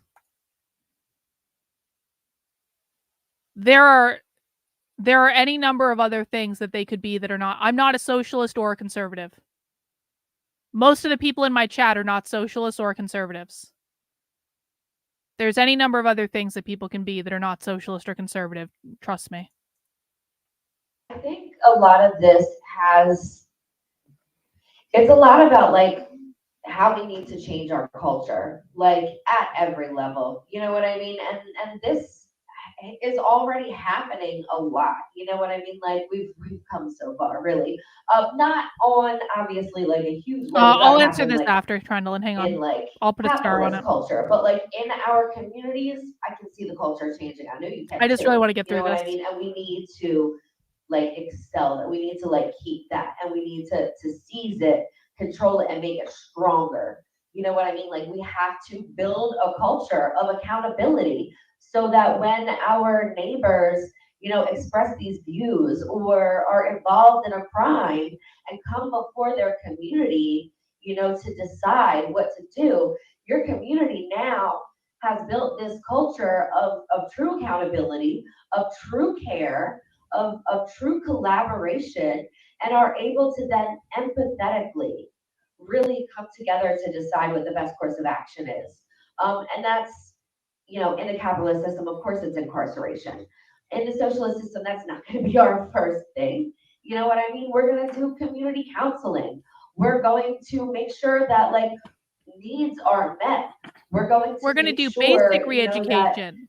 That we can before you go to the full re-education camp. You know what I mean? That we can, you know, show grandma that like, yeah, it used to be like that, grandma, but like we're doing shit different now.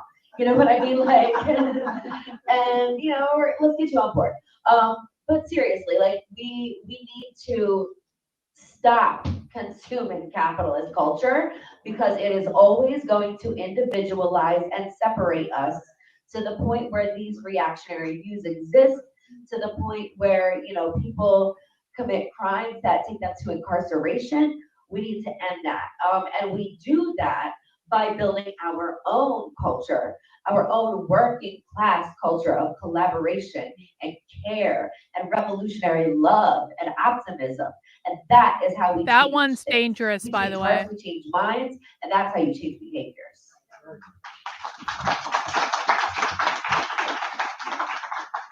One of the things that jumps out at me reading this book and hearing the panelists is that this is not an abstract exercise we're engaging in. We think this is absolutely Bro. imminent.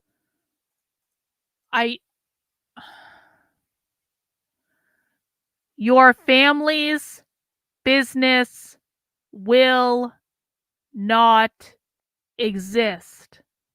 I don't know how else to explain this to you.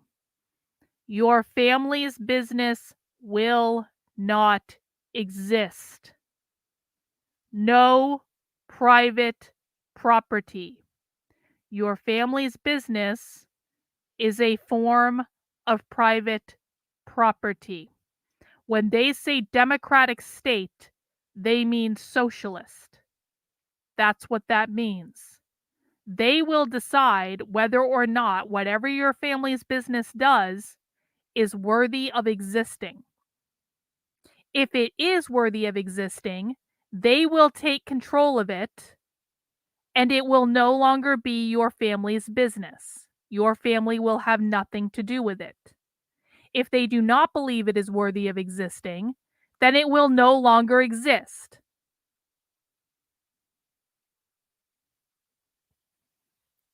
Oh, she did she? I'll have to ask for an update about that later. Let me get through I have 1 more minute. This program that's laid out and that we've been discussing is right around the corner.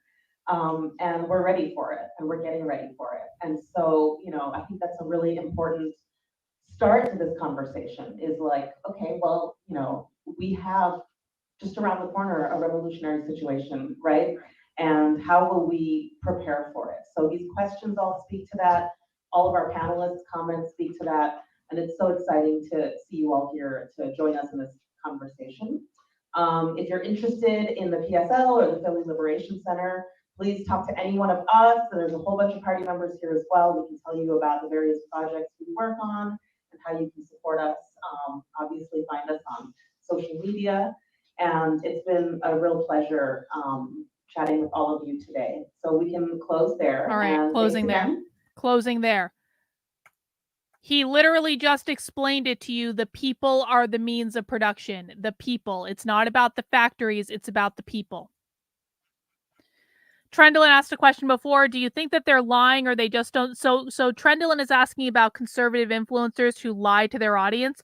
Are they lying or do they just not see? Well, you got to understand that I think that if someone, maybe I'm crazy, but I think that if someone has a platform of millions and millions of people, if someone has a book that's going to be read by a lot of people, if someone is going on all these shows where they're going to be listened to by a lot of people, I believe that they have an obligation to do their research and an obligation to correctly inform their audience. And so you could say, Carlin, maybe they just don't know. Maybe they just don't know. And to that answer, I would say, yeah, okay, maybe they just don't know. But all of this stuff is available in the open. All of these videos are available in the open. Everything that I use and I've used for years that I've shown you guys, it's based off of publicly available information. And I had to, along with many of you who were with me since the beginning, kind of fuck around a lot to figure out where to find the videos and who the groups were and who the activists were. Because no one had ever done it before. There is no one, to the very best of my knowledge, that has these people and their groups clocked like I do and like my community does. But the reason that's true is because none of these fucking big time influencers who had written all these books about socialism and Marxism and went all these shows being like the fucking socialism and Marxism experts, none of them had actually done this. Andy No did deep dives into Antifa, which is a really specific group of anarcho-communists. He's done it. But even Andy No doesn't have the broader groups clock like I do. He has some of them. He doesn't have all of them. And so are they lying or they just don't see? They have an obligation to tell the truth, and they have an obligation to inform their audiences of what's going on. And if they can't do basic fucking research, then I'm going to say that they're lying. Most of the time, and I'll say this too, and I mean, I've told this to people. I know how many stories these people don't cover. I know what stories they cover and what stories they don't. Not all of them, because I don't know what everyone else is sending them, but I know the stories that I've sent them that they never bothered to cover or talk about. And so if I've literally sent you video of socialist groups talking about overthrowing the government and raising the red flag of communism above the White House, and you don't cover it, I know you have it, and you're just lying.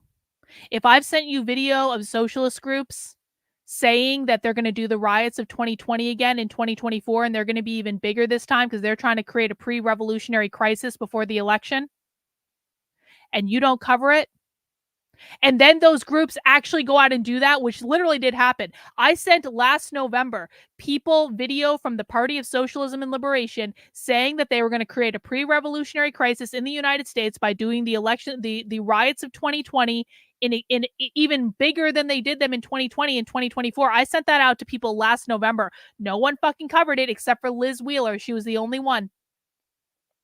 So I know they all have this video. And then P.S., by the way, the Party for Socialism and Liberation was the main group organizing the campus protests. I clocked that months ago, before it even started. So if I know you have this content and you aren't sharing it because I've got a mean tone and we're not supposed to elevate her, blah, blah, blah, blah, blah, blah, blah, blah, blah, blah, blah, like whatever fucking reason they have. They don't think it's important. They don't believe it. They don't pay attention. I'm going to say you're fucking lying. Because if you have access to the content and it's being sent to you and it's being spoon-fed for you and you're just ignoring it, then you're not doing your one and only job of informing people. And I'm going to say that you're lying. That's my perspective on that. Let me get a few other questions that have come in. Yeah, this is true too. In a lot of cases, they just don't care. They just don't give a fuck. They're political cheerleaders for their particular tribe.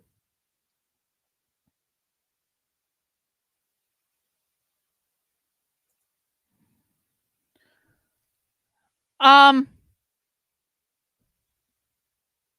going to give you the same answer I gave to someone earlier who asked a similar question. Maybe you were away for that one too, but you need to sit here and learn the language. You need to sit here and learn who the groups are. You need to sit here and learn what they're doing. And if you're not willing to do that, then no tactic I give you will be good enough. And so and once you learn their language and you become fluent in their language, then you will know what to do. So sit here and learn. Yeah, this is true. Almost every single name on the right is nothing but a failed stand-up comedian or entertainer. None of them are actual activists, thinkers, or leaders. That's very, very true. That is very, very, very true. The right talks, you know what's so funny about the right being like, Kamala Harris has celebrities at her rallies, and if Kamala Harris had celebrities at her rallies, there wouldn't be anyone there. You know what's so ironic about that?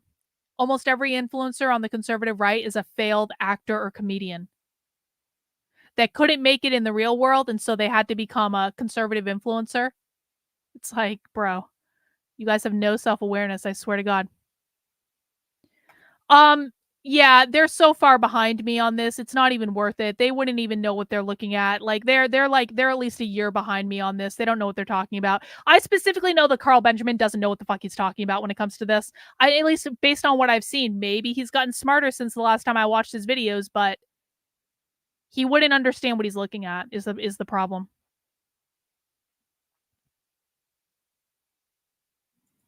I don't know what this means.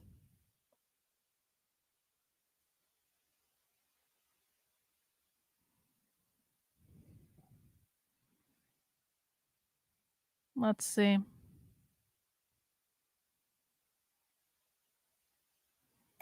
That's actually provably wrong, fucking drama queen. And if you want to keep complaining in my chat, I'm more than happy to ban you. You also don't have to be here. I'm literally sitting here in my free time answering people's questions. Even if they're questions that I've answered a million times before, even if they're questions that I've literally answered in this particular stream, even if they're questions that I think are fucking stupid and retarded, I'm literally sitting here in my free time for free answering people's questions while you're doing nothing but bitching and complaining and disrupting in my chat and feeling entitled to things that you are not entitled to.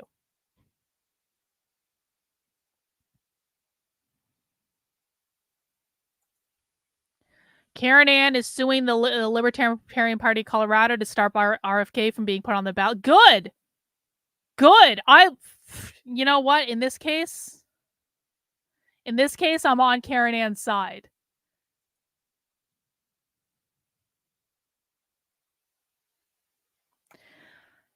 Trump doesn't know what the fuck he's talking about. That's retarded. That's literally retarded. Socialism is the transitionary method to get to communism. To say, that's just, bro, can you please be fucking smarter than this? Donald Trump just said that to rev up the audience. That's it. Donald Trump says, they're communists, and the entire audience goes, boo!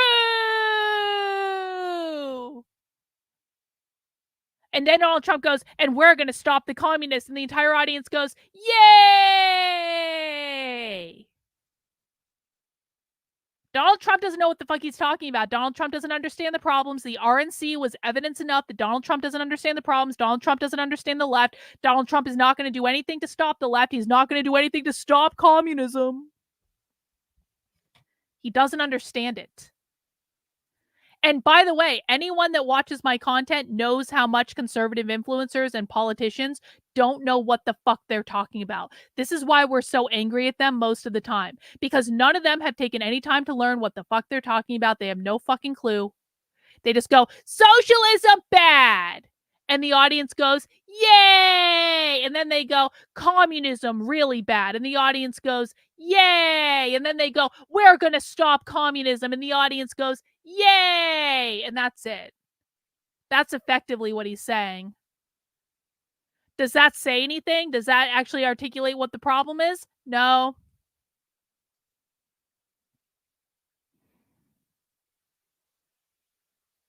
All right, you just got banned. Goodbye. Goodbye, retard.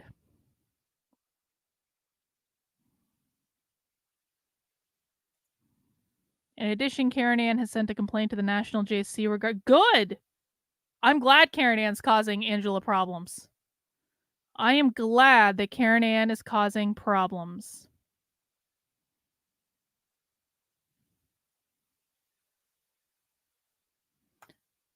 Yeah, bro.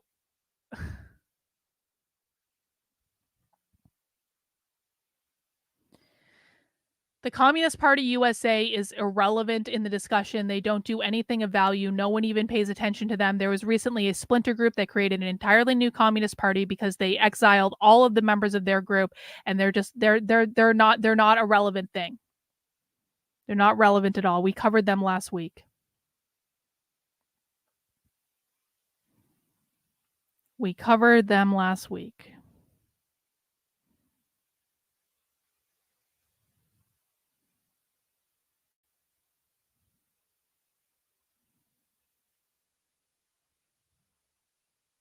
All right. That's it. That's all the things in the chat. I'm sorry Rumble didn't work tonight, guys. I don't know exactly what's going on with Rumble. It stopped working halfway through the stream. Oh. Why does my camera look like it's fuzzy?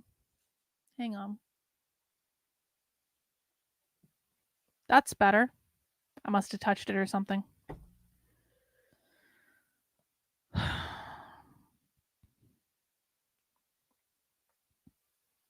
So I really am questioning, like, should I just be changing the entire format of my content?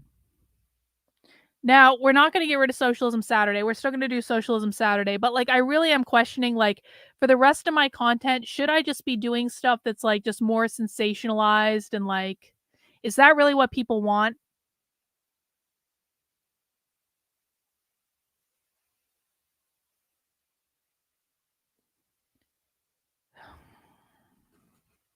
I mean, and I know the answer to that already. It is what people want. I just feel like I'm beating my head against the wall trying to get people to understand this stuff, and it just doesn't work.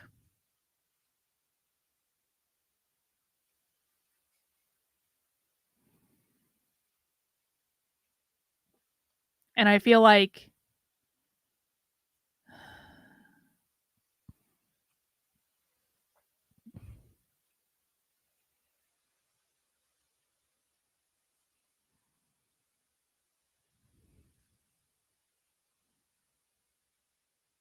I don't know. Most days I feel like I'm just beating my head against the wall. Just saying the same thing over and over and over and over and over again. And even people who, and this is why I got so frustrated earlier in the stream, even people who have watched my content, I know for a while, don't even understand like the basics. And then I have to say it all over again, and then they still don't understand. Then I have to say it all over again, and then they still, and it's just like, man, maybe I should just turn my channel into like a gossip channel or something like that. I don't know. Like more people, I know what to do to get people to watch my content. You know, I need to cover sensationalist stuff that people are talking about that's going to be all fucking blown out of proportion, and just like go to the gym, lose 50 pounds, show off my tits. I don't know.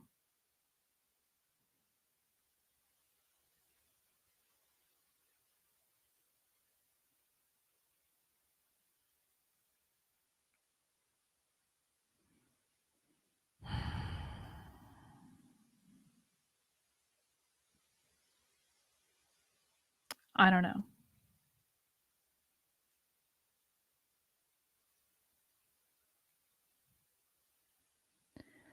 So that's kind of what I'm thinking about right now.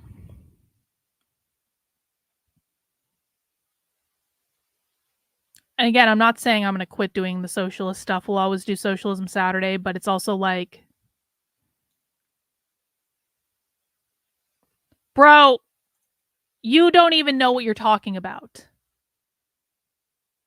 See, this is exactly the fucking problem. I've been studying this stuff with grade school. I know everything. From the person who literally came into my chat earlier and knew nothing. From the person who literally came into my chat earlier and were like, socialists don't have kids. And that's why they're doing what they're doing. They don't have kids. You don't know what you're talking about. You think you know everything, and you actually know nothing. And this is the point that I'm making. I don't want to go on other people's shows. Anytime I go on, like, almost like there's, if I went on that show, it would be a goddamn disaster. Because they don't know what they're talking about when it comes to this, but they think they know what they're talking about. So there would be yelling, there would be condescension, there would be bullshit. No one would learn anything because they aren't actually interested in learning anything. They're only interested in hearing the sounds of their own voices. They're only like it would be an absolute fucking nightmare. I'm already called a grifter every day. They already do that. They're going to do that regardless. So maybe if I'm being called a grifter every day, maybe I should just start grifting. You know?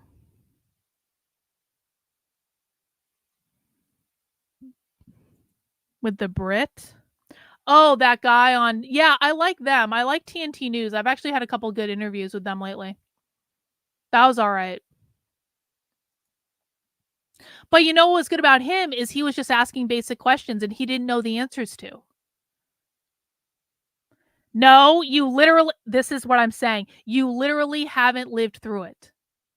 You literally have not lived through it because it doesn't exist in this country. So this is what I'm talking about. This is the type of shit.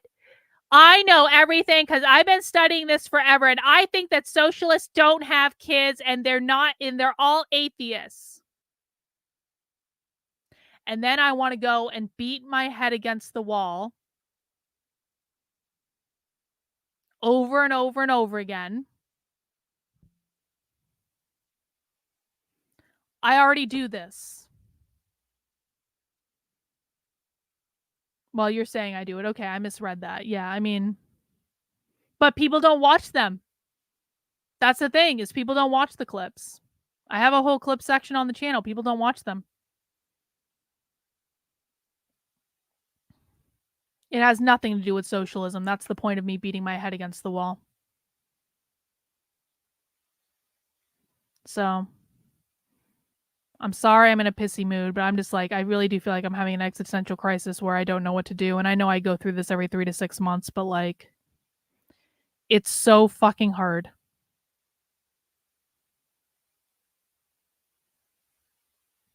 It's so fucking hard. It's so fucking hard to try to be using, like, all I do is use primary source evidence to show people what's going on. That's literally all I do. So you can't argue that what I'm doing isn't happening in the real world because it's evidence from the real world, right? And people just keep arguing with it. And they don't want to look and they don't want to see it and they think that they know everything because their favorite conservative influencer swears and they wrote a book. Mark Levin wrote a whole book called Marxism, Carlin. Have you read Mark Levin? Do you know how many times I've been asked to read fucking Mark Levin? And I actually did get one of Mark Levin's books on it, and it was such derivative fucking drivel. It was like socialism is bad and all these people do socialism and socialism is bad and we should be against socialism. I'm just like, let me beat my head against the wall again.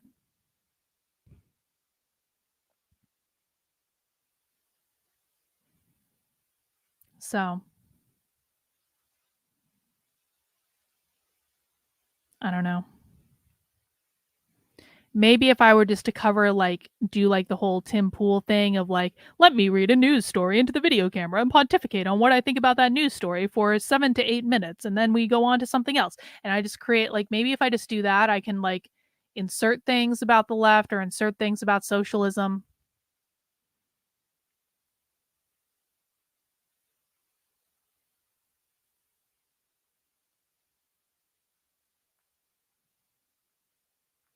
You went through a near-death ordeal this week. Oh, no. Vince, I hope you're okay. We can't lose you. You're such a great model for all my t-shirts.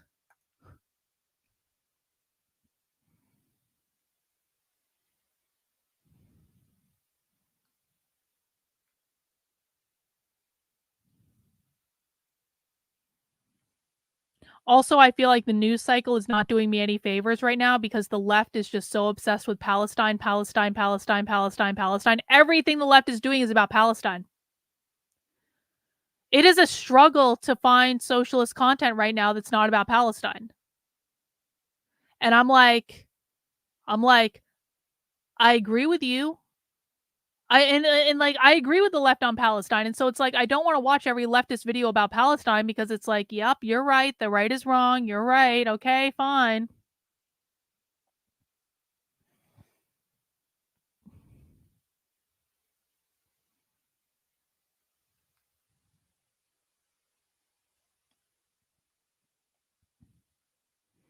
Yeah, I mean, I've thought about this. Maybe I make it more overt, kind of like where to start thing, but even that's hard because I mean, you're probably right, but like I just I don't know how to do that in an effective way on a YouTube channel, you know what I'm saying? Like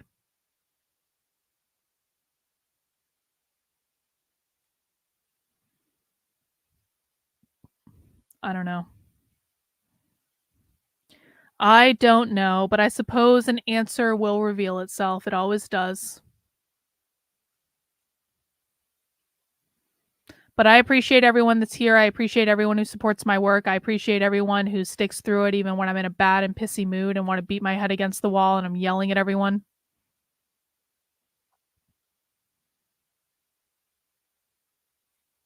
Yeah, I just know that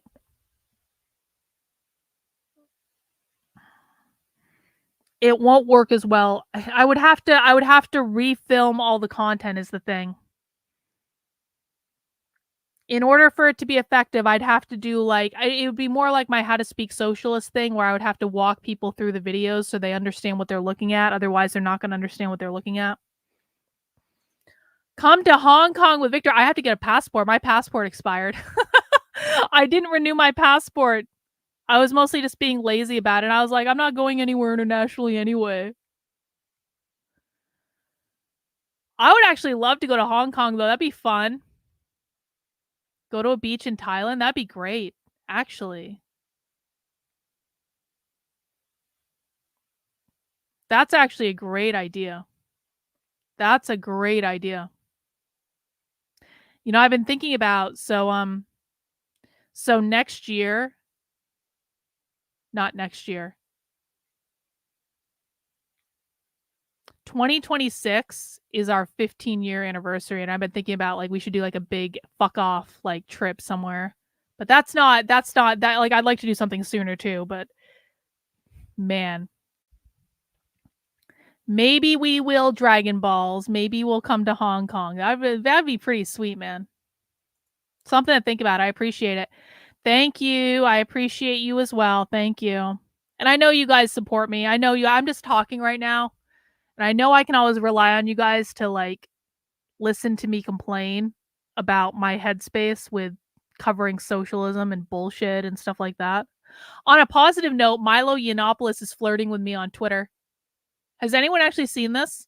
Milo Yiannopoulos, ex-gay, obviously, is straight up flirting with me on Twitter. And I'm like, this definitely isn't going to get me in trouble. No, like, nothing is going to go wrong with this. What could possibly go wrong? Milo Yiannopoulos is in a war with Nick Fuentes.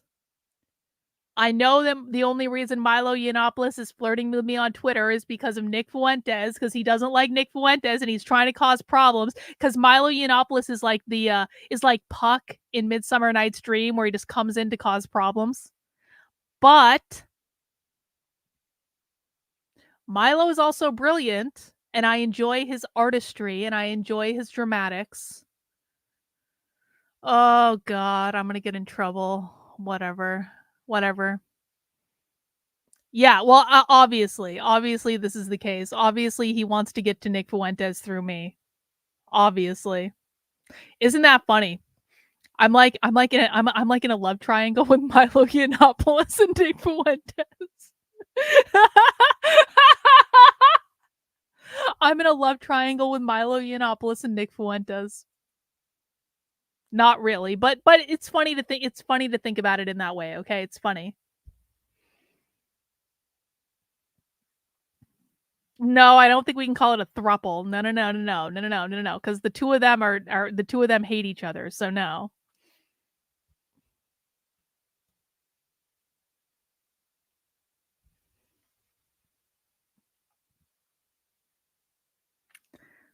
Well, you guys have suggested me to Kim Iverson many times. I've seen the tags, right? Like, you guys keep suggesting me to Kim Iverson and she never bites. And so I'm not going to go out and chill myself to get on shows. I'm just not going to do it. I'm just like, and I know you guys want to see me on shows, and I'm just like, I just don't care.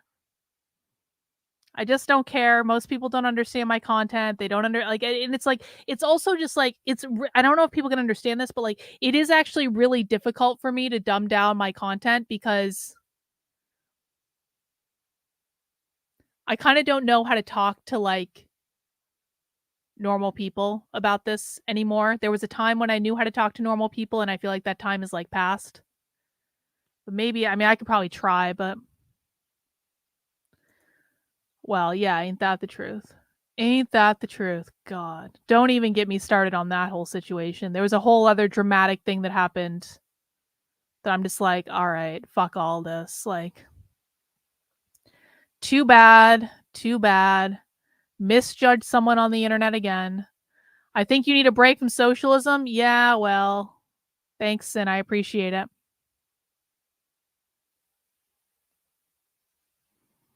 I mean, I really do believe fascism is the answer to defeating socialists. I really do. I'm not upset about, like, I'm not upset about appealing to the dissident right. There's something very compelling about the dissident right. There's something that's interesting about it. At least they say interesting things. They think about interesting ideas. It's kind of like, I know that people have I know that not everyone appreciates them. I know that some people don't like the Jew stuff or the Holocaust stuff or the Hitler stuff or like whatever, but like at least they're saying something interesting. And at least they're not going along with these conservative, talking points that like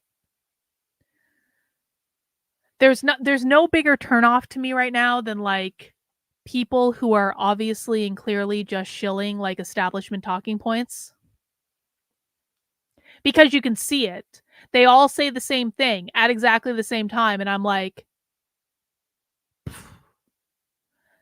so I like the dissident right.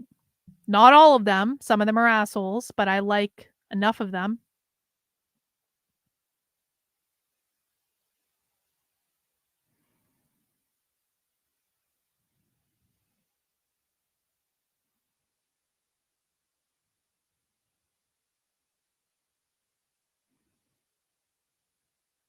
Hang on, I'm just going through the chat, guys. Yeah, but the problem is, and I appreciate that you guys are telling me not to dumb down my content, but the problem is that there are a lot more stupid people on the internet than there are smart people. I never realized how many stupid people there were. Either that or I never realized how smart I was, and by extension, the primary people in my audience are.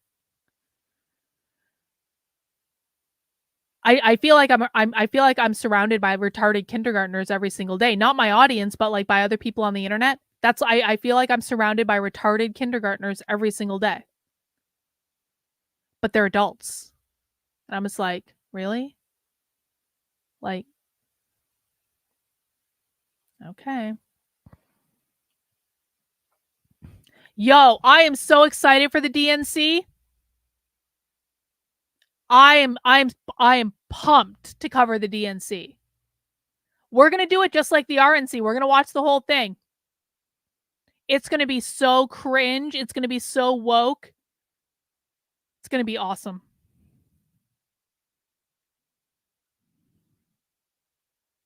Yeah, we're going to do the Penguin song, but I'm going to give a 2-minute warning. Don't worry.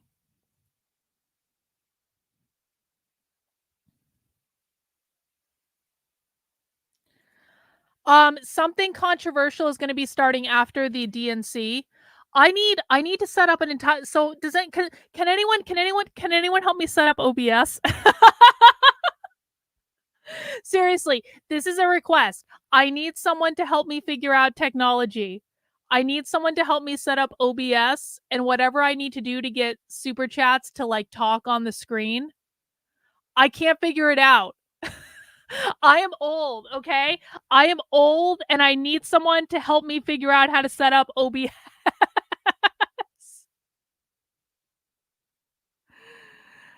I thought I could figure it out on my own, but I'm dumb apparently.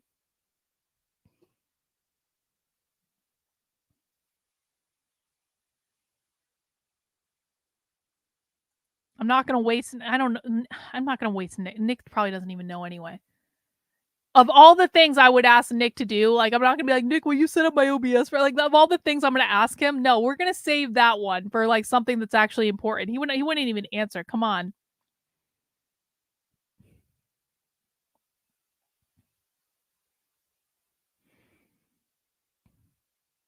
But I need someone to help me set up OBS and teach me how to integrate it with like Discord and stuff like that. And teach me how to do the super chats on the screen where they talk and there's like a sound that plays. Someone needs to hook me up. I don't know how to do that shit. But it's going to start after the DNC. I've actually thought about doing a couple kind of like preview episodes before then just to like play around a bit. I mean, Nick doesn't have guests on his show. I don't want to go on anyone's show. I don't have enough clout to talk to Nick on the internet. And that's actually real. Like, I don't have enough clout to talk to Nick on the internet. So, like, I've given up on that. I tried to get him to, like, talk to me and do an interview or something. I didn't really try that hard, if I'm honest. I was kind of like, Nick, your audience is asking me to do this, and if you want to do it, I would do it. But, like, if you don't want to, that's fine, too. So, I don't think I have enough clout to talk to Nick on the internet, and that's fine. I probably end up getting my channel demonetized anyway or something. I don't know. I don't want to go on the whatever podcast. I would get made fun of for being fat and ugly and fat and ugly and fat. That's like all I would hear. That's all anyone would say. They comment on my weight and my appearance, and that's it. They wouldn't like you. Trendlin, seriously, fuck off. You want to put me in a room with misogynist, fucking douchebag, red pill men and OnlyFans girls? Fuck right off, Trendlin. No. That would go horribly, horribly wrong. All people would talk about is like, yeah, she's so fat and ugly. And like, they wouldn't even listen to anything I said anyway. And none of them are smart enough to understand even what I'm talking about anyway. No, I'm good.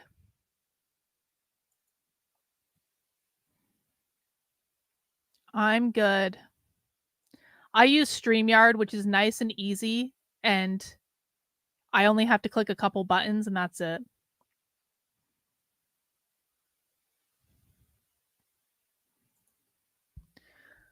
What are your thoughts on the similarities and differences between socialism and fascism? Fascism has private property, socialism does not.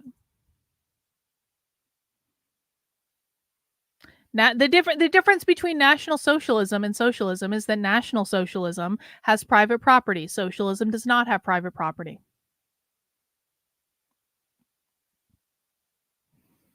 I love it. I tell Trendlin to fuck off, and she's like, "I love you, Carlin." And I'm like, "I love you too, Trendlin. Thanks."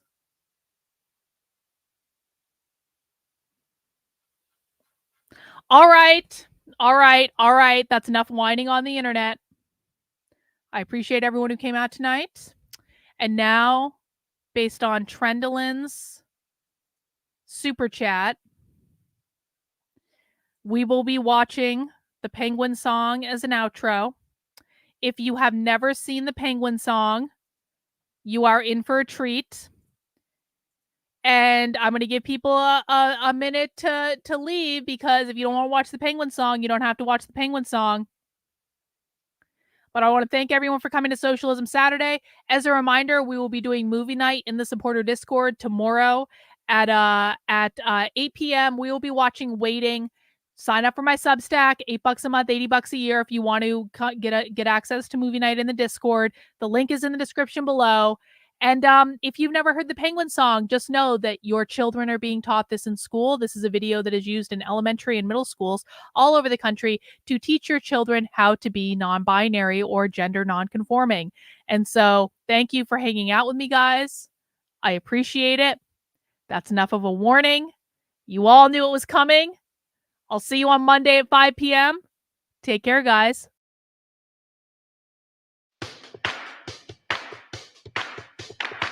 No matter how you're born, we each have the style. I'll tell you in a while exactly what I like. Ariana and Renee, they both are born girls. They go into their changing rooms. Ariana loves twirls. That's not for Renee. Pink will not do. All girls don't wear dresses, they wear pants too. Has Renee lost her mind? What's running through her head? Ariana can fix this, no is what she said. When you put it on, you do a little groove. You know you've got to move. That's how you know you've got it right. This is me, who I am. See me in full colors, me like no other. Originality. No matter how you're born, we each have the style. I'll tell you in a while exactly what I like. Bryce and Jason, they both are born boys. They go into their changing rooms. Bryce jumps out with joy. Jason has a different idea. The sweater is where it's at. Bryce has to fix this. Here, try this or that. Wait just 1 second. Don't tell him how to dress. Ariana knows this. Only Jason can express. This is me, who I am. See me in full colors, me like no other. Originality. No matter how you're born, we each have the style. I'll tell you in a while exactly what I like. Darla and Charles, one girl and one boy. They go into their changing rooms. Charles is feeling coy. Others are thrilled with the look, but Charles is quite unhappy. Let's try this again. Yeah, this is snappy. Some are confused. They just don't understand. Charles, now Charlotte is certain. Ariana's her biggest fan. Some might keep their distance, but others will come around. Come on over, Darla. Show us what you found. Darla had something on, but is not quite convinced. She wants to try again, yet she still gives a wince. Nope, not right either. Why can't she decide? Sometimes it takes time, only she can find her stride.